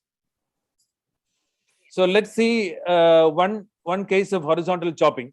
So here it has been told, Dr. Elan very clearly told that you need to impale, take the tip to the periphery, chopper tip to the periphery, and impale and do the chopping from the periphery to the center with the chopper and the Phaco probe, giving you adequate stability. So here first, take out the cortex and the epinucleus so that you know where your nucleus is, so that it can go into the nucleus. So not a very hard cataract. Take firm cataracts, 2 to 3 nucleus. So this is a burrow I said. So once I create a small burrow like this, I know what is the depth of the nucleus and when I can go into the center of the nucleus. So now I identify where I need to go, but I don't impale now. I place the chopper in the periphery first, because once you impale, then you shift your focus to your chopper, you may lose your hold here. So first impale go to the endonucleus area beyond your rhexis margin. So it's crucial to identify the rhexis, go underneath the rhexis, and then place it in the periphery, and then hold with vacuum at the center, and then push this one along, the chopper along. And once the chopper comes close to the Phaco tip, lateral separate. The hold has to be strong and laterally separate. So this is what happens, as simple as that. The depth of the tip has to be maintained while you're coming towards the center. That is important. So while you're coming towards the Phaco probe, don't lift up, because it has to go through the depth of the nucleus also. So go to the equator, hold it, bring it closer, and laterally separate. So this can be repeated till the last piece is finished. And once the pieces are separate, you go on to your little higher vacuum if you do it in different. I think the talking about the very high end, the costliest machine makes you more comfortable is true. But then if you are okay with your settings in a medium range machine without getting surge, that is the most crucial thing which we need to have in phagodynamics. So the pieces are completely emulsified once they are in the center of the pupillar area, not brought out, not allowed to float around and hit the endothelium. So this is what I do for more soft and moderately hard cataract. See the problem of soft cataract. Look at this soft cataract. You try to hold with your thing, eats off. Very minimal energy use also doesn't keep the hold on. So chopping cannot be done completed, and without you yourself realizing, the center of the nucleus is gone. Without the center of the nucleus, then it becomes a big bowl and it's very difficult to bring out the epinucleus and the bowl. So here I have a modification of this chopping. See where you place the horizontal chopper. Hydrodissect and delineate if possible, or even mechanically you can identify the endonucleus area. Place the chopper there. So the kind of trench which I created, it can be a very small burrow if in the initial stages to learn this technique. After that, you don't need to. You just have to place your probe facing down and support the nucleus and then push and pull against each other. So here you can notice that the energy is 0. So no energy has been used. So we can continue using this. The center usually with vacuum gives you some space in the center, and you can, without holding, you can just support and chop. So practice this with the initial burrow there, and then later on we can move on to this also, where you need not hold the center with your energy. to avoid losing the center which can be used to support. See, now the support which is there helps you to complete the chopping. The once that is completed, we can finish off the nucleus bits. Let me go on because of want of time. Plan B. Sony, can I go on? Yeah, please go on. Please go ahead. So plan B means some certain situations I'll show in few minutes. See, it's a very soft cataract. As Dr. Chitra showed, you can just aspirate it off. If you do a good hydrodissection and it brings out the nucleus, you can just aspirate.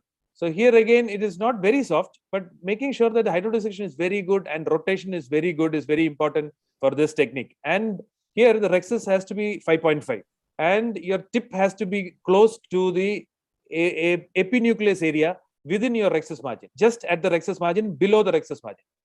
So if you keep it there and impale a little bit of energy and then keep the vacuum on, see the vacuum here, vacuum is already on, then use continuous energy. Here it is torsional, so you can use continuous. If it is longitudinal, you can use a very hyper pulsed mode where it works like continuous. And here you don't need to chop, you don't need to bring out anything, it just moves around and finishes off. So if it is a slightly harder grade 1 to 2 nucleus, still you can do. But here rotation and hydrodissection is very, very crucial. If that is done completely well and you can take out the cortex in the center, again do this. Sometimes the nucleus is hard and you get the epinucleus gradually out. Here the thing is you should not go towards the periphery. The hand should be steady there at one point. It should be below the rhexis margin and let the nucleus move with your aspiration. Now you have created a gutter in the periphery. The central nucleus can be held and it can be chopped and finished off. So we move on to one more situation. Many times I have faced that the nucleus does not rotate even if you do hydrodissection, cortical capsular radiations, and in some cases you don't want to rotate. You think the posterior capsule is open, the posterior polar cataract is still there, but the nucleus is also slightly harder, not the soft kind of posterior polars which you see. So here, this is a technique I do for regular cases so that you can be good with this technique and use it for harder nucleus and posterior polars. So here I do that small trench in the center, burrow I would say, and do the first chop, horizontal chop, because it is not a very hard cataract. And then now no rotation. Turn the tip towards the side, make a small vertical chop, finish off 1 pi. So you get around 1/4 of the nucleus gone. So now what I do, tilt the chopper, go to the periphery, support the nucleus with the phaco probe and do a cross chopping. That is again a horizontal chopping and then finish off 1 more pi. So you have almost 1/2 of the nucleus gone without any rotation. So now the initial split is already there in the center and going to the periphery and then mobilizing one third of this nucleus so that it comes out of the rhexis margin. It should not be pulled down towards the center. It has to be horizontally into the bag from the periphery. And once that is done, you can hold it and emulsify. So now the last piece, turn the tip again towards the side, impale, lollipop it, bring it out of the bag and finish.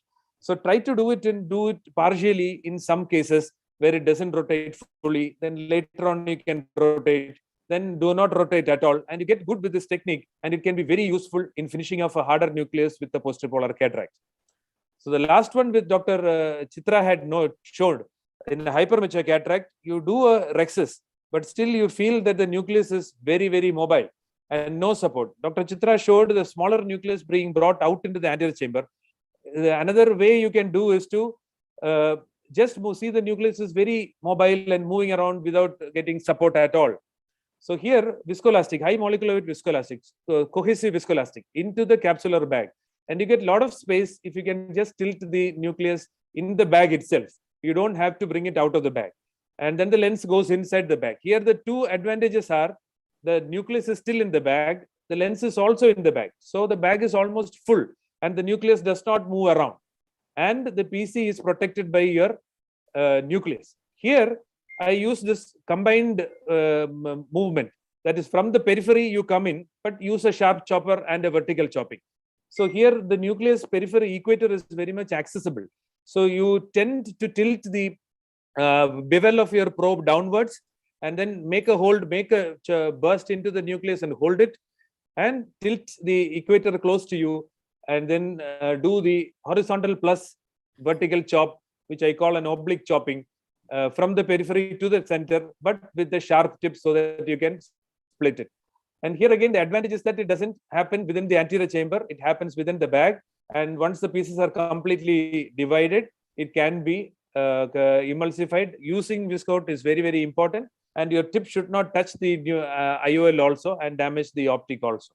This is a very effective technique. Once you have mastered many of your chopping techniques and you're good with a lot of cases, then this can be tried and very safe technique to do for hypermature cataracts. And thank you very much.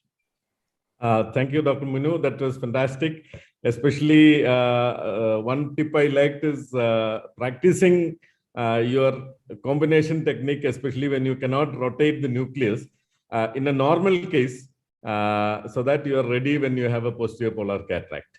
I think for want of time, I'm sorry, we'll have to, yeah, Dr. Ellen, please. Just one question for Dr. Minu. Your that without rotating the nucleus, you did a Phaco. What was the chopper used? It was looking different, neither the blunt nor the same one, the same blunt tip. Same blunt one, blunt tip. It is longer. That's why it looked different. It's longer. Okay, okay. No, the one without rotating, it is a blunt tip chopper which is 2 millimeters long.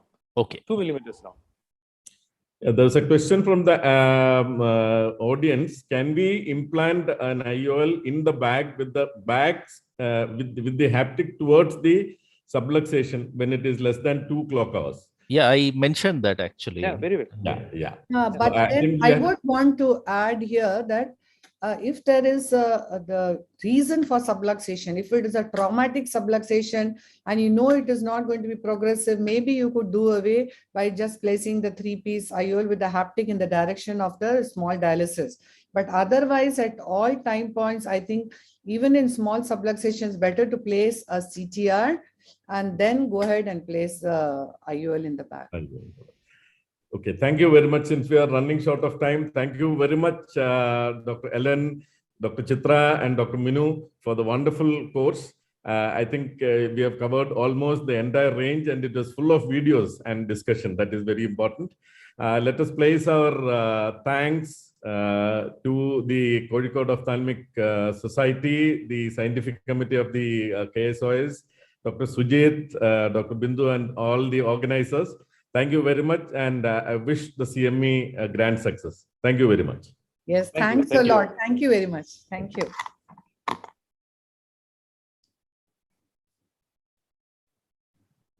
So I hope I'm audible. Yes. So from the harder ones, we'll move on to the very soft ones. The next session on pediatric cataract with the keynote address. And it gives me immense pleasure to introduce the chairperson for our next session. And on a personal note, she is always energetic, always on her toes, and impeccably dedicated, and bearing a sweet smile. And with all the experiences she has gained, whether it be from the deserts of the Middle East or from the West with pioneers like Dr. Edward Wilson, she is Kozhikode's own Dr. Laila Mohan, who requires no formal introduction. And she is a constant presence in national and international conferences and an institution of knowledge. Over to you, madam.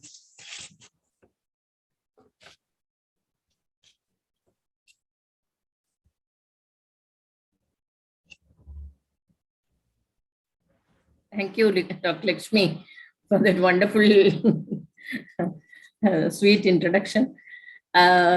So, coming to our keynote, Dr. Ramesh Kekkuniya, he needs no introduction, in fact, to the Indian community. He is a known international figure also. And as Lakshmi has pointed out, from the technical points which ponder on soft and hard and all the different types of cataracts with your newer instruments and new technology, now we move on to a very critical area where you need a longer follow-up and a variety. Dr. Kekkuniya has a large experience in congenital cataract. So our best faculty as a keynote for a pediatric cataract. So he is the lead. He leads the Justi Ramana child eye care at LV Prasad, and he is the network director at LV Prasad for capacity building, especially for external organizations. And he is the director of Child Sight Institute. He is the director of Center for Technology Innovation. He is the executive bureau director of WSPOS. As we all see, we have seen him in WSPOS meetings, webinars, and founder executive bureau of pediatric ophthalmology and strabismus, POSN, and the administrative council member of International Strabismological Association. And he did his fellowship in pediatric and neuroophthalmology at LVPI, followed by his fellowship at in pediatric ophthalmology and strabismus at Jules Stein's Institute, University of California. And his core interests include complex strabismus, including and childhood cataract, myopia, amblyopia, and pediatric neuroophthalmology. He has innumerable international awards and recognitions and achievement awards from American Academy, Asia Pacific Academy, International Scholar Award, and International Educational Award from American Academy, Honor Award from APAO, and American Association of Pediatric Ophthalmology and Strabismus, and has authored over 150 publications. He is the editor of pediatric sections of BJO, Current Eye Research, and BMJ Open Ophthalmology. He is a faculty at national and global international meetings. I've known Dr. Ramesh Kekkuniya grow from a fresh ophthalmologist, pediatric ophthalmologist, more than 20 years back. And I'm so happy to introduce you to our platform, Kozhikode Ophthalmic Society and KSOS, for the keynote on pediatric cataract. Most welcome, hearty welcome, Dr. Ramesh Kekkuniya. Thank you so much, Dr. Leila, for that very, very elaborate introduction. Thank you so much for all the advice and sharing of the knowledge throughout these 2 decades. I'm not able to share my screen. Okay, now I'm able to. I hope you're seeing my screen and I'm audible. Yes, sir. Okay. Thank you so much once again for the Kozhikode Ophthalmology Society, specifically to Dr. Leila, Dr. Bindu, and Dr. Padmaja, who coordinated this whole thing. I've given an open talk to give today. They said, choose your topic. I thought this was a surgery assisted course. I selected some kind of surgical tips so that it will be useful in day-to-day practice. So I've titled it as Tricks of the Trade in Cataract Surgery in Children. Many of the things you might be knowing it, but for the wider audience, I've selected these few videos. And please let me know when I have to stop. I've timed it for 25 to 28 minutes, but because of the time factor, if I have to stop earlier, please let me know. Childhood cataract comes in a variety of things, as similar to adult cataract. Adult cataract, what happens is there are 3 or 4 or 5 or 6 permutations and combination of stages or hardness of the cataract and the pupil. These are the 2 variables. In kids, it does not limit to that 2 or 3 variables. Here, there are so many things we need to consider. Most of the things are considered when we deal with cataract, but there are some systemic things also we need to look at. I'm not going into the details of the systemic things, but specifically, each child's morphology of the cataract is different. We are dealing with the, in whoever is doing pediatric cataract surgery, you will know that each cataract is different. The way the child's eye behaves is different. So whoever is dealing with pediatric cataract, they should have that holistic approach. As you can see in this slide, all 7 patients have different etiology. The first one is microscopia. The middle one, the boy with, you can see retinal detachment with total cataract in the left eye. Third one is retinoblastoma, post-radiation induced cataract, so on and so forth. So these comes in different kind of morphology. So we should be able to deal specifically to that kind of. So what I would say is, what I'm trying to say here is, just don't concentrate on surgery. Surgery is very, very, very important. At the same time, pre and post-operative care, the long-term care is also equally important. Nevertheless, it's not any way lesser. Oops. I don't know. Okay, I think you can still see it, right? Just for a second, it went off from my screen. Yes. One of the important things we need to consider is, you can see in the first picture, on the 2 ports, the iris is coming. Many people tell that it's because of floppy iris. They're all rare in children except in rubella. Whenever you see these kind of things, you need to have a check with the anesthetist. You know, we have to deal with the anesthesia also when you are doing surgery. I am limiting my talk to surgery per se today. Whenever you see this shallowing of AC and the wound suturing, the iris kind of dog earring there, one thing, this is a pearl actually, check for end-tidal CO2 level. Look at, in this case, it's 48, it's too much. Always discuss with the anesthetist so that we can keep it below 35. And many people, I don't know, it happens in my practice, as about I am suturing, people will take off the anesthesia. It's not a good idea. Unless the last suture is in, when you give, if you are giving intracameral antibiotics, till then we need. It will delay the surgery, the next surgery, but doesn't matter. That's the way we should do. Otherwise, you will land up, especially in even suturing.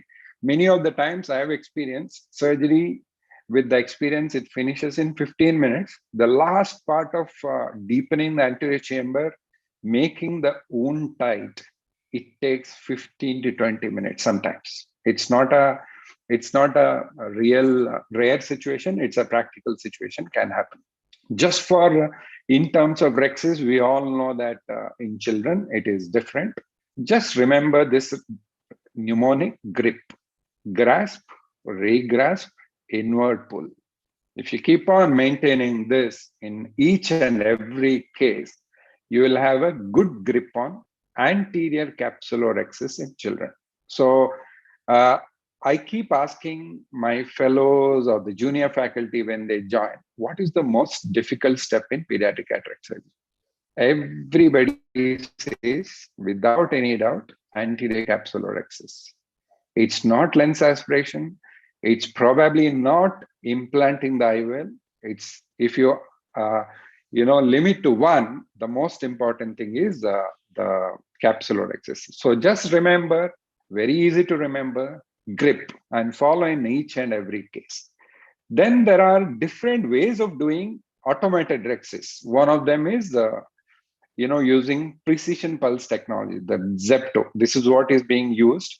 We can use it in children, but I'm afraid to say that if the child's age is really small, what Zeptorexis does is, if you intend to do a 5, it gives to 5.5 or 6. Even in manual rexis, if you plan to have only the nuclear size, it will never be the same size. It extends by 0.5. That makes things difficult, and obviously the cost factor.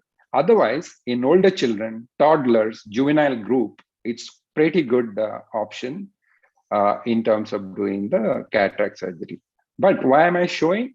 Because we need to use the technology appropriately, and we need to consider the socio-economic status of our patient. It's not that, okay, this is the new technology, without that we can't live. It's not like that. It gives a pretty good rexis, and that's one of the option.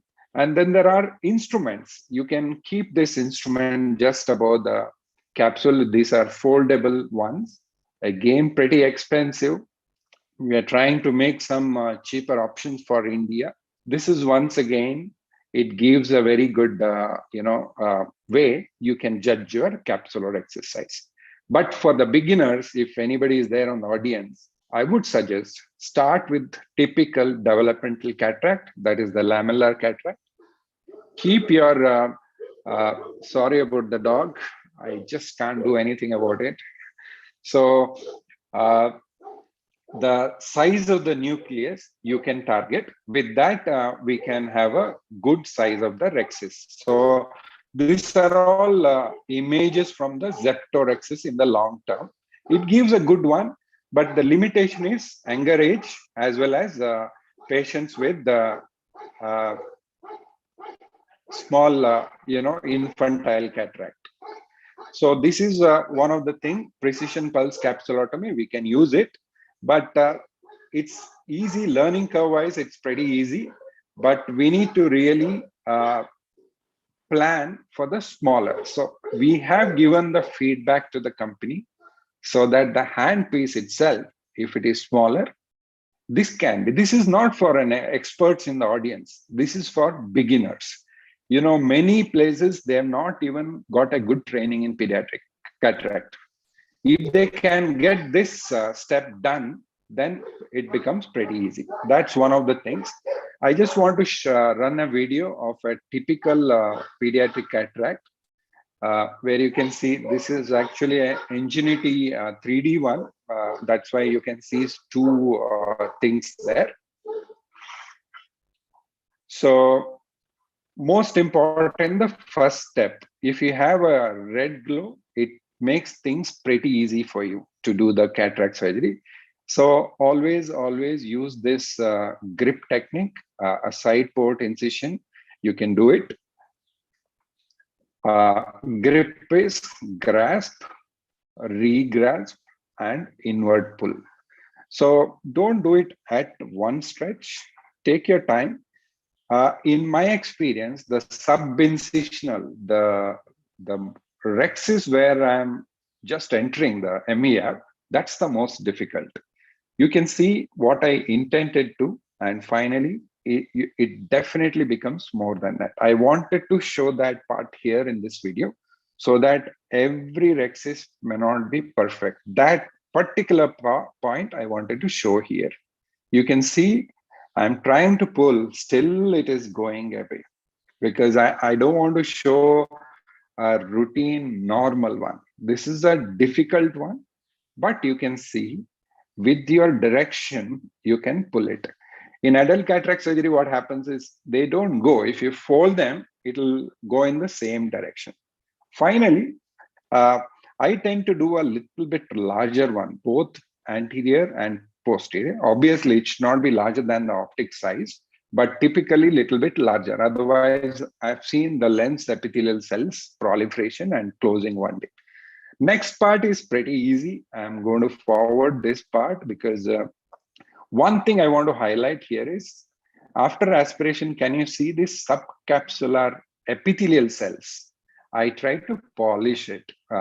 You can keep it on a cap vac or you can adjust the foot switch. So with that, this in the long term, I felt that it is pretty useful so that if you clear as many lens epithelial cells as possible, because they are basically stem cells, that will make your surgery in the long term pretty good. And this is the rexis, what you can see here. And this step again is important. If you are injecting the implantation IOL now, you need a deep capsular bag. Otherwise, what I need is, I need a flat.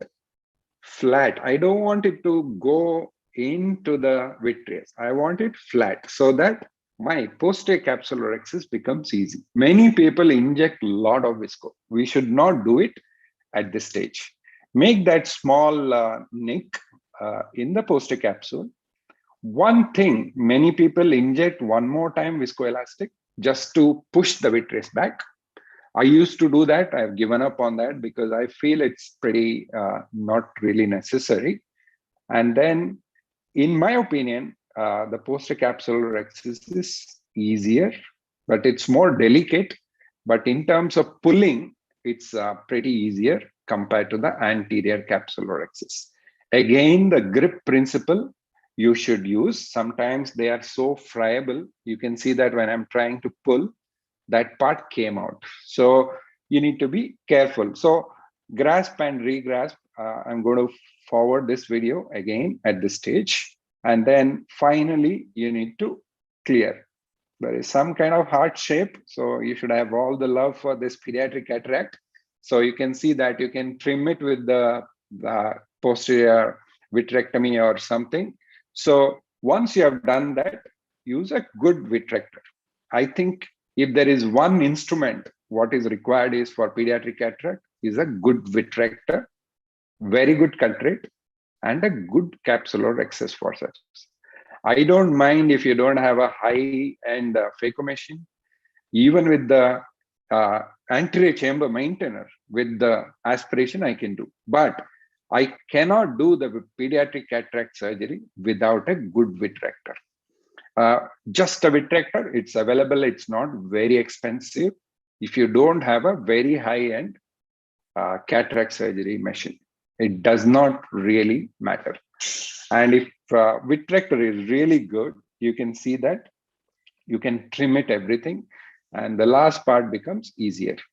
For this part, I want the viscoelastic really nicely. You should have a three-dimensional picture of the bag. You inflate the bag so much so that your IOL implantation becomes easier. Go there, hit the anterior capsule. Once you hit it, you can give the force so that it's no way it can go down, because you are going down and hitting the anterior capsule there. With this, you make sure the leading haptic and the optic are in the bag. The posterior part, you can use an instrument like a Sinskey hook. You can just nudge it in. I tend to use foldable lens, hydrophobic lenses, whatever you have, does not matter. This goes in, then your surgery is almost done. But don't give up at this stage. Next step, as I said, it's important. Finally, clearing that all viscoelastic, all that matters. It's pretty important to do all that. And once you have done that, use a suture. In most of the patients, we need a good suture. So that's about a typical pediatric cataract. I'm going to show 3 or 4 varieties of cataract. Posterior lenticonus is one of the commonly seen. I would not say it's the most common. Other than that typical cataract, what you have seen, this is quite frequently comes. There is a defect in the posterior capsule. So there are different stages of posterior lenticonus. You will see a posterior subcapsular axial or no abaxial opacity like that in the A picture. Sometimes you can see total cataract. A child comes to you 2 years or 3 years. Parents say that from 1 week the child has. What happens is it's actually disturbance in the rupture of the posterior capsule leads to this total cataract. It manifests in acute cataract. That's one of the things. Fishtail also you can see sometimes. And you can make use of your simple B scan. Immersion scan, if you do it, you can see on the picture E very nicely that posterior capsule defect is there. In spite of all this investigation, 30 to 40% of the time, it's an intraoperative diagnosis. Some of the instruments cannot pick it up. So in a total cataract, if you are suspecting, don't do a hydrodissection because you tend to push the nucleus down. And this is what we have seen. You can see the unilateral and bilateral. We are seeing quite a few number of bilateral lenticonus nowadays. It's not typically unilateral. You can see the difference between the two. Obviously, in unilateral, you'll see more strabismus. And we could implant a lens most of the times in the bag. It's possible, not in all the cases. So I just wanted to show this video of this posterior lenticonus.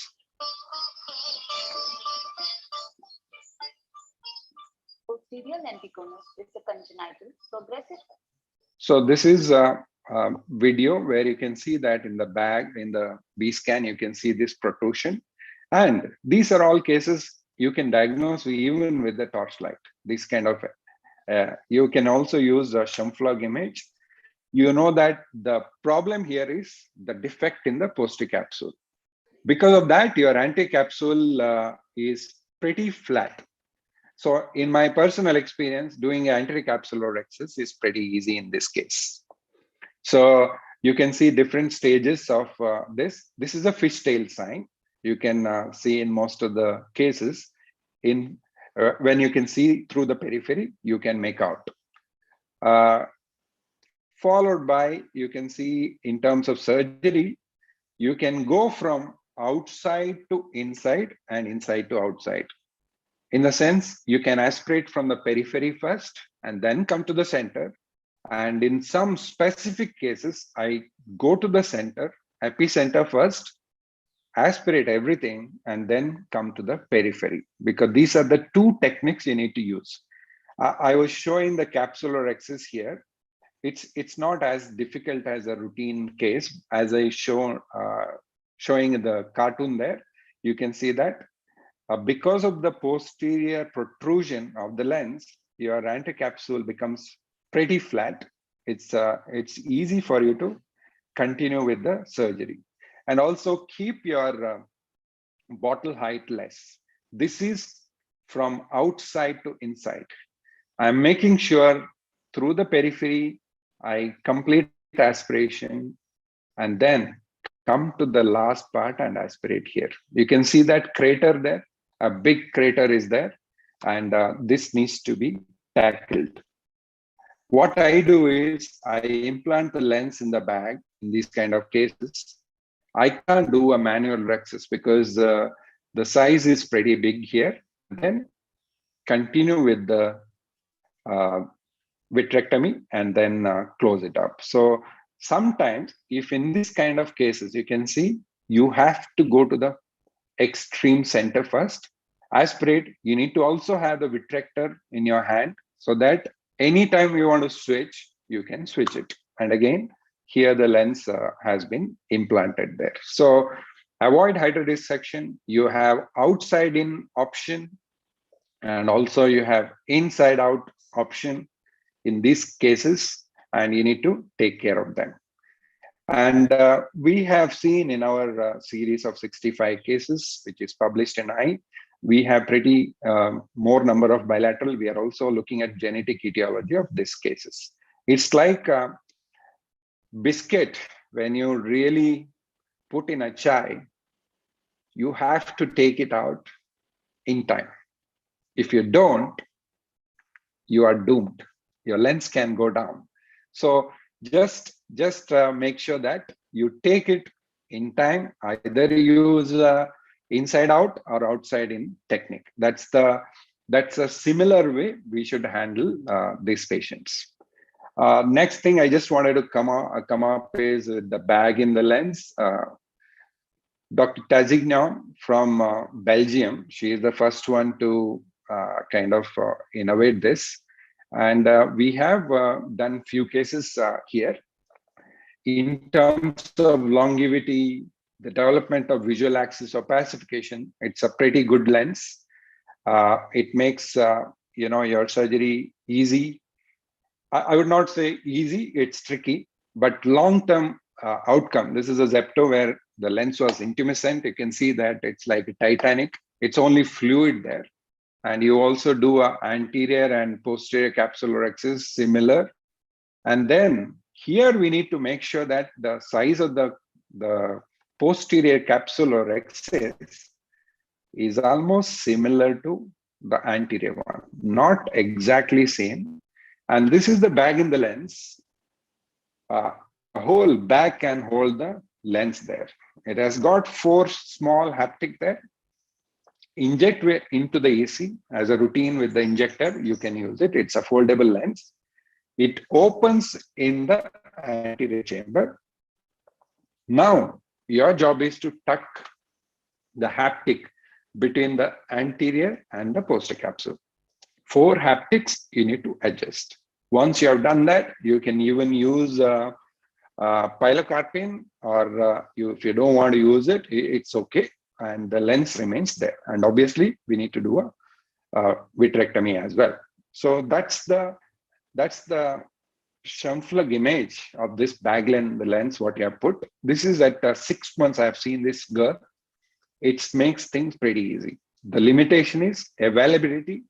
We are in talk with her whether I think Aravind is making them. And if we can get more and more of these lenses, we can use in pediatric as well as adult cases. So this will be a good addition in terms of longevity of this. Microspherophakia, sometimes we implant the lens. We have a series of patients. This is a typical microspherophakia, a technique where it's a pretty tricky technique again. See this anterocapsular rhexis becomes pretty difficult because you will see this claw feet when you are even poking the anterocapsule. With the completion of the anterocapsular rhexis, it takes a long time. This is an edited video, but it's not so easy like a typical cataract. One of the thing is we saw some case reports, but we are looking at a long-term effect. Can we implant lens in microspherophakia in selected patients, not in all patients? It's impossible to put in all the patients, but in selected patients, can we put it? That's what we are. You can see that lens also goes. The bag of the size of the bag is smaller. That's why it's called microspherophakia. That's why the whole and optic, you see wrinkles in the posterior capsule because there is a stretch there. It's elastic, and you implant in the back, and then you continue with the PI as well as vitrectomy. With this vitrectomy, you can close it. So we have some of these patients now. They are doing well in terms of, these are the pre and post-operative pictures of some of the long-term patients. We have 3 or 4 years follow-up with the 12 patients. So that's one of the option. I would not say that's the only option. One of the burning question is, can you implant IOL in, I think I will take another 5 minutes. I think it's okay. I'll just finish up in the next 5 minutes. Based on the age, till 7 months, it's a gray zone whether you implant a lens or not. We are not really sure. Beyond that, 7 to 12 months, it's comfortable. Most of the people are comfortable in implanting the lens. Beyond the stage of infancy, it is easy and comfortable because we have already a lot of evidence in terms of literature. One of the study I would like to quote here is a decade-long study of infantile atrophy treatment study. You can see the contact lens group. By the way, these patients are unilateral cataracts, not bilateral, what we are talking about. You can see the complication rate, and the second surgery is more in the intraocular lens. It's quite more. And in the contact lens group, it's not as much. However, between 6 to 10 years, if you can see the last column in the contact lens group, they had at least one procedure, because second arrival is always a second procedure that one need to remember. Maybe it is a later procedure, but always whoever had contact lens, they will have the second procedure. So these are the two things you need to remember in these things. I made this comparison. Visual acuity wise, there is no comparison. IATS complication wise, it was more. Glaucoma wise, there's no difference. Strabismus wise, no difference. Parenting stress, they had more stress in the intraocular lens group because more complication, obviously parents will be more stressful if you take up the patient for second surgery. Expense, somehow it was more in the first year in the intraocular lens. Even then, all of them had insurance. Our group of patients, hardly 2 or 3% of our patients will have insurance. So We looked at long-term outcomes of primary intraocular lens implantation in younger than 6 months. We concluded, of course, from this study, saying that reasonably it is safe in appropriately selected infants. And visual axis was apoasphyxiation was the most common complication. And the myopic shift, we don't have control. So we came up with this decision making. When do you implant? It's not possible to implant in every patient. We have biometric consideration. You look at the ocular comorbidities, what you are listed here in these patients. I would not do it. If I see an intraoperative finding or a complication, I will not implant a lens. Otherwise, if you have a good surgical experience, you should be able. This is the Venn diagram.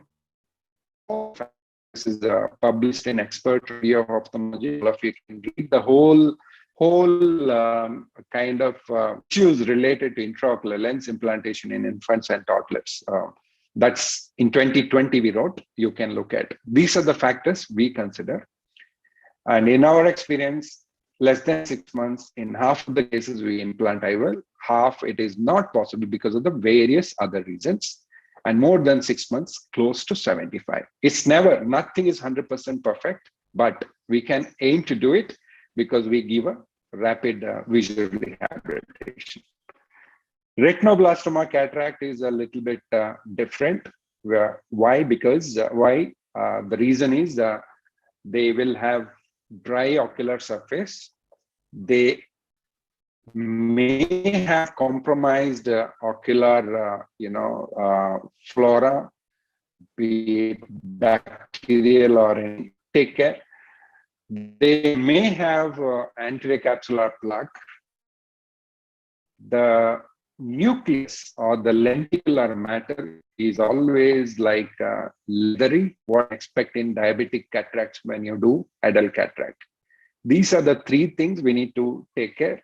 Otherwise, it's pretty good. But if doing cataract surgery, take an opinion of ocular oncologist. If they give clearance, then only do it. Always clear limbal-based incision. If the lesion is active, always send vitreous biopsy material for vitreous cells. So this is cataract surgery. We wrote about the 29 patients. It's safe with the vision salvage of 55% of the eyes. Globe salvage, though there is a risk of extraocular tumor extension, which occurred 3% in our patients. So this is again the video available on this. So I would say clear corneal incision, no hydro procedures. PPC if the tumor has regressed. Always go for a large diameter IOL because futuristically they may need laser and a good ocular surface management. And if at all you do a posterior capsulotomy, send for vitreous sample for cytopathology. I think I would stop here because I just wanted to cover the retinopathy of prematurity related cataract. I would just end with this message to all of you. Whenever all of us can do a follow-up of children after cataract surgery, and please do a real follow-up, real alignment, do a refraction and visual acuity every stage, check intraocular pressure, whatever, eye chronometer or Goldman applanation, whatever you have, check alignment and amblyopia, do a good cover test, check for that. Otherwise, you will have 6/6 vision in one eye and the other eye could be counting fingers 1 meter. You have a clear visual axis. For what? The patient does not have a good vision in the other eye. Please do check IOL related parameters. In cataract cases, if you do a corneal transplant, check for corneal graft. If you do a retinal surgery, check for the retina. So do a real follow-up. And with this, I end my talk. Thank you so much for the opportunity. I hope I brought some issues where we can discuss. And also there are some senior panelists on the audience today. They want to share their opinion. Thank you so much. Thank you, Dr. Ramesh, for that wonderful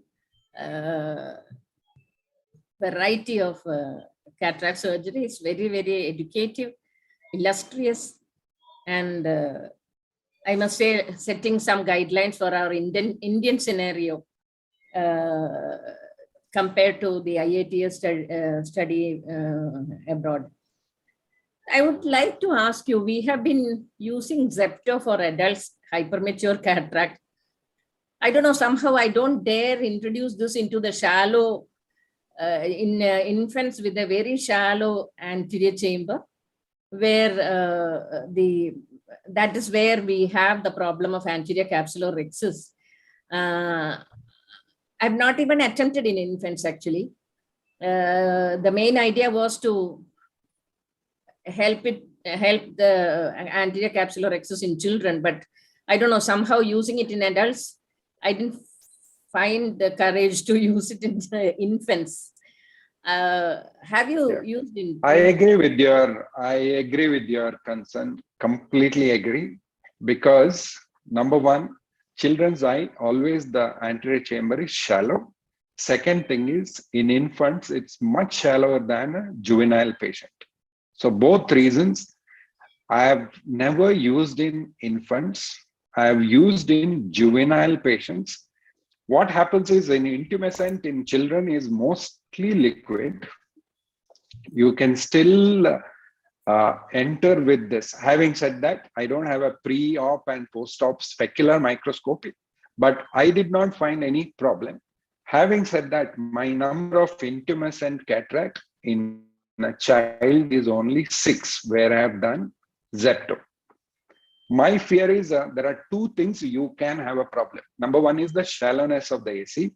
Number 2, when you give that much force, you can even rupture the posterior capsule. These are the 2 caution always we should have. That's why with 6 numbers, I can't say you can use it easily or not. So 6 is a very, very small number. Having said that, we can learn from people who do adult cataract surgery, what is their opinion. Shallow chamber, it is not changeable at all. But if there is some kind of, intumescent with some kind of very, very pliable posterior capsule, you might land up in double trouble actually. You will have an extended, thing. So I would not recommend, I would say, in these patients, unless you have very good experience to select which patient you do it. As such, for an expert, Zepto is not a requirement, in my opinion. This is, I am looking at from the lens of a new training, or in countries where there are no good training system. Can they start from this so that these children will have a safe in the bag lens? Having done it for the last 20 plus years, I don't need it because I got a good training and things like that. But there are very large number of people in India and Africa and many other places where the training becomes, it's not that one person can take care of all that. I'm looking at from that lens, probably there's a scope to improve this. Thank you. That this had been my take. Though it was introduced mainly for childhood cataract, but I found it very cumbersome to use in a child, in an infant especially, where you need more care for rhexis. Absolutely. In infant, even if you do anterior rhexis, it can enlarge so much compared to a juvenile cataract. That's another problem. So I would not suggest it at all for infants. Zepto in the current form is not at all useful for infants. That's a very good message, actually. I've been always wondering. Yes. Yeah. And another thing, I listen to this Mary Tassignon saying that there is no need of vitrectomy after bag in the lens, and she has 100% no PCO. You do vitrectomy you can, I mean, what happens is your practice does not stop. You've been doing vitrectomy for every patient in theory, and her experience says it's not required. Why? You are closing both the anterior and posterior. There is no way there is a proliferation coming to the vitreous. That's why it's a habit. By habit, I do this vitrectomy, but she says it's not required. I have not compared that. I will tell you in a few years myself where I'll try, and then I'll tell you. But she says it's not required. The microspherosphakia you were showing, is it the same Alcon? Yeah. It is. I use Icon or sensor lens, hydrophobic, foldable lenses. SA60 is the lens what I use. Actually, we had PMMA pediatric lens long back, probably about 15, more than 15, 16 years back by Arvind. But later I never came across any pediatric lens. Is it available at all in the PMMA or foldable platform in a micro, I mean, where the lens is small or the eyeball is small? Yeah, it is available. We have to order, customize, and it is available. If you can write to the people I care, especially, they will send it. For coloboma patients, microcornea patients, they do it.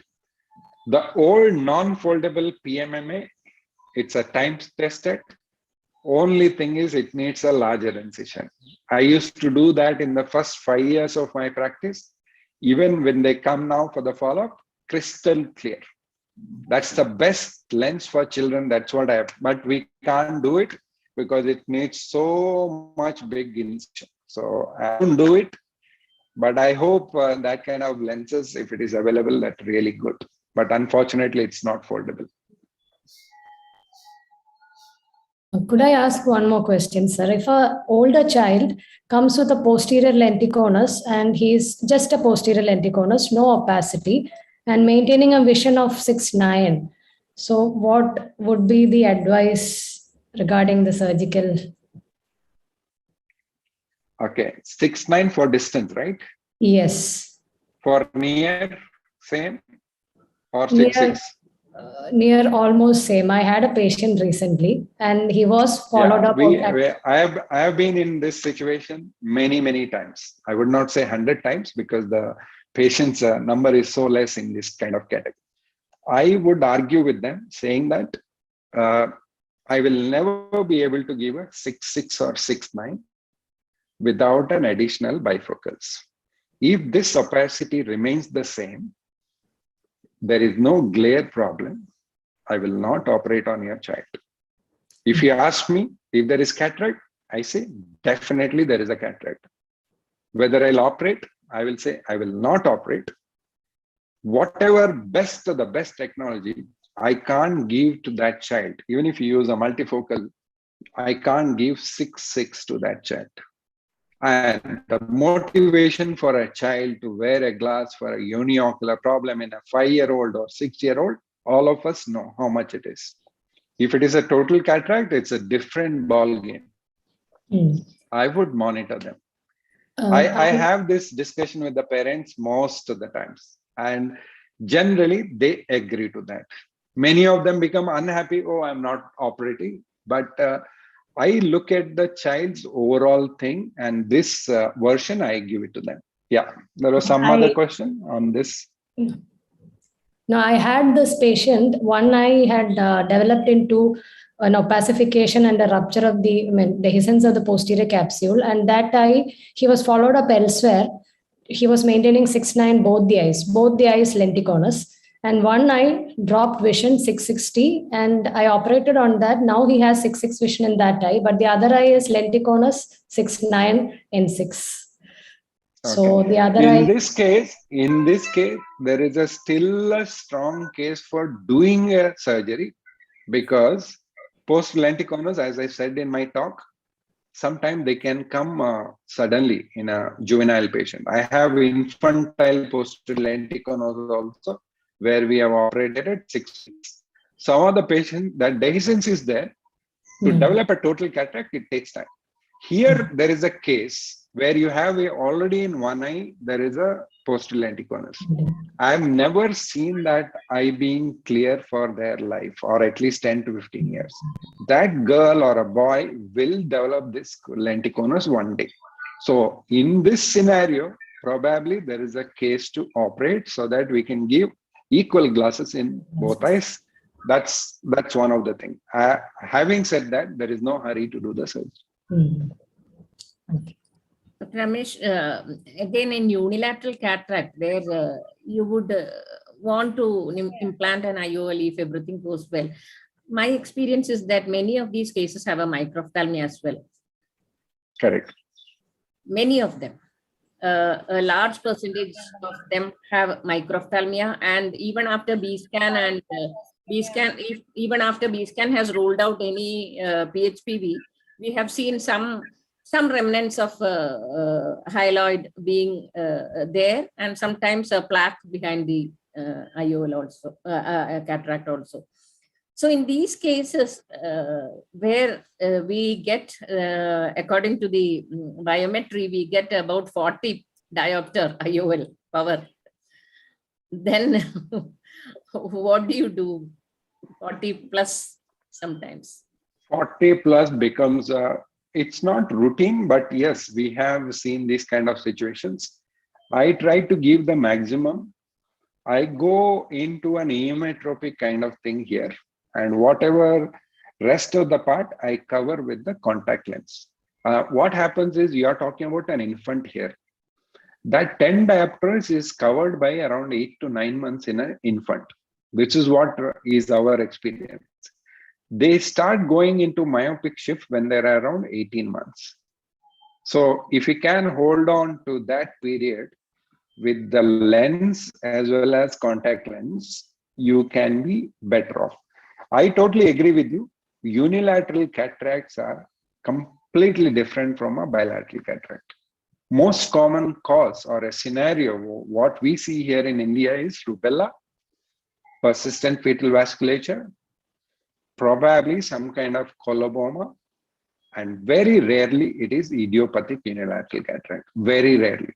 And to add to this list, posterior lenticonus comes, where their anti-segment, everything is normal. That is rare because in our scenario, total of pediatric cataract, only 4% are posterior lenticonus. Same applies to even infants. So if it is borderline, I tend to put a lens, but having a microphthalmos and microcornea, both combination is deadly, where if you get a 40 diopters of lens, it's difficult because you get in foldable 32 or 33, I think, maximum. Rest, I try to cover with the contact lens. I would like to know also, do you put in a silicone contact lens at the time of surgery, at the end of surgery in a unilateral cataract, which I have seen many people not do. I know. Yeah, when I was in US, that was a practice. You do the surgery, do a aphakia, do the refraction, and then put a Sil-Soft lens. From 2001 to 3, when I was doing fellowship, it was available even in India pretty easily. Not everywhere, at least an institute practice. Now they are absolutely stopped sending these lenses. That's why our innovation team, we are looking into some kind of pediatric lenses which you can cater to all our patients, either with the collaboration or something. We are trying to do it, but I don't do it anymore. I used to do it when I was doing the fellowship there. I don't do it in India. Reason number one, many patients cannot afford. Availability is not there since the last 8 to 9 years. Third thing is, I'm always worried about the infection. It's very much worried about the infection in the first 2 to 3 days, because whatever you teach, their hygiene, all that, with all due respect to every mother and parent, it's not at par.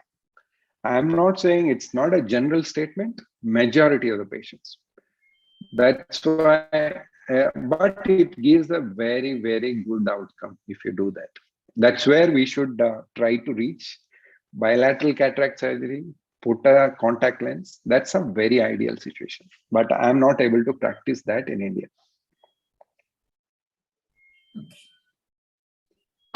It was a nice discussion. Thank you so much. Hope to see you all in person very soon. And have a good day. And thank you for having me. Thanks for this discussion.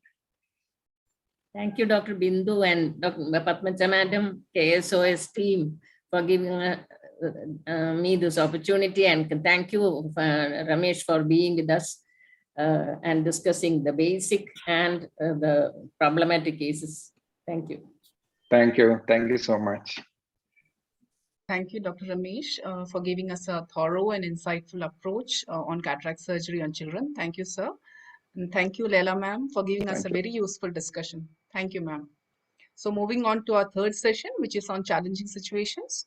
To chair and moderate this session, I would like to invite Dr. Minu Mathan, a well-known Phaco surgeon.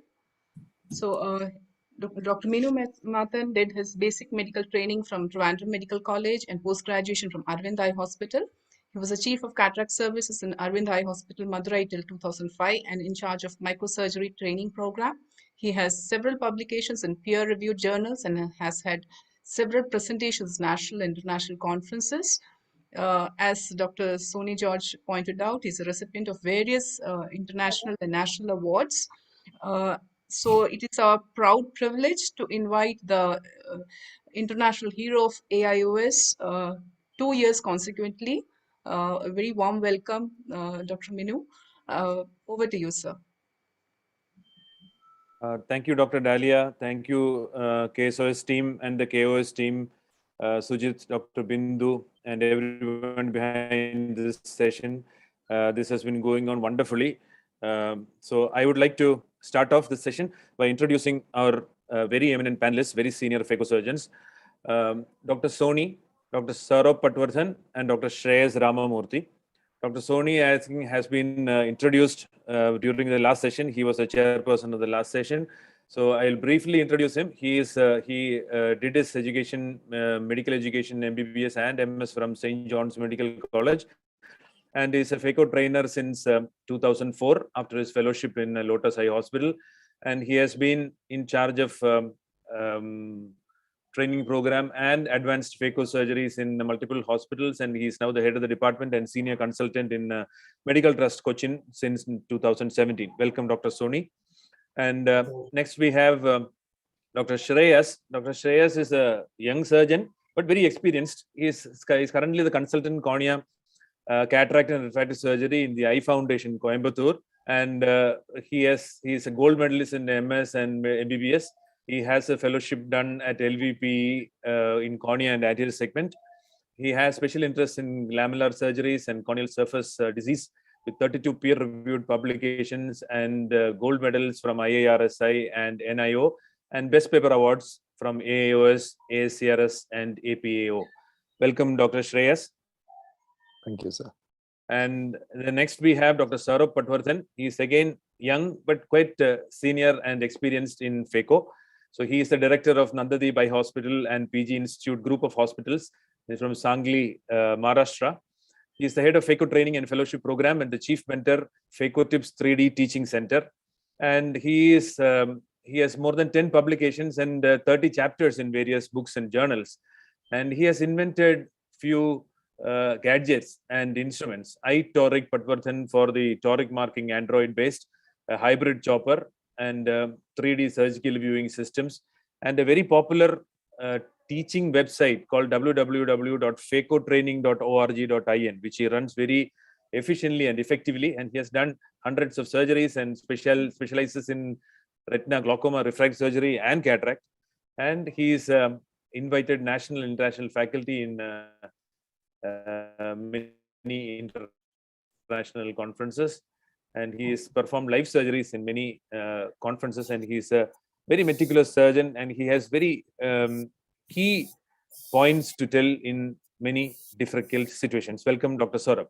So with this short introduction, we'll move on to our first presentation. We are a little lagging in time, so we'll finish in 1 hour itself.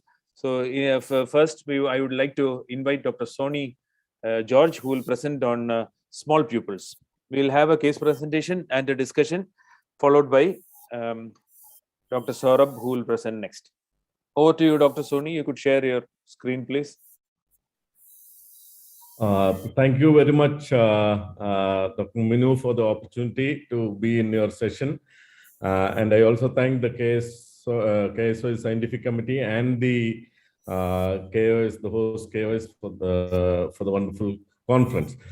So the topic assigned to me is small pupil management in phacoemulsification. So why is small pupil a big problem? It is because starting with the capsulorhexis, there is a decreased area available for a rhexis, and it is difficult to maneuver around. Decreased area for the nucleus and the cortical matter management, which is visible and approachable, and any maneuver is difficult.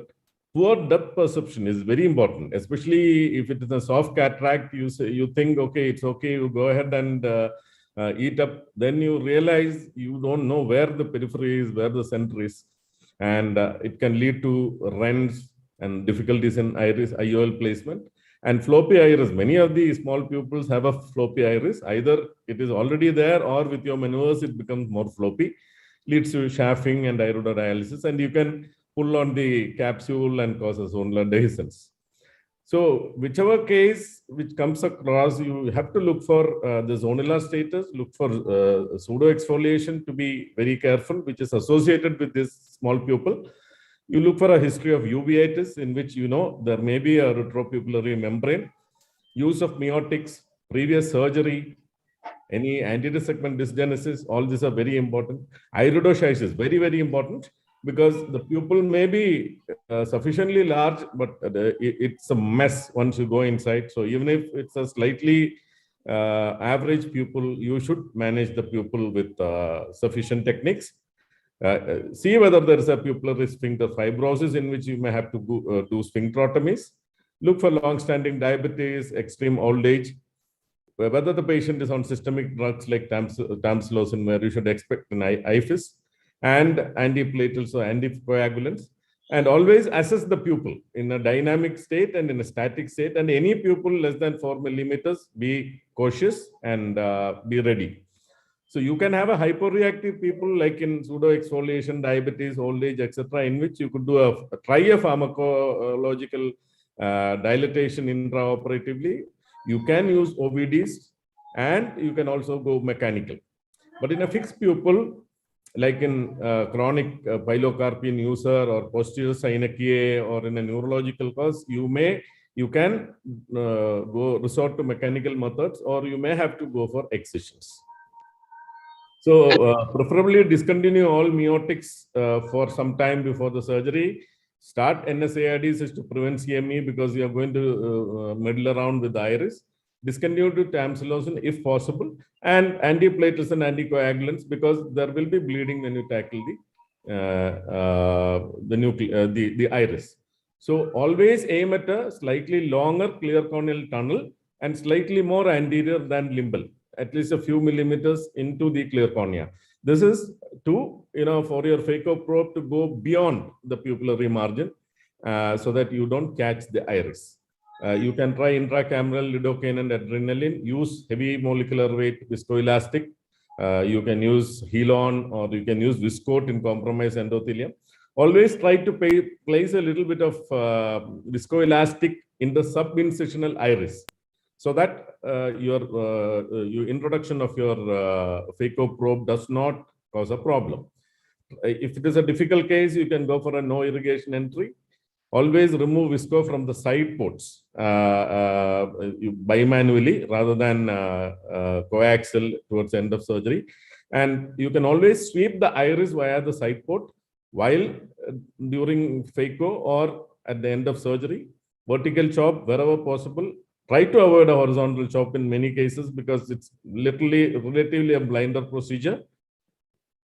And these are the things you can try. You can use intracameral adrenaline. You can use viscomidrasis, which is nothing but pushing heavy molecular viscoelastics. The mechanical stretch will give you more accessibility to the eye. stretch pupilloplasty and multiple sphincterotomies can be tried. So this is how you do a multiple sphincterotomy. At least in 4 quadrants with a micro scissors, you can give cuts, and this may give a relaxing effect. And you can then try viscoelastic assisted pupillary dilatation. You can also use hooks, which are commonly used now, like the Dr. Chang's or the PMMA hooks. You can also use protector rings, like the HydroView or the Perfect Pupillary Device, the Mosher ring. You can use the Wheeler's pupil dilators. I'll be also talking about our own indigenous B-hex ring by Dr. Bhattacharjee. So these are the various ones. On the left, you see the iris retractor. On the right, you can see the capsule hooks. And you can see the Mallikarjun ring and the Perfect Pupillary Device in various pictures. So these are very thin Grishaber's hooks, which can be used. But in different situations, you have to opt for the ideal situation. This is the Mallikarjun ring, which the wall gets the engages at the pupillary margin. So this is how it is being used. And this is stretch pupilloplasty, which is being done. So you put viscoelastic, preferably a high molecular weight cohesive viscoelastic. And the main thing is you use your Coughlin hooks in a counterclockwise action, by counter action, and always make sure just not stretching is not enough. Keep it stretched at least for a minute. And this is what actually causes multiple tiny sphincterotomies. And definitely you will get a reasonably sized pupil with which you can go ahead and finish your surgery. And this is, I'm sorry.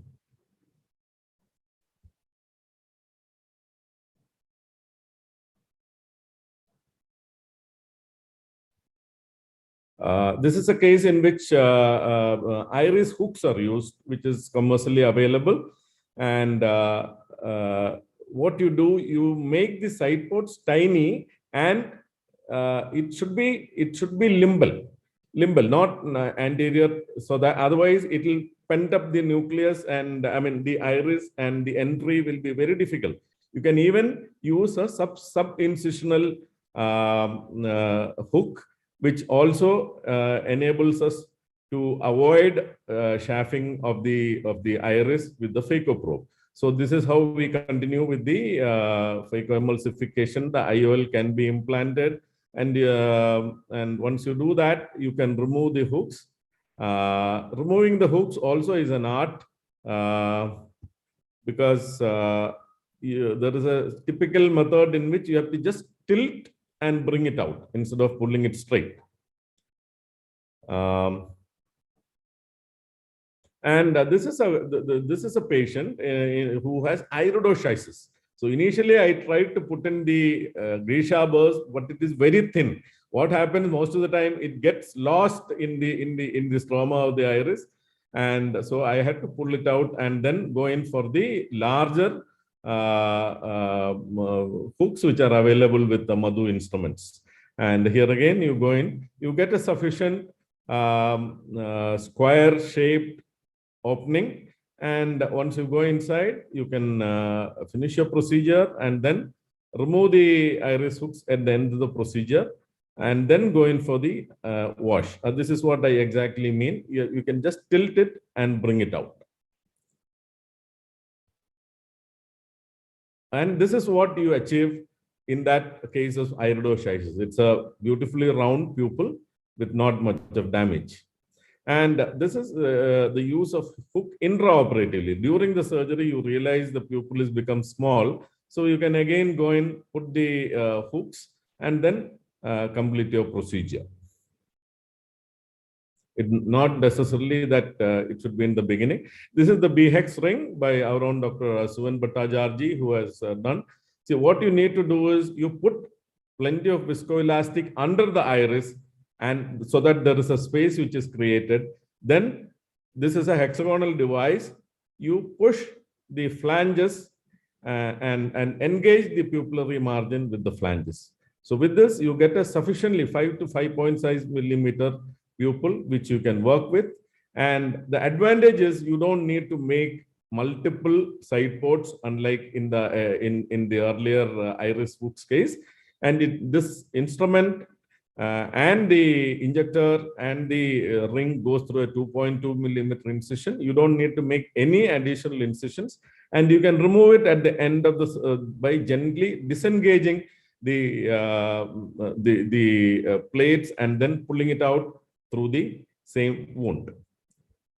And this is again a case in which intraoperative use of the BHEX ring. See, make sure you push in sufficient viscoelastic between the capsular rhexis margin and the iris, so that you don't engage unnecessarily the rhexis margin and cause problems. Once you do it carefully, things are very easy, and you can just go in and finish your procedure just like you do in a normal case with a sufficiently sized pupil. And this is in short what I want to tell you about the management of a small pupil. I once again thank you for the opportunity, and all the best for the conference. Thank you. Thank you, Dr. Sony. It was a very extensive coverage of how to tackle small pupils. We'll have a 2-minute short comments from Dr. Shreyas first, and then Dr. Sourabh. Shreyas, would you add on your 2-3 tips on this, please? I mean, I'm also use the same thing, sir. That is, I don't hesitate at all to use iris hooks or any other expansion devices if there is a challenging situation. I always feel it is better that we plan in the beginning of the case itself, that rather than going through a certain difficulty and then having to put in a device makes the whole situation more messy. So even if you're a comfortable cataract surgeon, you end up with this 4 millimeter pupil. Some of them are rigid pupils, which will not go down, which will not shrink during your phaco surgery. But if there is even the slightest indication of any floppiness, or during your hydro procedures, there is a tendency for the pupil to come down, before proceeding with the case, better to put in iris hooks. You can use 4 hooks. Occasionally, I found a 5th hook or a sub-incisional hook also to be very useful in preventing the iris coming into the phaco probe. That's one thing which I use very commonly. And apart from that, yeah, that's about it I have to add for the small pupils. Yeah, thank you, Shreyas. I always put 4 with 1 sub-incisionally. But if there is some, I need more, I'll put 4 and then 1 more sub-incisionally. But with 4 itself, my 1 will always be under the incision. Yes, sir. And in small pupils with membrane, little fibrotic membrane, peel it off, pull it tangentially and peel it off. Then you will see that the pupil expands further. And with the pupil expanding further, we can stretch better, and then it doesn't tear that badly when you stretch with the hooks or your mechanical stretching. And Sourabh, I would like to ask you, what is your strategy in IFIS cases? Yeah, so for IFIS cases, I think if it is a severe type, it's best to go ahead with BHEX ring or iris retractors to begin with, because it reduces so much of trauma later on. But for mild cases, I think we can still go ahead without having any issues. So you have to judge on table. So once you do the, but of course, if the pupil is too small to begin with, of course, I will go ahead with a pupil expansion ring before CCC. But if pupil is big to begin with, I will do CCC and then think of the strategy if I at all need any pupil expansion ring. Thank you, Sourabh. Can you please share your presentation on capsular rhexis? While he's sharing, I would like to point that in an IFIS, both can be used, but then the iris prolapse is not prevented by any of this. So iris prolapse happens if your incisions are large and if you are leaking through that. So incision being very tight and nicely constructed more into the cornea and tight enough for your second instrument and your Sourabh share. Sourabh, start sharing. Okay. And for your phaco probe also is very important, and your technique. Okay, thank you so much. And I will share. To allow the billowing of the iris is very crucial, not to aggravate Okay. Can I start the video? Please. Okay. So I'll be speaking not about a complicated case per se, but a case which is complicated. So it's a routine case, but got complicated, which I think more young surgeons face rather than, tackling a difficult case altogether. So this is a thought process behind how to take care of this problem. Into zonules and the thought process behind it. So whenever we see beginner surgeons, we find this situation quite often. If you cross paths with the zonules, you are in trouble. So you know that the central 6 to 6.5 millimeter of the capsule is free of zonules, so your capsulorhexis should be within that area. But if it goes beyond this, it's likely to cross into the zonular area. And in some cases, the zonules might be even more centrally placed. So whenever this tear is in the zonular area, the zonules tend to pull this outward. So if you want to pull it in, we have to give a pull which is exactly opposite to the vector of this zonular traction. And the common issues that surgeons face here when they try to pull it tangentially, which is more intuitive because that's the way we do the capsulorhexis normally. But if you do it tangentially, the resultant vector is still outwards, and that leads to further extension of the capsulorhexis into zonules. Another common issue that surgeons create is they inject excess OVD, which leads to overinflation of the anterior chamber that will further cause outward pull of the zonules because now the lens is being pushed back and the eye is stretched, the sclera is stretched, and that leads to further increase in the zonular traction. This stretch can be reduced by pressing the sclera in the area of capsulorhexis extension. In this video you can see that as the surgeon tried to overinflate the anterior chamber with OVD, the capsulorhexis actually went out because of that overinflation.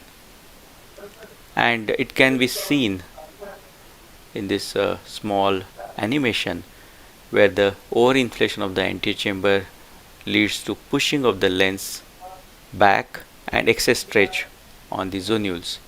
So try to keep the anterior chamber optimally filled and not overfilled. Also avoid shallowing of the anterior chamber. So maybe using a heavy dispersive OVD, keeping the AC optimally filled and avoiding overfill is important. Now back to the case. I am going to approach this area from the opposite direction using the microcapsulorhexis forceps. Now holding this tear edge, I am going to pull it quickly to the center. Thus the tear which has gone into zonules can be brought back in. And if you watch this very closely, you can see those zonular attachments to the tear. If you try to pull it slowly, you can find the tear actually starts going tangentially and doesn't come in. But if you pull this quickly, then it will come inside. You can watch this in this video in the slow replay. So this is the quick pull technique, which is very useful in such situations. You can see the slow pull and it goes tangentially, the quick pull, and the tear comes in. So once it comes in, you just have to complete the capsulorhexis, and if it is small, we can give a So that was from my side. Just wanted to highlight this common issue which is faced by many young surgeons. Okay, thank you very much. Sourabh comes up with very small points which are very, very relevant. So I have also felt that this movement tangentially is very important, but if you pull it towards the center, the action has to be quick because we are scared actually. We are Correct. scared whether we are trying to look at what happens at the tip. Yes. Don't wait to look at what happens at the tip, but be sure you hold at the point of tear and pull immediately fast into the center. It always, invariably, always comes back into the center. So that is a great point to take. Dr. Sony, would you like to add on in intumescent cataracts? What is the kind of viscoelastic which you would like to use, and what are the tips you do in, especially in intumescent ones? Yeah. In an intumescent cataract, the main thing which we know is that the intralenticular pressure is very high. So we need something to counter it. So ideally, before making the main section, you put the two side ports, and you always use a heavy density viscoelastic like Helon 1.4%, so that the surface is flattened.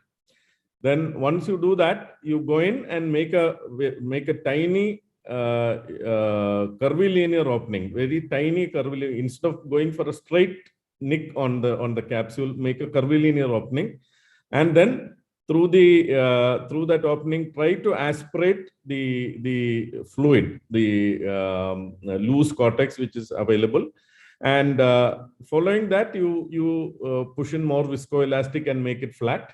And initially do a mini capsulorhexis. After the mini capsulorhexis, try to wash out all the intumescent material. Then go in with the heavier density viscoelastic again, give a tangential cut, do a carouseling technique, and make a adequate size capsulorhexis as would be required.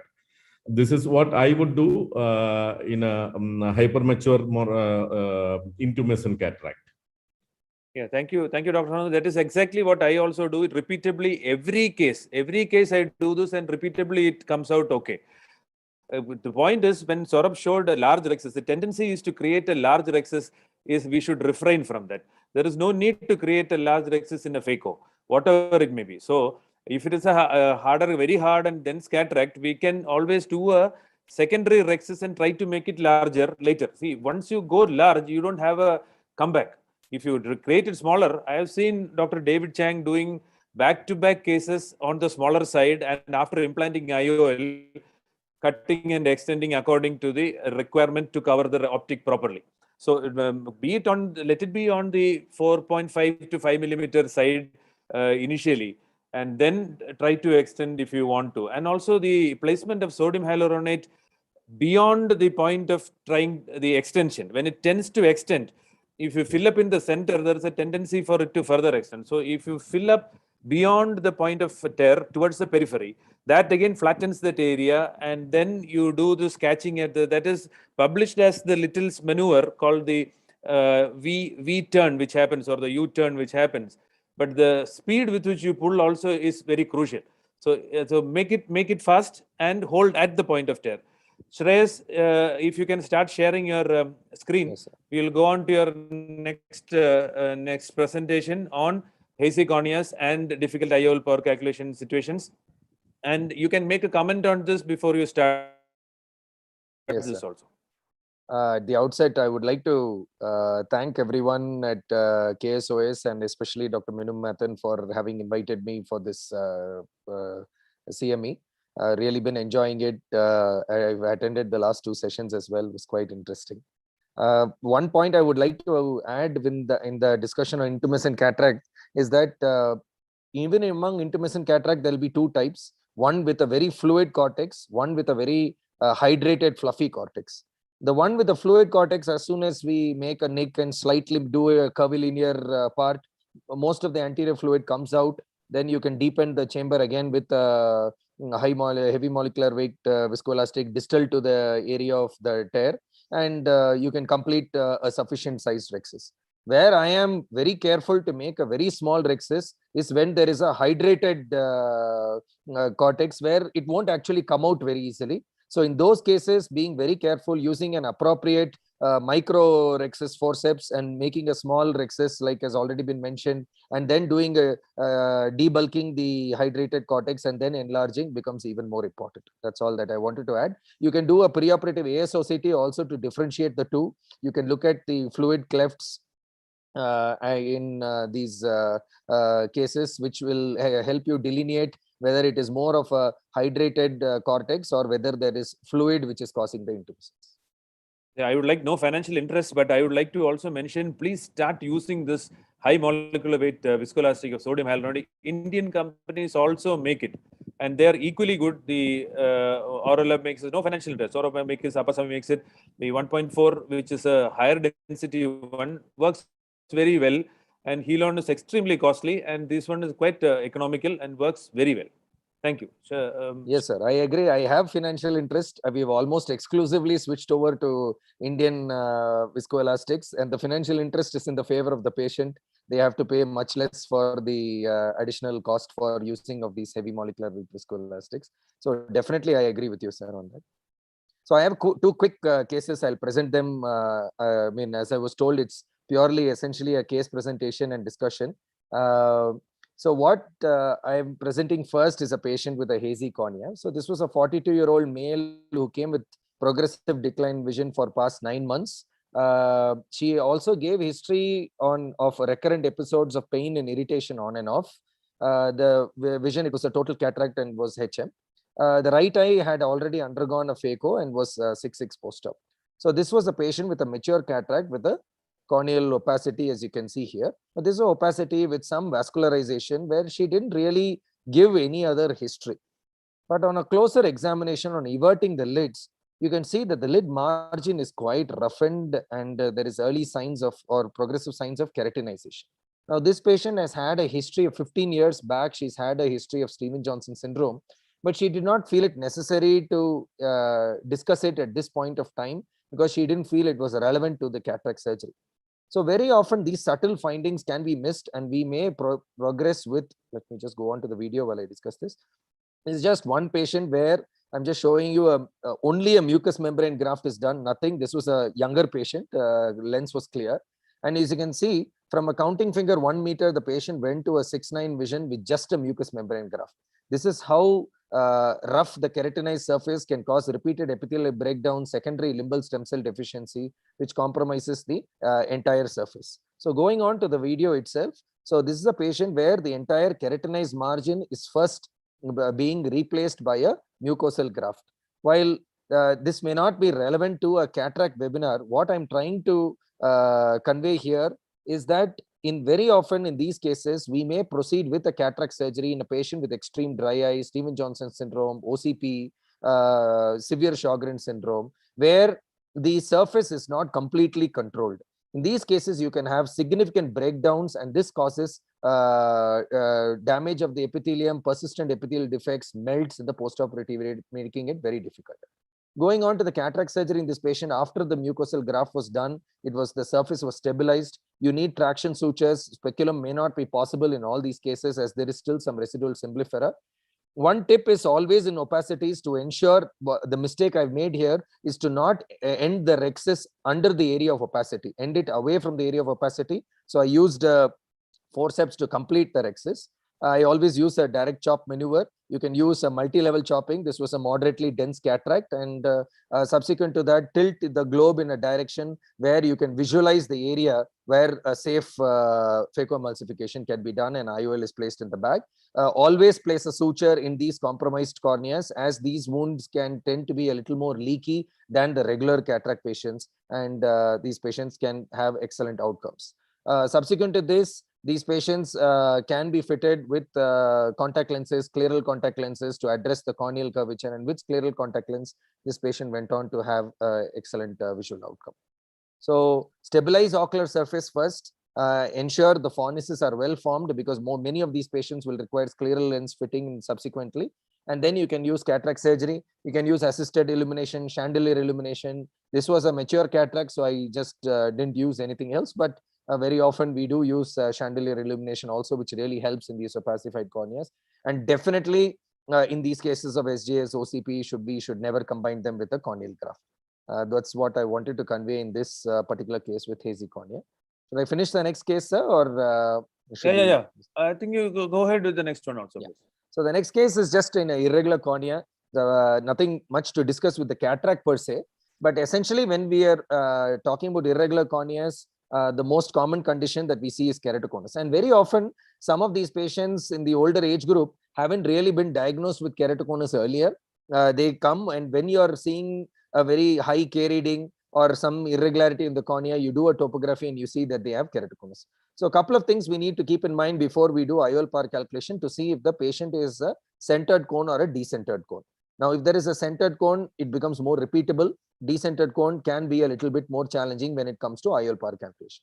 Whether they were a previous contact lens user, RGP or Rose-K user, in those patients, if they are happy with RGP, Rose-K previously, please avoid any kind of toric lenses. Go ahead, just a spherical lens, and let the patient go ahead and continue using contact lenses. Subsequently, they will have the best visual outcome.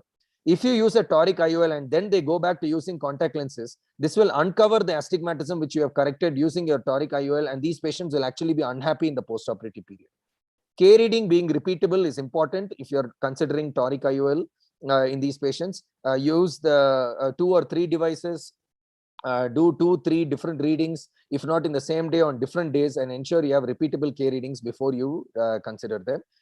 You can also, of course, optimize the surface. One point I wanted to add here is that the ratio between anterior and posterior curvature also gets altered in KC. Sometimes anterior can be steeper in relation to posterior, and this also brings into play the toric IOL calculation. This is one example of a patient who had an asymmetry. We did a topo-guided treatment to improve the anterior corneal curvature, the surface. Now the patient has a more regular astigmatism, and the toric IOL implantation becomes much more easy. This was a slightly more advanced keratoconus where even getting repeatable K reading was difficult. The aim was not really to do a toric IOL implantation, but even for a spherical IOL, getting in the correct K reading becomes very, very important. So this patient was not keen on wearing contact lenses post-operatively. So we did an intracorneal ring segment first, where the corneal curvature flattened from a 64 Kmax earlier to now what was 55. And this flattening and better regularization in the central 3 mm zone gave a better biometry, more repeatable K reading, and then you can go ahead. Just a simple point about cataract surgery. This is a LRCS after an Intax.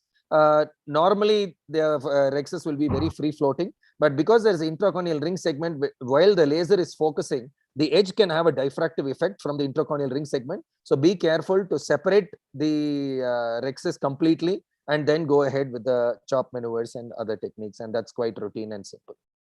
So that's all I had to add for this. Thank you so much. Thank you, Shreyas, for introducing such a complicated topic. The thing is, in hazy cornea, Sourabh, I would ask you, in hazy corneas with opacities and all those, if you're proceeding with just cataract surgery, what are your tips to enhance the visibility and end without complications? Yeah, I think as Shreyas mentioned during this thing, though he didn't show, you can use the endo illuminator from the side, so which enhances. Always stain these capsules and stain for a bit longer period than usual, because that will enhance the visibility of the capsule during capsulorhexis, because capsulorhexis is essential for these cases if you want to do phaco. Otherwise, I think if the opacity is really big and cataract is really mature, I think small incision cataract surgery in certain cases is also a good idea, because there, even with less visibility, if you are experienced enough, you can remove the cataract in much safer manner. But I think very well highlighted by Shreyas that you have to first stabilize the cornea before jumping onto cataract surgery, because that is one of the common mistakes done by young surgeons. Also, it is important to know whether the cataract is the major cause of visual loss or it is the corneal opacity. Because unnecessarily, there is no need of cataract surgery if the corneal opacity is the major cause of vision loss. And the other way around also. If I can, yeah, exactly. Other way around also. Yeah. I was going to say the other way around is even more important, because when in doubt, I would say go ahead with the cataract surgery, because what we think is a paraxial corneal opacity, which might be compromising vision, we'll be very surprised to know that these patients will get 6/9, 6/12 vision post-op and will be very happy with what they have got. So wherever possible, if I find that the opacity is not very large, not a leukomatous opacity, I would go ahead with cataract surgery. And very often these patients can even be, if necessary, fitted with a contact lens, and they'll have excellent vision in the post-op. Yeah, just to clarify what Saurabh, just to clarify what Saurabh said, the endo-illuminator part, you were talking about the endo-illuminator which VR people use. Yeah. That is to be used on the cornea with the, maybe best will be the switch off the light of the microscope and direct this one. You can even go into the anterior chamber through a paracentesis through this, but then you will lose your other hand to do the chopping. You can have an assistant hold it very close to the cornea, and that itself creates a very, very different view of the cataract through a very hazy looking cornea when we look through the microscope. Sony, what would you add on to this case? And after that, we'll go to the next one. I would agree with both of you. Yeah, we use an endo-illuminator in an exo manner. You can just press on the cornea. And I would say we should be ready with all armamentarium, including iris hooks, etc., viscoelastic, etc. in these cases. Like we shouldn't be suddenly surprised that the pupil is becoming small. Immediately, you should have a plan B. And also probably in certain cases, a sector iridectomy also can help the patient have a better vision in certain situations. And and stabilizing the ocular surface, whether post-refractive in a keratoconus or in an ocular surface disorder, is very important. Ocular surface disorder, I would like to stress that everybody please look at the meibomian gland openings, please look at the fornices and the cornea and the peripheral limbal cornea for vascularization and other signs of dry eye or whatever OSD, and clear that before your surgery. Otherwise, this patient will keep coming to you unhappy with post-op results. Shreyas, you wanted to make a point there? Regarding the illumination, sir, while having the assistant hold and by the side is fine, but somehow I find it very distracting, and very often they are not focusing on the right area where we require. So most often what I do is I do a pars plana port and put in a chandelier illumination, and that I find very, very, very good. It gives an excellent glow, which are, because our coaxial is running through the opacity, we will not get the red glow that we want for our Rexis or Phaco.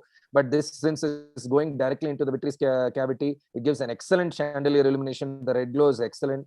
Even in cases where I have like failed grafts, where I have to do a cataract with a DSEC or DMEG, I find this extremely useful to do a safe cataract surgery. And it doesn't move, it's always fixed. And throughout the surgery, it is quite easy. You don't need anybody else to hold on to that. It's self-retaining. Hold it. And I think one more trick is particularly when you have you have higher microscope with the stereo coaxial, you can switch off the diffuse light completely and just use the stereo coaxial. That gives a very good retro glow, I think. And to Dr. Sourabh, what he showed in a keratoconus or in an irregular cornea, if you do not get repeatably similar K readings with your different instruments, what do you do? Which one do you follow? Which one will you take as good? I think it's a very difficult situation. So we just have to predict. So we have to take the central 4 kilometer K readings. I think we use the either pentacam or shine plug, whichever device you have, and take an average of the central 4 millimeters. That's what we generally do. Of course, IL Master nowadays even gives the 2K values.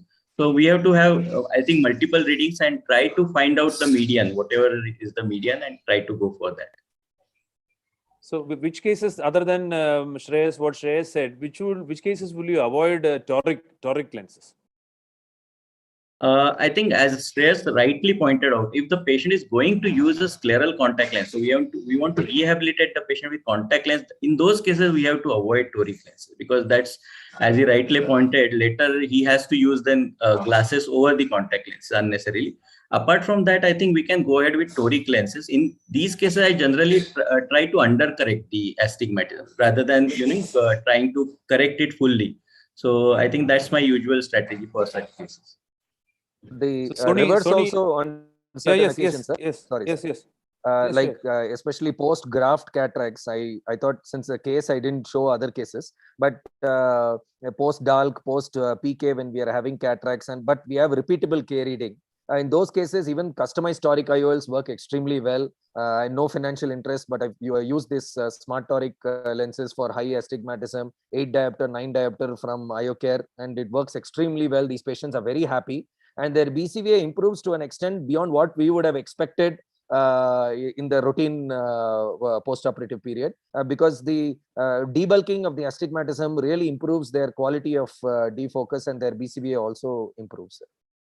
So I totally agree with that. And regarding what you use intra during surgery, because of the endothelium part, the dispersive viscoelastic, which I would say is the best, is Viscoat. I don't have any financial interest, but nowadays we are finding that the Indian made combination, a similar combination like Viscoat, is also doing quite well, and they are much cheaper. And if you can reintroduce them during surgery 2-3 times and retain the endothelium well protected. That's what I feel. I don't have any financial interest in this, but then the Indian companies like Orolab and Apasami, I've been using Orolabs for quite a long time now. The Orocoat Plus, which coats the endothelium very well, but it gets removed a little faster than the Viscoat. But so you may have to refill once or twice, but still it doesn't matter. Okay, so I think we have 15 minutes left, and I'll go on to the last topic on loose zonules and zonular dialysis. Is my screen visible? Yes. Sir. Yeah. So thank you again, KOS, for this opportunity, and KSOS initiative on this. So we'll make a short presentation on 3 different types of zonular dialysis or weak zonules. No financial interest in any of the cases instruments shown. See, zonular dialysis, which you see here, no absent zonules. First thing to notice is whether vitreous is there or not, and plug that area. If there is no vitreous, plug that area. I put Viscoat or this combination of sodium hyaluronate and chondroitin sulfate, which will stay there, and push it in through, and push it, additionally add sodium hyaluronate so that it remains there and doesn't allow vitreous to come out. If there is vitreous, please do a vitrectomy so that it doesn't influence, come in between your Phaco probe. So here is one case. There are 2 different types. One, this is again filling up with sodium hyaluronate and initially the Viscoat. So the point is whether the lens is wobbly or not. So see, some traumas, long-standing trauma or colobomatosis thing, it doesn't move much, and it stays stable, because even if it's a long-standing one, it remains very stable. There are other ones which very loose zonules which keep wobbling during surgery. The strategy will be different for both. So having a rhexis is very, very important. Without that, the game is lost. So have a incomplete rhexis in all these cases. It should be centered to the lens rather than to the limbus, because there will be a decentration of the lens which later will become centered. And I usually support the rhexis margin with iris retractor hooks and introduce a CTR. I will come to cases where you introduce it later also. If then it is a moderate kind of a nucleus and you have space, I put in the CTR first. My technique is the same, but it is a slow motion Phaco. Your bottle height is adequate to maintain chamber without fluctuation, very, very important, and low vacuum and flow rates. And the rotation, initial rotation after hydrodissection is a little difficult many times, but then slowly and steadily do the rotation after a hydrodissection, which cannot be very aggressive hydrodissection. And after Phaco, the technique is almost the same. Slow motion, everything comes out slow, and then taking out your instrument time after filling up the anterior chamber with Viscoat. That is very, very important to avoid shallow chambers. And if you put in a CTR, the cortex can get trapped there. So make the pull tangential to tease it out. And then again, before putting the IOL, before withdrawing, put viscoelastic.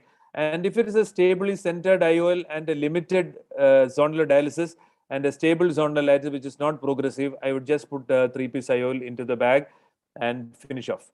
So this case, you can see that it doesn't look like it has a subluxation, but I put in phenocaine and see what happens. It's a relatively empty bag on one side and with weak zonules here. There is no overt, very obvious subluxation, but you can see the inferior bag, part of the bag, the posterior capsule is wrinkled and little towards the side. The anterior capsule is fine there. So there is a video by Sourabh, which he shows the absence of segmental absence of zonules. So when you have areas where the posterior zonules are weak, And here it's again, there is no cortex in the periphery also. So it's a solid kind of nucleus. So here I support it with capsular hooks. It can support the capsule. This is available from Indian companies. And after finishing the Phaco, I can put in the capsular tension ring. I go through basically the side port, that is a so that I can use the I think I went off too fast on that. So okay, through the paracentesis, and towards the end, I hold it with a microrhexis forceps and use a dialer to get it into the bag. And here, a 3-piece lens, it's a very well centered bag. It doesn't move much. So the 3-piece lens is placed into the capsular bag and the lens centers very well. And now you remove the hooks there. So here is another case, a rigid small pupil with weak zonules and a very hard cataract. So I use iris retractors, see the get the visualization proper, and then see initiate the rhexis. This shows the wobbly lens. See, touch on the rhexis bag, the whole lens moves all directions. So here having a sharp instrument is very, very important to make an initial nick. And I will show you. See, when you push onto the capsule, the whole lens moves. So then here is the technique where you can stabilize the part which you have cut by using 2 capsular rhexis forceps. Stabilize the cut part and then pull it away so that you give counter traction and the whole lens doesn't move, and then pull towards the other side with another capsular rhexis forceps. So then you are able to maintain the lens without moving and give counter traction. The other way is to put iris retractor hooks in areas where you have already created the capsular rhexis. But then sometimes you will end up with a very small rhexis. If it is too small, we can again repeat this procedure to make it close to 4.5 millimeters and not make it too large also, because later we need this rhexis to place the lens. So now I have 4 iris retractor hooks catching on to the rhexis margin also. So you can see there are 8 hooks, one for 4 for the pupil and 4 for the because here I don't implant the CTR early because I feel it's a very wobbly lens and a very black cataract. I would rather damage more zonules than getting a stable lens by trying to put in a capsule tension ring at this stage itself. So many times after this, we do a hydrodissection. It has to be very gentle. We cannot introduce too much, but look for the wave which follows. Now it has not happened, but now the wave is going ahead. And then I do the debulking of the center and the same Phaco chop technique like we do in regular cases, but very slowly and very slow, very meticulous separation of the posterior fibers and very slow rotation, gentle rotation. And always we need to have this viscoat covering the peripheral zonule so that you don't get fluid go into the anterior vitreous phase. That is one thing which happens because we are doing it slowly, and forceful fluid going inside can seep through the peripheral weak zonules and less zonules, and it can go into the AVF and it can hydrate it and bulge up. When you reach the cortex aspiration stage, we'll realize that the PC is bulging up unduly, and it is very scary that you can catch the posterior capsule very often. So try to avoid that by plugging that area with the viscoat. And now cortex aspiration, I am not a proponent of bimanual, but bimanual in this kind of cases is a very, very useful step. You can always take it out, very gently aspirate in the center. And now I go ahead with the capsule tension ring implantation. So now I can, because aspirating the cortex with this kind of a loose bag and a CTR is very, very difficult and time consuming. Once I do this, I can keep introducing it. My second instrument is always there to reduce the tension on the rhexis margin. You can hold it, and also the microrhexis forceps will guide it into the capsular bag. Once that is inside, I release the hooks from the rhexis margin, and the 3-piece IOL goes into the sulcus. In these kind of cases, I find that placing into the sulcus and optic capturing is the best way. And after I place one haptic inside, the other haptic is also dialed into the sulcus. And then we should make sure that you take out most of the visco which is inside the bag. Now I have placed only sodium hyaluronate, and so it is a cohesive viscoelastic which by irrigation and minimal aspiration comes out in a bulk. And once it comes out, see, now I am irrigating, and after that we can aspirate with the with your bimanual or your coaxial and have irrigation on and get one part of your optic underneath and tuck it inside. So your rhexis has to be small enough and centered well to get the IOL centered within the capsule bag, and this ensures long-term stabilization of these kind of cases. I'm not going into sutured rings because there is no time to discuss all those things, and we'll come to thank you very much for this. And we have 7-8 minutes left, so we'll move on to comments from Shreyas first, Sourabh and Sony on subluxated lenses. Your takes, comments on the cases, and your tips, please. Wonderful video, sir, and great learning points as always. I definitely use capsule hooks a lot, and I find it very comfortable to do the Phaco with the capsule hooks rather than introducing CTR in a difficult case like that which you showed. However, maybe it works well in your hands. You're very experienced, sir. But for surgeons like me and for many of us, I think it's better that we use the capsule hooks itself for the holding the capsule rather than using iris hooks, which can be a little more tricky and can cause tearing of the capsule. Whereas the capsule hooks have a knobbed end and are less strain on the capsule itself and hold it, tent it up quite nicely.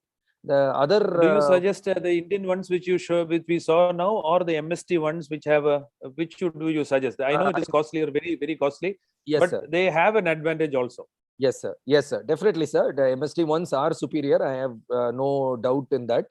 But more because we keep recycling them, reusing them, and use it many times over. More often than not, we are using the Indian ones, but they are comfortable enough, and in most cases, we are there's no major issue, sir. Second point about the CTR placement, I also prefer using the side port. But while it doesn't matter in a case of diffuse zonular weakness, in any patient where there is a focal weakness, more than for me the side port or main wound, it is the direction of the zonular weakness. So I would always like to put the CTR, introduce the CTR away from the area of weakness first. So whether it's a left-hand side port, right-hand side port, or main incision, whichever is away from the zonular weakness, to introduce the CTR. Lastly, the CTR placement, I also prefer to use it as late as possible because the cortex aspiration, epinuclear sheet removal can be a little tricky and cause pulling of the zonules. So using capsule hooks initially, finishing off the case to the extent possible, and introducing the CTR at a late stage makes the surgery very easy. However, I would not hesitate to put in the CTR at a point where the bag is already quite empty, and you find that sometimes there is a posterior zonular weakness also, and these the bag keeps trying to float up more anteriorly when there is a posterior zonular weakness as well. So then that becomes more risky, and there is a higher stretch of higher chance of PCR in those situations. So that time it is better you put in a CTR, stretch the bag nicely, and then continue with the safe phacoemulsification for the last couple of pieces. This is what I wanted to add. Thank you, Shreyas. Great points. Sourabh, please. Yeah, I think great series of cases, lot of learning points. Couple of things which I would like to highlight, which you already highlighted. The IOP during the surgery, I think you mentioned that we have to keep the IOP bottle height little low. So my general parameters, if I am using the regular gravity-based system, is 60 to 70 centimeters of bottle height, and then change the parameters accordingly. If I'm using the IOP control system, then I have the luxury of using, say, 30 centimeters of bottle height as well. So that reduces, as you rightly pointed, the fluid deviation, which sometimes is quite troubling and can cause PC rupture also during the procedure. Another thing which you also already pointed out, use heavy OVD, dispersive OVD in the periphery. So in this case, not just the endothelium, but the peripheral part where zonules are weak. If you try to maintain this heavy dispersive OVD in the periphery for a long time, the fluid deviation decreases. That's my experience. And the third point, I think for the initial case you showed where there was a vitreous prolapse through the subluxated area, recently what I'm doing is I'm doing pars plana antiovitrectomy in such cases. And I find it quite useful in this particular set of patients, though in other cases you can do antiovitrectomy quite well. But in these cases where the entire lens is intact, you can just go pars plana, do limited antiovitrectomy. So the antihyaloid is completely, removed. And that kind of completely takes care of vitreous in the during the course of the surgery, as well as avoids that fluid deviation which makes the posterior capsule little wobbly. So I think these things, and MST force, these capsule hooks are very important. So if you're tackling young age subluxated cataracts, I think I would like to use these PMMA MST hooks because they give very nice support, and that's probably more required when the sclera is more elastic, particularly in case of pediatric age group. Otherwise, I think the Indian ones with the Prolene ones are quite good. One small point regarding that MST hook, it's a loop kind of thing which goes to the equator. So when you put a CTR with these hooks, you can have the CTR going through that, and then it's a tough situation. Yeah, so you have to release each MST hook when the CTR goes in that area. Yeah, and also there's a Chang modification of this to reduce the space through which this one CTR may not usually go inside, but that has to be kept in mind. Yeah, Sony, please, to end. Sony, tips, please. Yeah, wonderful videos, Minu. And one great tip I have got is holding the trailing eyelet with the forceps is a wonderful idea. I usually use two dialers. This is wonderful. And plugging the vitreous at the area of the loose onules is very important. And I have given up using the Indian iris, the capsule hook somehow, because I'm not very comfortable. Through the procedure, I suddenly see one standing up, which gives me a lot of irritation. So I generally use the iris hooks itself. Maybe I should try the MST. I have not tried. That's filling up the capsular bag with retentive or dispersive viscoelastic while aspirating the cortex. It will retain the bag full. When you feel that the bag is getting empty, I would put in more retentive viscoelastic, means cohesive, the dispersive viscoelastic, and have less aspiration flow rate, and catch the cortex and bring it to the center and finish it off there, rather than having too much of aspiration rate. So I think we have exactly finished at 1:30 for 1 hour. Our exact time has been completed. Very well discussed, everybody.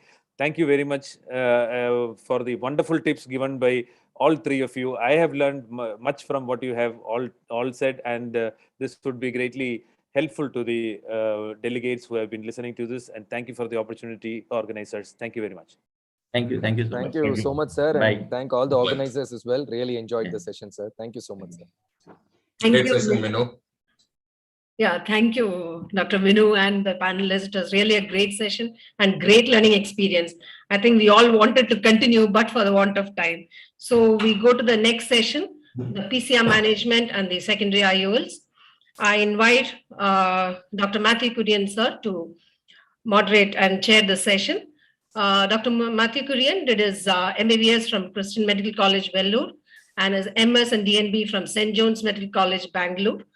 He has a fellowship from Ratan Tata Cataract Fellowship from Shankar Nethralaya, and he's assessor of National Accreditation Board for Hospital. He was the medical superintendent head of cataract services at Nayanar Nethralaya. Currently, he's a medical superintendent at Chaitanya Eye Hospital, Kochi. And I was really fortunate to get trained from him. And now when I'm training my trainees, I aim to be a teacher like him. He's such an exemplary teacher. Thank you. Sir, over to you, sir. Thank you, Dr. Bindu. Thank you, Ksos, for this great initiative of going topic-wise, club-wise to be much more inclusive. And without further ado, I'd like to go ahead and introduce my excellent panelists. We start with Dr. Samresh Srivastav, who is completed his DNB from Shankar Nethralaya, Chennai, Phacoemulsification and a refractive surgery fellowship as well. The refractive surgery fellowship is when I got to know him at Nayanar Nethralaya. He is well known to all of us as a recipient of many awards, the best poster paper as well as the best videos at ASCRS and APACRS. And he's a prolific publisher, very innovative in his thought process, and it's a pleasure to have you, Samresh. Dr. Deepak Megor, I've known him throughout my tenure in Karnataka. He completed his graduation in Karnataka and then subsequently his ophthalmology training at Minto Eye Hospital in Bangalore itself, completed his FRCS from Edinburgh, and then as Dr. Arup pointed out in the morning, placed Bidar on the international map in ophthalmology with his excellent videos. He, along with Sourabh, who was in the previous session, runs the training website called phacotraining.com. And he again is a recipient of many awards at the state as well as the national level. Thank you, Deepak, for being part of this session. Finally, my friend Adrian, he was my immediate senior at residency in St. John's, Bangalore, and he is head of the cataract services at Narayanetralaya 2, as well as in charge of training for resident and fellow in cataract SICS as well as Phacoemulsification. Fantastically innovative surgeon, and I'm sure that the entire session will be illuminated with his videos. So without further ado, I will go on to my screen. So here we are talking about various causes of PC rupture. It's fairly easy in certain situations to recognize that there could be a pre-existing rupture. Posterior polar cataract is something we are all familiar with, but iatrogenic situations like here, where the patient has been a recipient of an intravitreal injection, and you can see the track of the intravitreal chemical. Here, during a femtocataract, we notice this small clumps on the posterior capsule. At that point of time, I was not really sure what the significance of that was. The initial steps of phacoemulsification was fantastic, but then as the epinucleus was being flipped out, there was a large rent which was managed, and optic capture was completed. This was intravitreal dexamethasone implant, which was actually intralenticular, and there was a rigid pupil opened with hooks, and then we could easily see that. This is post-vitrectomy eye. There was a lens touch, and you can see that the rexus margin, or the posterior rexus margin induced by the lens touch, is fibrosed, and oil was coming out during the surgery. So these are pre-existing cases that we should be aware of. Next look at the other very subtle signs which we may tend to miss. This is a trainee that was doing a rexus. The rexus was apparently complete, but you can see on top over here that there is a small area which has not been completed. The trainee failed to recognize this incomplete rexus, and during hydro failed to recognize this flip of the nucleus, and that was the first sign that there was a PC rent. Drenching was started. Again, the phaco salute happens. At this point, the lens is supported initially by the anterior hyaloid, and then when that also goes out, the tremulousness is there and the nucleus disappears. So there was a failure to recognize these early initial symptoms, and you can see that the capsular tag, where there has been an extension, is what was the initial miss that created the problem. Here we have a case where there is an enthusiastic chopping which is performed blindly under the iris. And at this point, the rexus margin is cut, the PC rent has happened. The signs that we are looking for here is the difficulty to rotate the nucleus, which was easily rotatable earlier. And then the slight subluxation of the nucleus, which again at this point also is missed. And then fortunately, it could be retrieved at this stage before it became a nucleus drop. Pupil snap sign has been described by Ronald Bio and is more common in femtocataracts. You can see the pupil stretching and then the snap. The rent has happened at this stage. At this stage, the nucleus looks intact because it is again supported by the anterior hyaloid.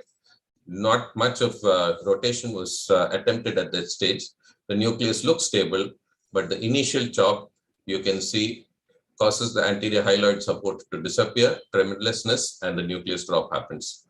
So again, there is a failure to recognize these early signs and symptoms, which is what the cause of this nucleus drop.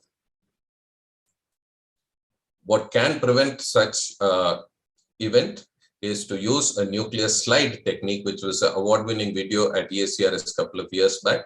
Cortical cleaving hydrodissection is performed, and then the fluid is released to prevent a blowout of the posterior capsule.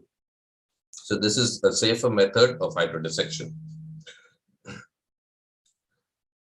Here during trenching, the initial trenches are from one end of the rexus to the other end of the rexus.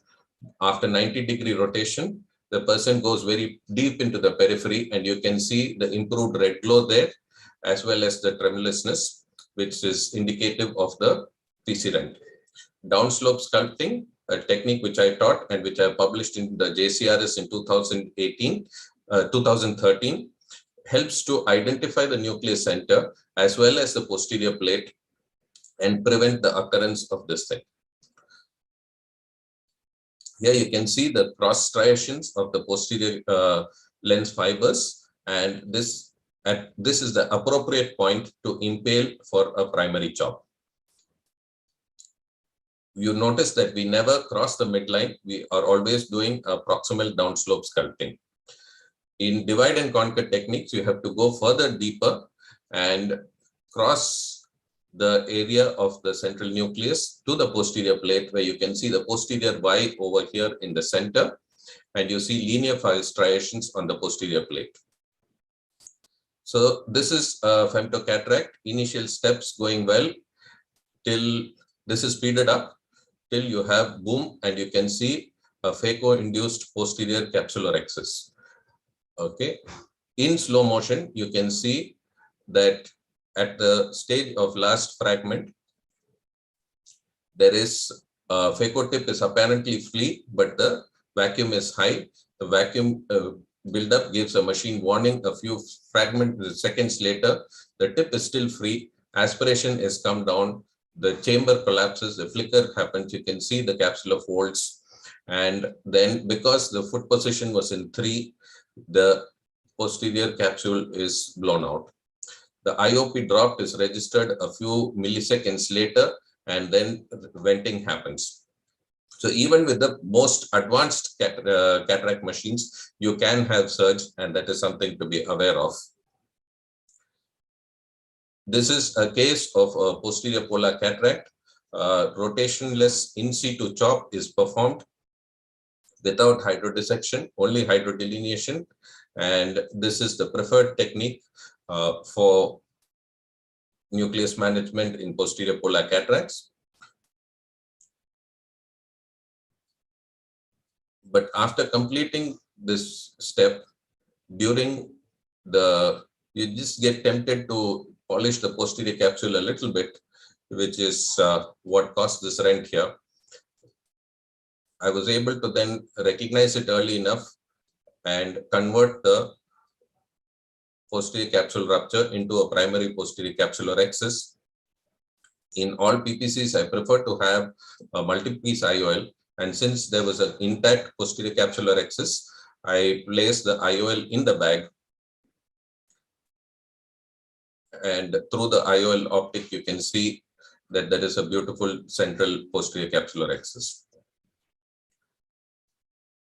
So this was the other challenges happened during IOL implantation. Forceful implantation through the posterior capsule creates a rent in this situation.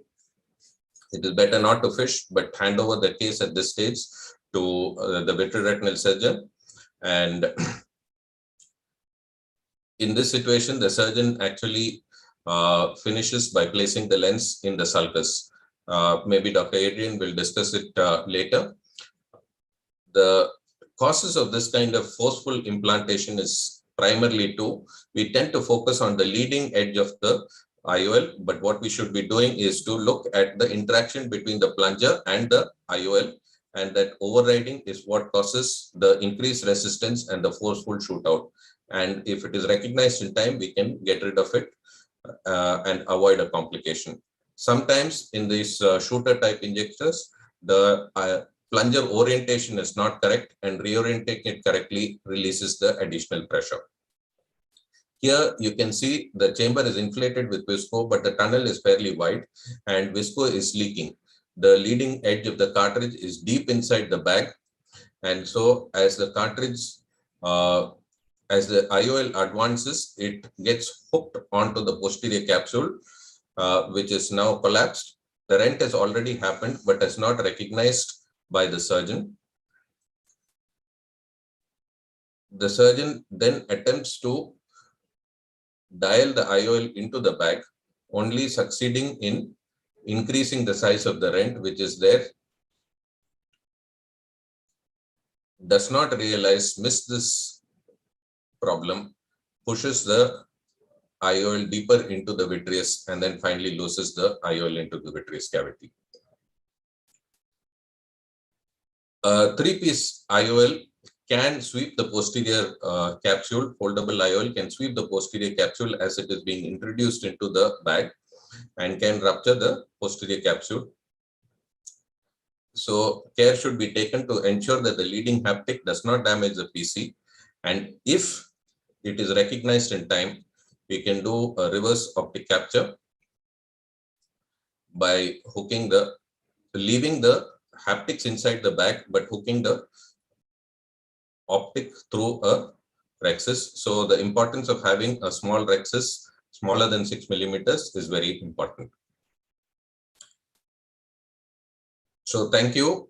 I will stop my screen sharing. And I invite Dr. Adrian to have some comments on IOL in the reverse optic capture and the optic capture techniques. Dr. Adrian?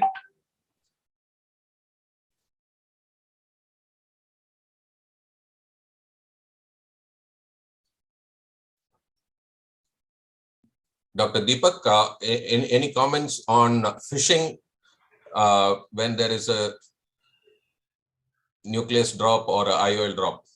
I think that is one important issue which you raised. You showed both the nucleus as well as the IOL being dropped, and one clear-cut message from this session would be that although there is a great temptation for us to go and hook them and fish them out, I think that's probably the greatest misadventure one can do in these situations, because we need to understand that the outcomes when a VR surgeon handles them are almost unrecognizable from a routine one. So I would request all the younger surgeons to avoid the temptation to go and just fish them out. Once it is beyond the posterior capsule level, just leave it there, and you'll be surprised at how the outcomes are so good. Actually, you just have to close it as early as possible, leave it for the VR surgeon to handle it, and the outcomes will be very good. But you showed a lovely series of all very cases where very subtle changes were there which could not be picked up. Thank you so much. I think what is critical to realize is the surgeons, when they look at the video, will immediately recognize these early signs. But in the heat of the moment, during that focus of the surgery, there is like a tunnel vision happening. So they are so focused on maybe the Phaco tape or the second instrument tape, or in a very narrow segment of what is visible on the microscope, that they are unaware of these events that are going on, which I think just seeing these kind of things happening again and again on videos preferably will prevent them from experiencing these things. I think the inexperience is an important attribute, which because they are not seeing anything else. They focus only on the Phaco tip or the plunger. So the PC rupture is not visible to them. A second important thing is we should understand that most of the beginner surgeons don't have access to the stereocoaxial illumination, where these small PC rents could be detected earlier with an enhanced red glow. So a combination of inexperience and lack of a better visualization system all add on to this misery of missing out detection of early PCR recognition. Back to you, Adrian. Any thoughts on optic capture and reverse optic capture techniques? Yeah. The first thing is that not many people are exposed to the the concept of posterior assisted levitation. This is very important, especially for people who have an early or the IOL never shoots down and goes straight into the vitreous. It always gives you a first, a second, and a last warning. So in the first and second stage, I've seen you do that. You've captured it very well on those videos. I have a few of those myself. But if they can, I wouldn't say stab, if you have a nice 26 gauge needle ready, that helps a lot in bringing up the thing while it's still in the anterior vitreous phase. It's not a concept that is taught, and but it would be a great thing to highlight it at this stage, because the IOL and the thing always gives you a chance to retrieve the situation before it finally sinks like the Titanic into the thing. Yeah. Thank you. Dr. Samresh, your thoughts, a few comments from you, and then we'll proceed with your talk on vitrectomy techniques. Sir, I think yours was a very great talk, and it showed all the signs. What reminds me is that when I was doing my training, I was trained by Dr. Shripriya Krishnamurthy in SN, and she said that initially for the beginning doctors, if you think that nothing is happening the way it should be happening, you look for a PCR and prove yourself wrong. So always be on the alert to see any small thing that's happening. Your chamber's getting deeper, IOLs are not rotating, lenses not rotating, fluidics are not working. Assume it's a PCR and prove your way out of it. And that has helped me all this while in these years to pick up early signs of PCR, just like you had shown. Thank you. The challenge for the beginner surgeon is, for them, it is not very clear in their mind what is supposed to be ideal or normal rotation, what is supposed to be the normal feel of a chop. So the lack of rotation is something that more experienced surgeons are able to understand, and that triggers that one neuron which tells them to stop and look back once more. But for the beginner, what is normal is not so well understood. Okay, so thanks. We'll move on to Samresh's talk on vitrectomy techniques for the cataract surgeon. Thanks a lot, sir. Thank you for inviting me for this talk, and I'll just keep it brief on this presentation. For us cataract surgeons and anterior segment surgeons, anything beyond the posterior capsule is a big no-no, because it scares us. Mostly because we've not been taught the right paradigms of anything beyond the lens during our fellowship, and there's a big fear of going in that direction. So I'm going to be discussing how do you manage vitreous disturbance in case of a posterior capsule rupture.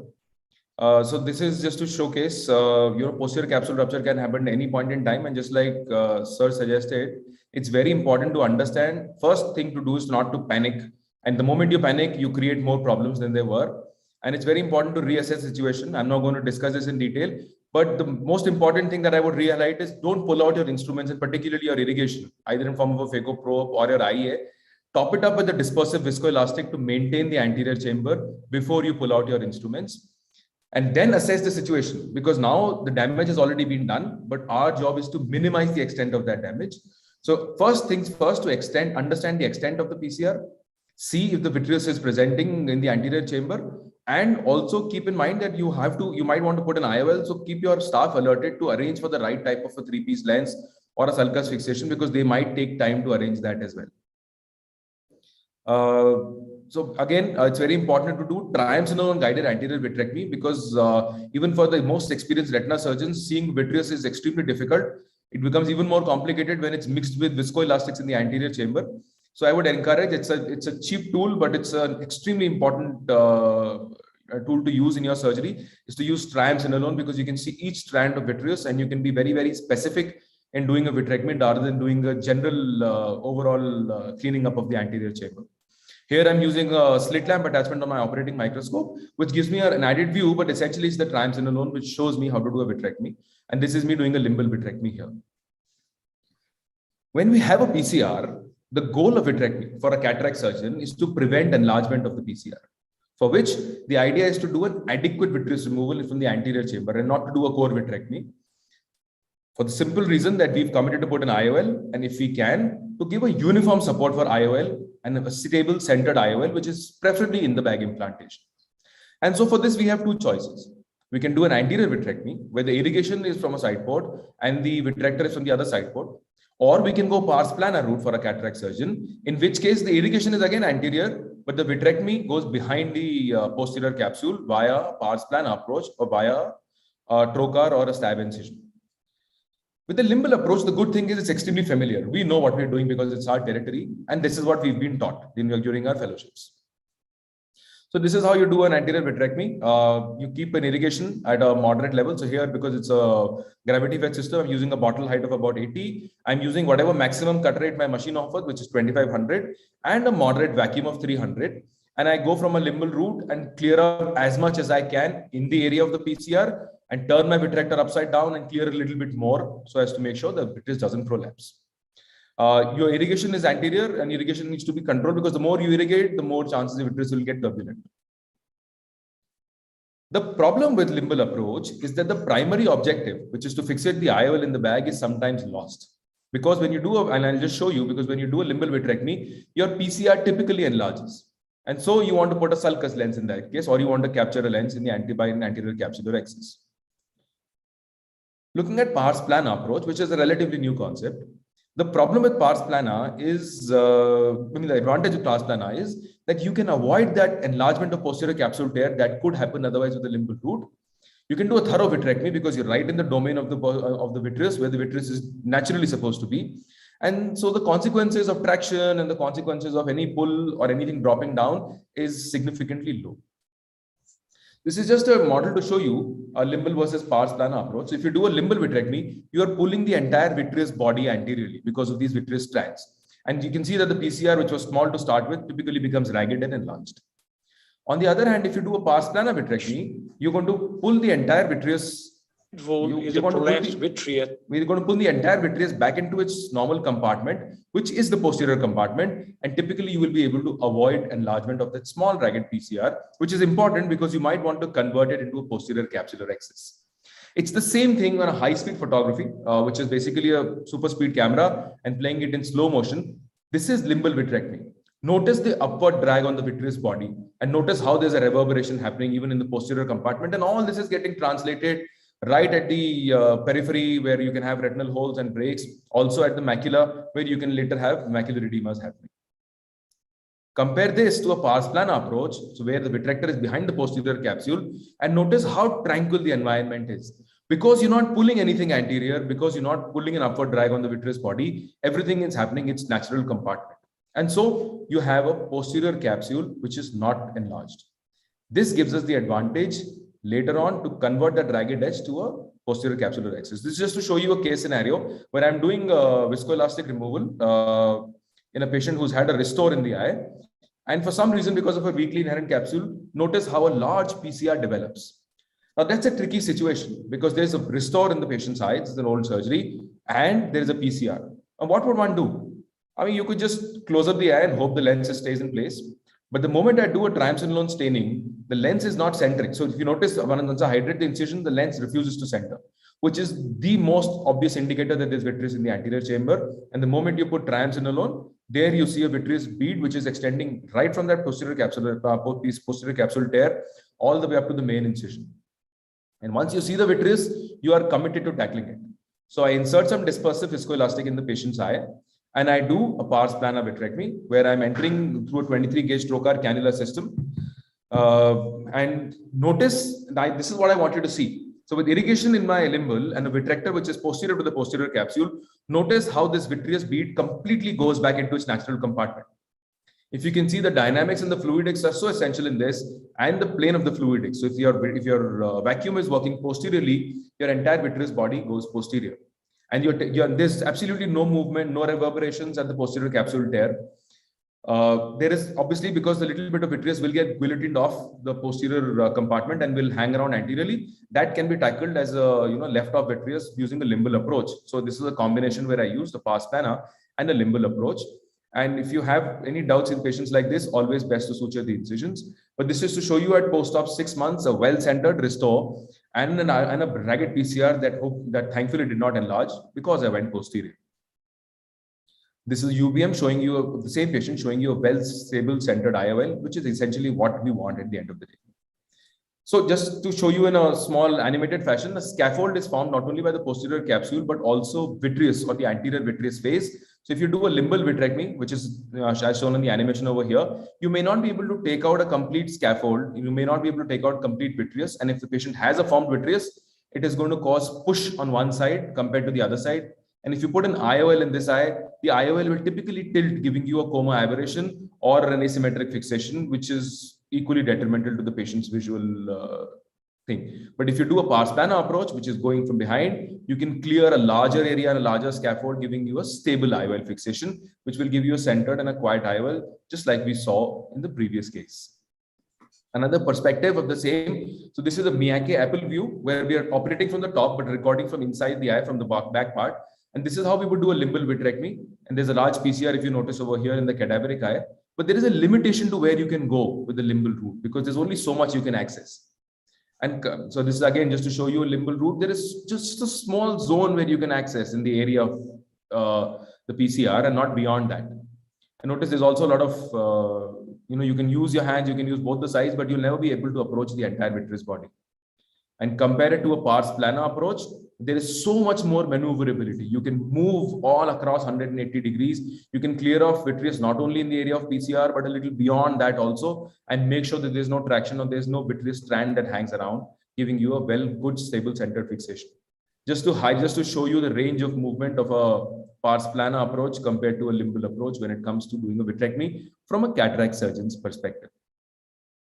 Again, I'm just going to run through this because this can be taught clinically also, but you can do a pars plana entry in using either a trocar cannula system, which if you have an access to, or you can buy and keep a few. It's not very difficult. So here I'm using a Greischeber's trocar cannula system borrowed from our retinal colleagues. So you have to go a little bit into the sclera, and if you have good, nice new trocars, sometimes you can get away by putting any force, and these can go in nicely into the eye. And it's easy to put a vitrector through these. And then they're mostly self-sealing, otherwise they can be sutured off. So notice how a vitrector flows in, the 23 gauge vitrector flows in directly through this trocar cannula system. But if you don't have a trocar cannula system, I have not shied away from using an MVR knife 3 mm away from the limbus. Obviously, it's understood that we need to suture off this incision, and you can't just leave it to nature to heal. So just to summarize, please don't take any step lightly. When you have a PCR, take your time to assess and reassess the situation. And because the damage is done, our job as cataract surgeons and refractive surgeons is to provide a quiet, good eye. So if you're not confident of putting an IOL, don't put an IOL. If you're confident, you go ahead and put an IOL. But most importantly, get the retina evaluated, the peripheral retina as well as the macula, by a trained good retinal colleague of yours in the follow-ups, because no matter how good we do, something can go wrong. And these things happen even in the best of hands. Thank you. Thank you, Samresh. Excellent videos. Quick question. Has your settings changed with the modern machines where you have IA cut and cut IA availabilities compared to the older machines which did not have this switchable options? So my preference would be to use when I do a vitrectomy, when I'm doing a primary vitrectomy, I would cut first and aspirate later. So I would use the cut IA mode with the maximum cut rate that the machine can offer, and about a 250 to 300 vacuum, and a bottle height just about enough to maintain the anterior chamber.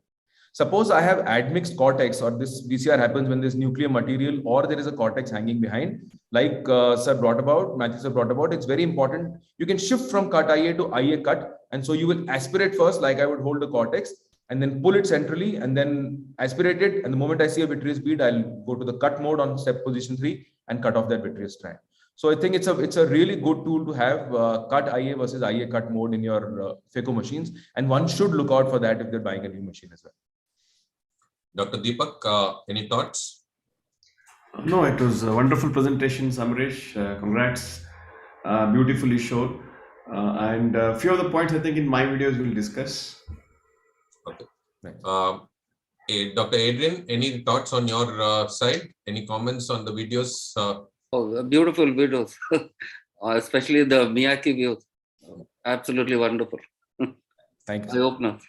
Yeah. Okay. So, Dr. Deepak, we will move on to your session, which is the do's and don'ts of managing a PC rent especially for beginning cataract surgeon? Thank you, Matthew. Thank you, Matthew, for the opportunity. Thank you, all the organizers, for this wonderful meet. I'll be speaking on, as we are on to the posterior tear management. We all understand it's inevitable, but I'd like to begin my presentation by saying that it's avoidable in majority situations. And I think the PC rates have dramatically come down over the last many years compared to what they were 10, 15 years back, because our understanding is better. We should have a definite plans of management, and I believe that these are the 6 goals of management of a PC tear, and most of them have been covered by Matthew as well as Samresh. But early diagnosis is probably the most important aspect. If you can do that, half the battle is already won. So I'll be specifically focusing on 2 or 3 aspects of these goals, and now why this diagnosis is challenging, especially when we have an overlying nucleus. It's difficult to predict how the PC is beneath it. So whenever we have the nucleus tilting or shifting, high degree of suspicion, just stopping there, having a second look, and moving it aside and trying to see, underlying PC tear, that usually will bail you out. As Dr. Samresh was telling us, try to rule out PCA and prove yourself wrong. That should be the first step. And but if you can diagnose it early, always when you convert to SICS, you can always going to prevent an nucleus drop. This is another case where the nucleus was tilting. As soon as you enter the chamber, the nucleus is tilting, and it could be because the patient hasn't had an intravitreal injection, which has not been you are not aware of it, and invariably you should suspect that something is wrong here. At this stage, I think I was sitting temporarily. I just moved superiorly, then create a scleral tunnel, and if you're skillful in doing SICS using a bimanual way of prolapsing the nucleus out through the small rexis also, but importantly push in OVD first, a dispersive OVD, that's viscoat or viscoat-like, which provides a tamponade, and then you extract the nucleus out, maintaining the integrity of the rexis so that you may enlarge it a little bit, but if you can have the rexis intact, you can achieve a good optic capture at the end. In this case, I'm not using a trocar, I'm using MVR blade and a conjunctival flap resection just to have access to the vitreous cavity, and it gives wonderful access to also some of the loose cortex which would have gone down. And because we have a good rexis, we could achieve an optic capture, and the case essentially looks well. The key message here is diagnosing it early, otherwise I could have lost. Like in this case, there's no sign and the nucleus just disappears. So the message here would be, when the nucleus is sunk like this, just don't do anything. Clean up the case immediately, close the case, just tell the patient that I couldn't remove the cataract, it has to be removed by somebody else, or say if it's not in-house, then get it fixed, and usually the results will be quite amazing.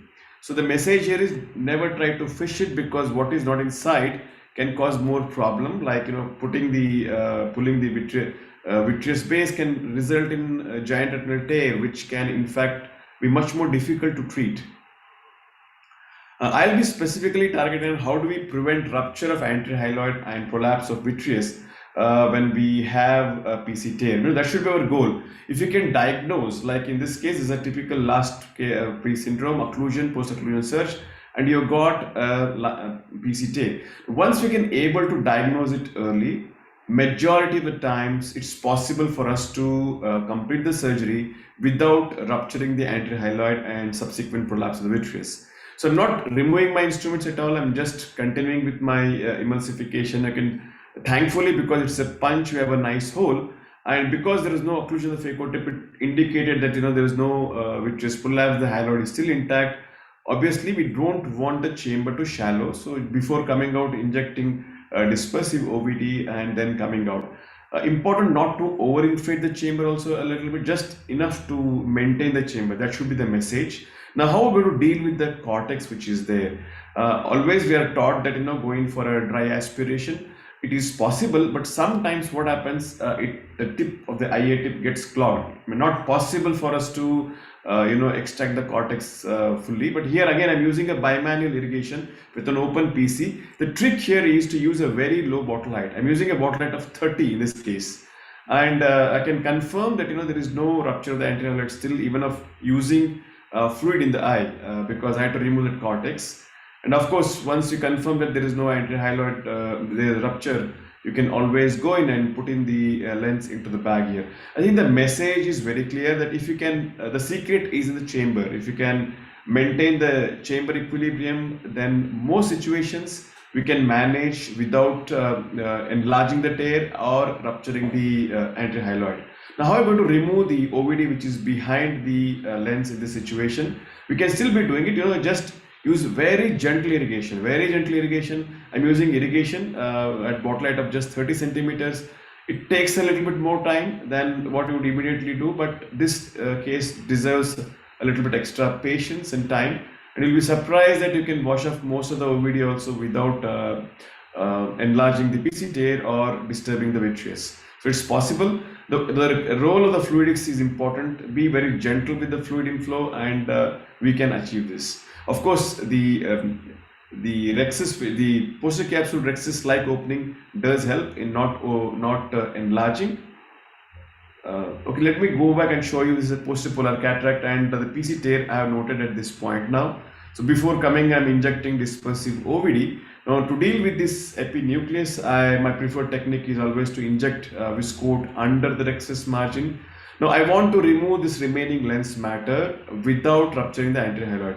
Let us see whether it is possible. So one thing, when we use dispersive OVD, the chamber maintenance is good, as well as it gives a sort of a barrier effect. So that also helps. It takes a longer time to be very gentle and able to see the posterior capsule tear very well now. But I'm still certain that the anterior hyaloid is still not intact. So it's going to take a long time to be very gentle and try to do it at a very low fluidics.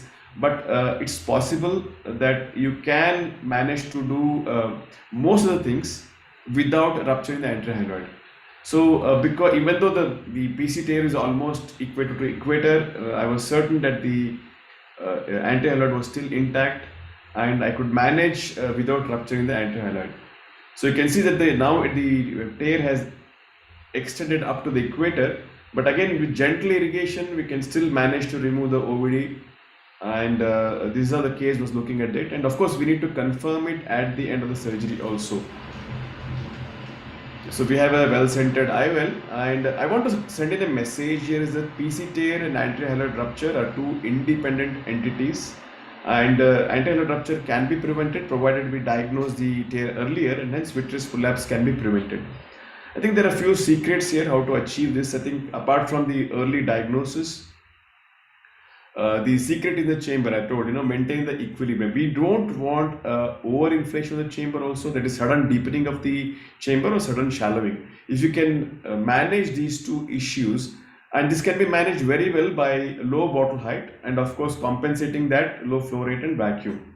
The second important attribute, the secret would be to use a dispersive OVD. It is a lovely effective barrier, and it compartmentalizes and really helps us to separate things out, and it prevents the sudden gushing of irrigation fluid when we enter the chamber, and it has an important role in preventing the rupture of anterior hyaloid and vitreous prolapse. The last part of my talk is going to be on how do we prevent enlargement of the posterior capsule tear. The standard prescribed norm nowadays is pars plana route, but if we are using an anterior limbal route, this also is possible. This is the this is the posterior capsule tear which is there. And I begin by injecting dispersive OVD first, and then staining of the triamcinolone acetate, vitreous by triamcinolone acetate. And of course, we can see that the prolapse of vitreous is there. Now, can I deal with this vitreous without enlarging the tear? That is the challenge here. Again, the trick is going to be working on our fluidics, and where we place the port. The port has to be, port of the cutter has to be placed at or below the level of the posterior capsule tear. And if the irrigation is very gentle, then we can suck out all the prolapse anterivitreous first and deal with all the vitreous surrounding the posterior capsule tear without enlarging the posterior capsular tear. And I'm again using the same cutter to aspirate some of the cortex. Again, the principle needs to be understood that whenever there is a vitreous prolapse, I think first vitreous needs to be dealt with, then later on when the chamber is free of vitreous, then only can we go in and venture in removing the the cortex. So once the vitreous is removed, then followed by cortex, then time to implant the lens. Like as I could, I'm able to see that I could be able to maintain the posterior capsular tear the same level, so I could manage to place the intraocular lens into the bag here. The only price which we have to pay in such situation is time. You have to be very slow and very gentle, because you are going to put in a lot of OVD, and it also is going to slow down things. It takes a lot of time also to remove the OVD. Now here I am using a cutter to go back into the vitreous cavity and try to remove the OVD, some of it which has gone down. It's important because you will have pressure spikes, and it's mandatory to monitor the pressure for the next couple of days. And if you're careful and manage the fluidics well, the most important change which I would request to the people who would want to manage posterior capsular tear is to monitor your bottle height. So once you're able to manage things with a very low bottle height, we can successfully manage most of the posterior capsular tears without enlarging them, even through an anterior route, and you can place the lens into the bag. That would be it. Thank you for attention. Thank you. Great videos, Deepak. So I think the take-home message is there is no role for coaxial vitrectomy. Bimanual vitrectomy is the route. The irrigation at a higher plane, the cutter at a lower plane. If you can do pars plana, well and good. If you cannot do pars plana, or you're not comfortable with pars plana, bimanual limbal approach is good enough. And when you pay attention to these small details, you're able to achieve excellent results, which are practically indistinguishable from that of a routine uncomplicated cataract surgery. Any thoughts on IOL scaffold techniques or viscoscaffold techniques? Yeah. See, IOL scaffold technique, I utilize it only when I have got less than half of the nucleus is there, not the entire nucleus. And if I'm able to visualize my rexis very well, and half of the cataract is out, and the cataract is not grade 4, grade 5. These are few parameters which will ensure that that's the time when I use the IOL scaffold technique. The viscode scaffold technique I also use. Suppose I've got the last 2 fragments remaining and everything else is there. The visibility is very good. In that situations, the viscode itself, or viscode-like substance itself, is going to give enough tamponade. In that situation, I would not go ahead and do an IOL scaffold. I put in the viscode there, or remove the vitreous first and put in viscode, push these 2 fragments to the antechamber and the antechamber, and then emulsify them. If entire nucleus is there, I am very clear that I would not use either of them, just convert to SICS. Your thoughts, Dr. Samresh? Sir, I'm not used IOL scaffold because I'm scared of putting an IOL with a PCR in the eye with nuclear material. But when it comes to viscode, I use it extensively in my PCR to plug out the area of the PCR where I can do a phacoemulsification comfortably. What I have done in a few cases, and I think it's worth a try, is to emulsify the nucleus in the area where the posterior capsule is intact. So typically the PCR happens right where we are emulsifying, and it may be a wise idea to change your position. And sometimes I've gone so far ahead as to separate the irrigation. So I take a bimanual eye irrigation and put a phaco probe through a separate incision, where I can do a phacoemulsification on an intact posterior capsule and avoid any movement in the area of PCR. I plug the area of PCR with viscode and I do an emulsification on an intact capsular area. That has helped me at times.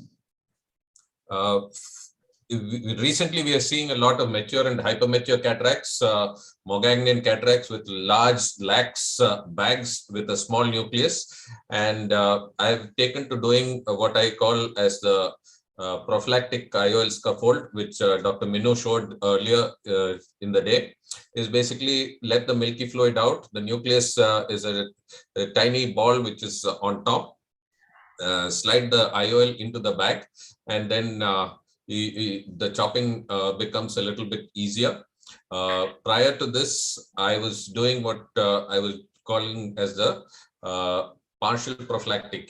Last fragment in hypermature cataracts with large bags with lot of lax posterior capsules, I would place the lens maybe just for the last fragment, especially if it is a little uncooperative patient and things like that. Dr. Adrian, any thoughts on the matter?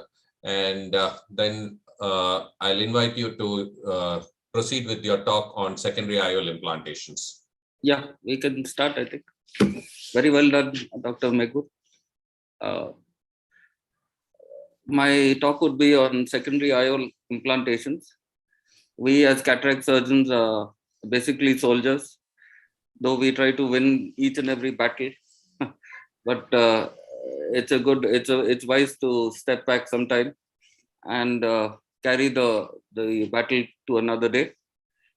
So secondary IOL implantations are backup surgeries, basically performed when things go awry with the primary procedure. The variation of surgical procedures are required to manage different scenarios. The status of the posterior capsule can vary from intact to partially deficient or totally absent. And therefore, the technique has to be customized to cater to every scenario. That basically sums up everything. These are the secondary IOLs most people are familiar with. I'll skip to the chase.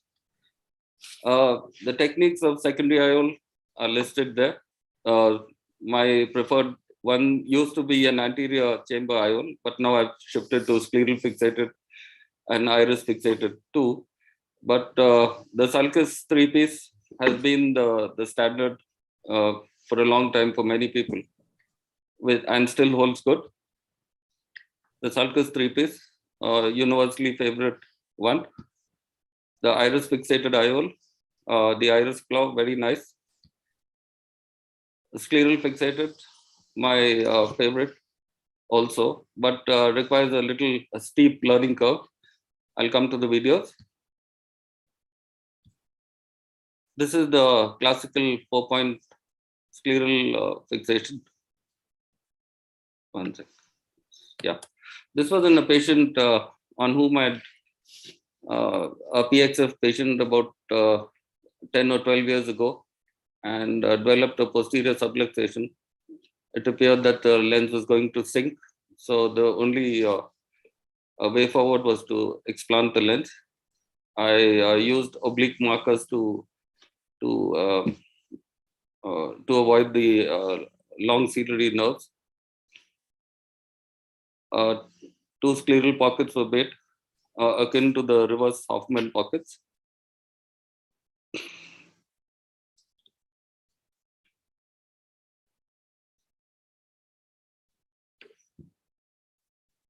The anterior chamber was entered and the IOL was explanted in toto, along with the bag finally. Yeah, I pulled out the bag because I didn't want the after cataract to hinder the SFIOL. Put in triamcinolone and did an anterior vitrectomy, as is want. Thorough cleanup is required. I usually put in an AC maintainer because that helps maintain the chamber stability. So once this was over, I usually put in the AC maintainer now. Once the vitrectomy cleanup was, vitreous cleanup was complete. This is another useful tool for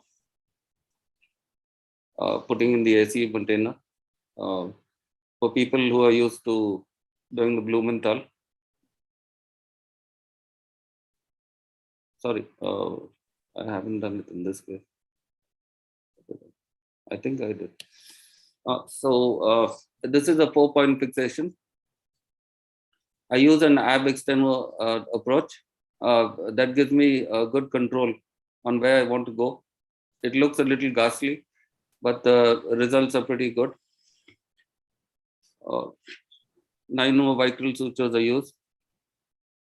I tie them individually to the eyelid, just in case one of the one of the sutures give away. Oh yeah, there's the AC maintainer. Does a pretty good job. The only problem is it can occlude your view sometimes.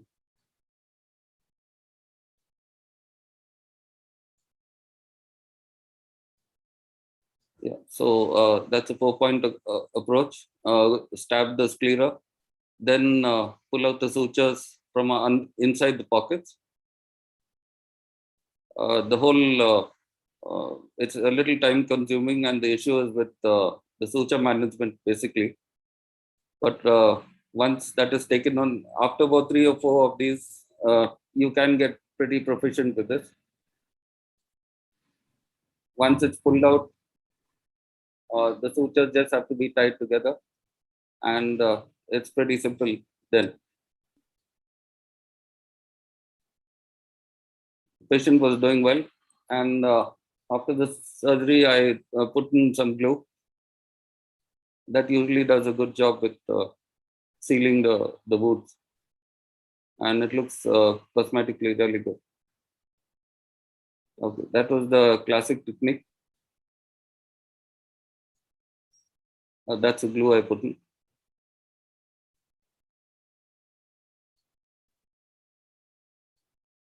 I just wanted to show that. Now, there are a few other scenarios.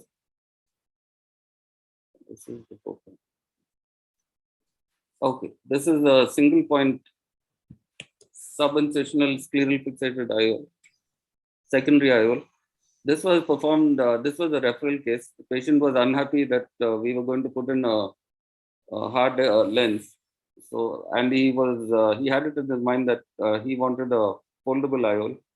So I did a kind of a jugaad here. There was reasonably good support inferiorly. So I went ahead with the closed loop IOL, the Oroflex lens.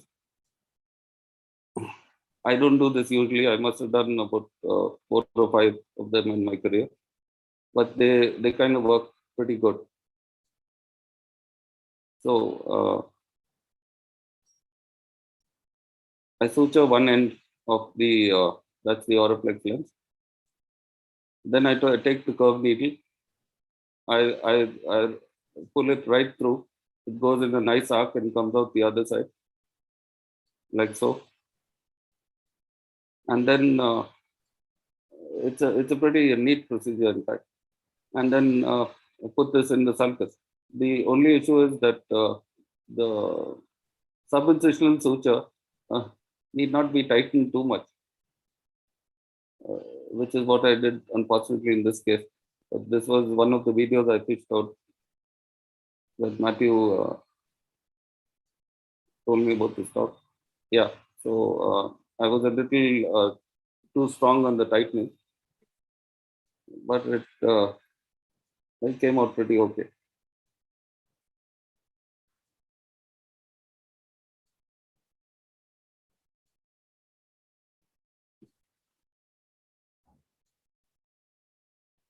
Yeah, that's why, because of it was a little decentered, but once the pupils constricted, it was fine. This is the dilemma of a broken haptic, which most seasoned surgeons would encounter. The issue is whether to take it out in toto, whether to put another lens in. So this is a topical case. My haptic was broken at the shoulder. I tried to see whether it would be decentered, and surely it was. So I used the scaffold technique, put in another lens. The scaffold is a very safe technique because it always gives you the leeway to do your manipulations after that. And it's very safe because you know the secondary lens is now safely ensconced in the bag. It's now that you can actually carry out the cutting with the alligator scissors pretty comfortably.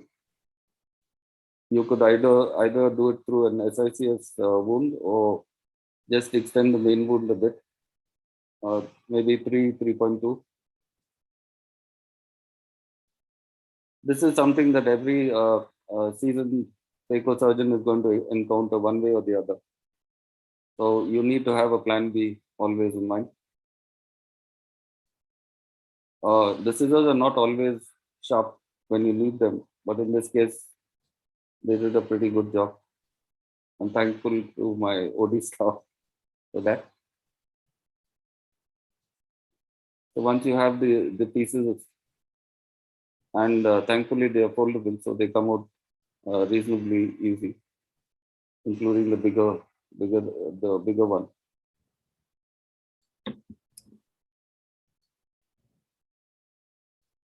These are all my Jugaad videos, so you'll have to bear with me.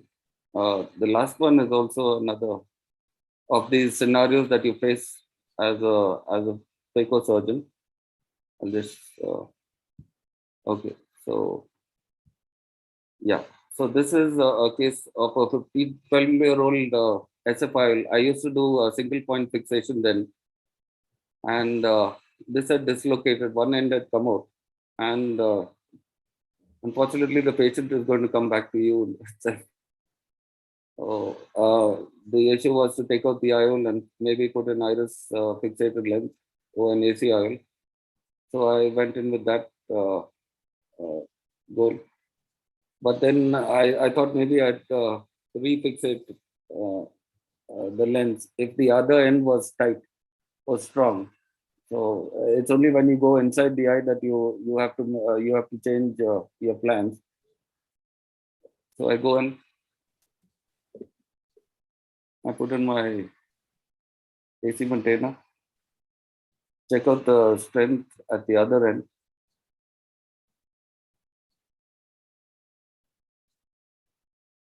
I wasn't going to fish too much. If it didn't come out, I would have referred it back to the VR surgeon. So I take it, the other end was pretty strongly tight. So I didn't want to fiddle with that suture. So I attempted a 2-point fixation at the other end.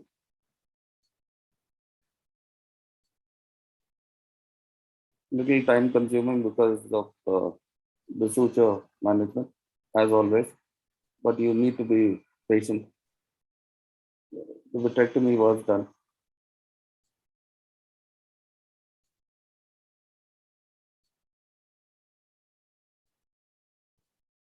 I use this ab external technique, always works well.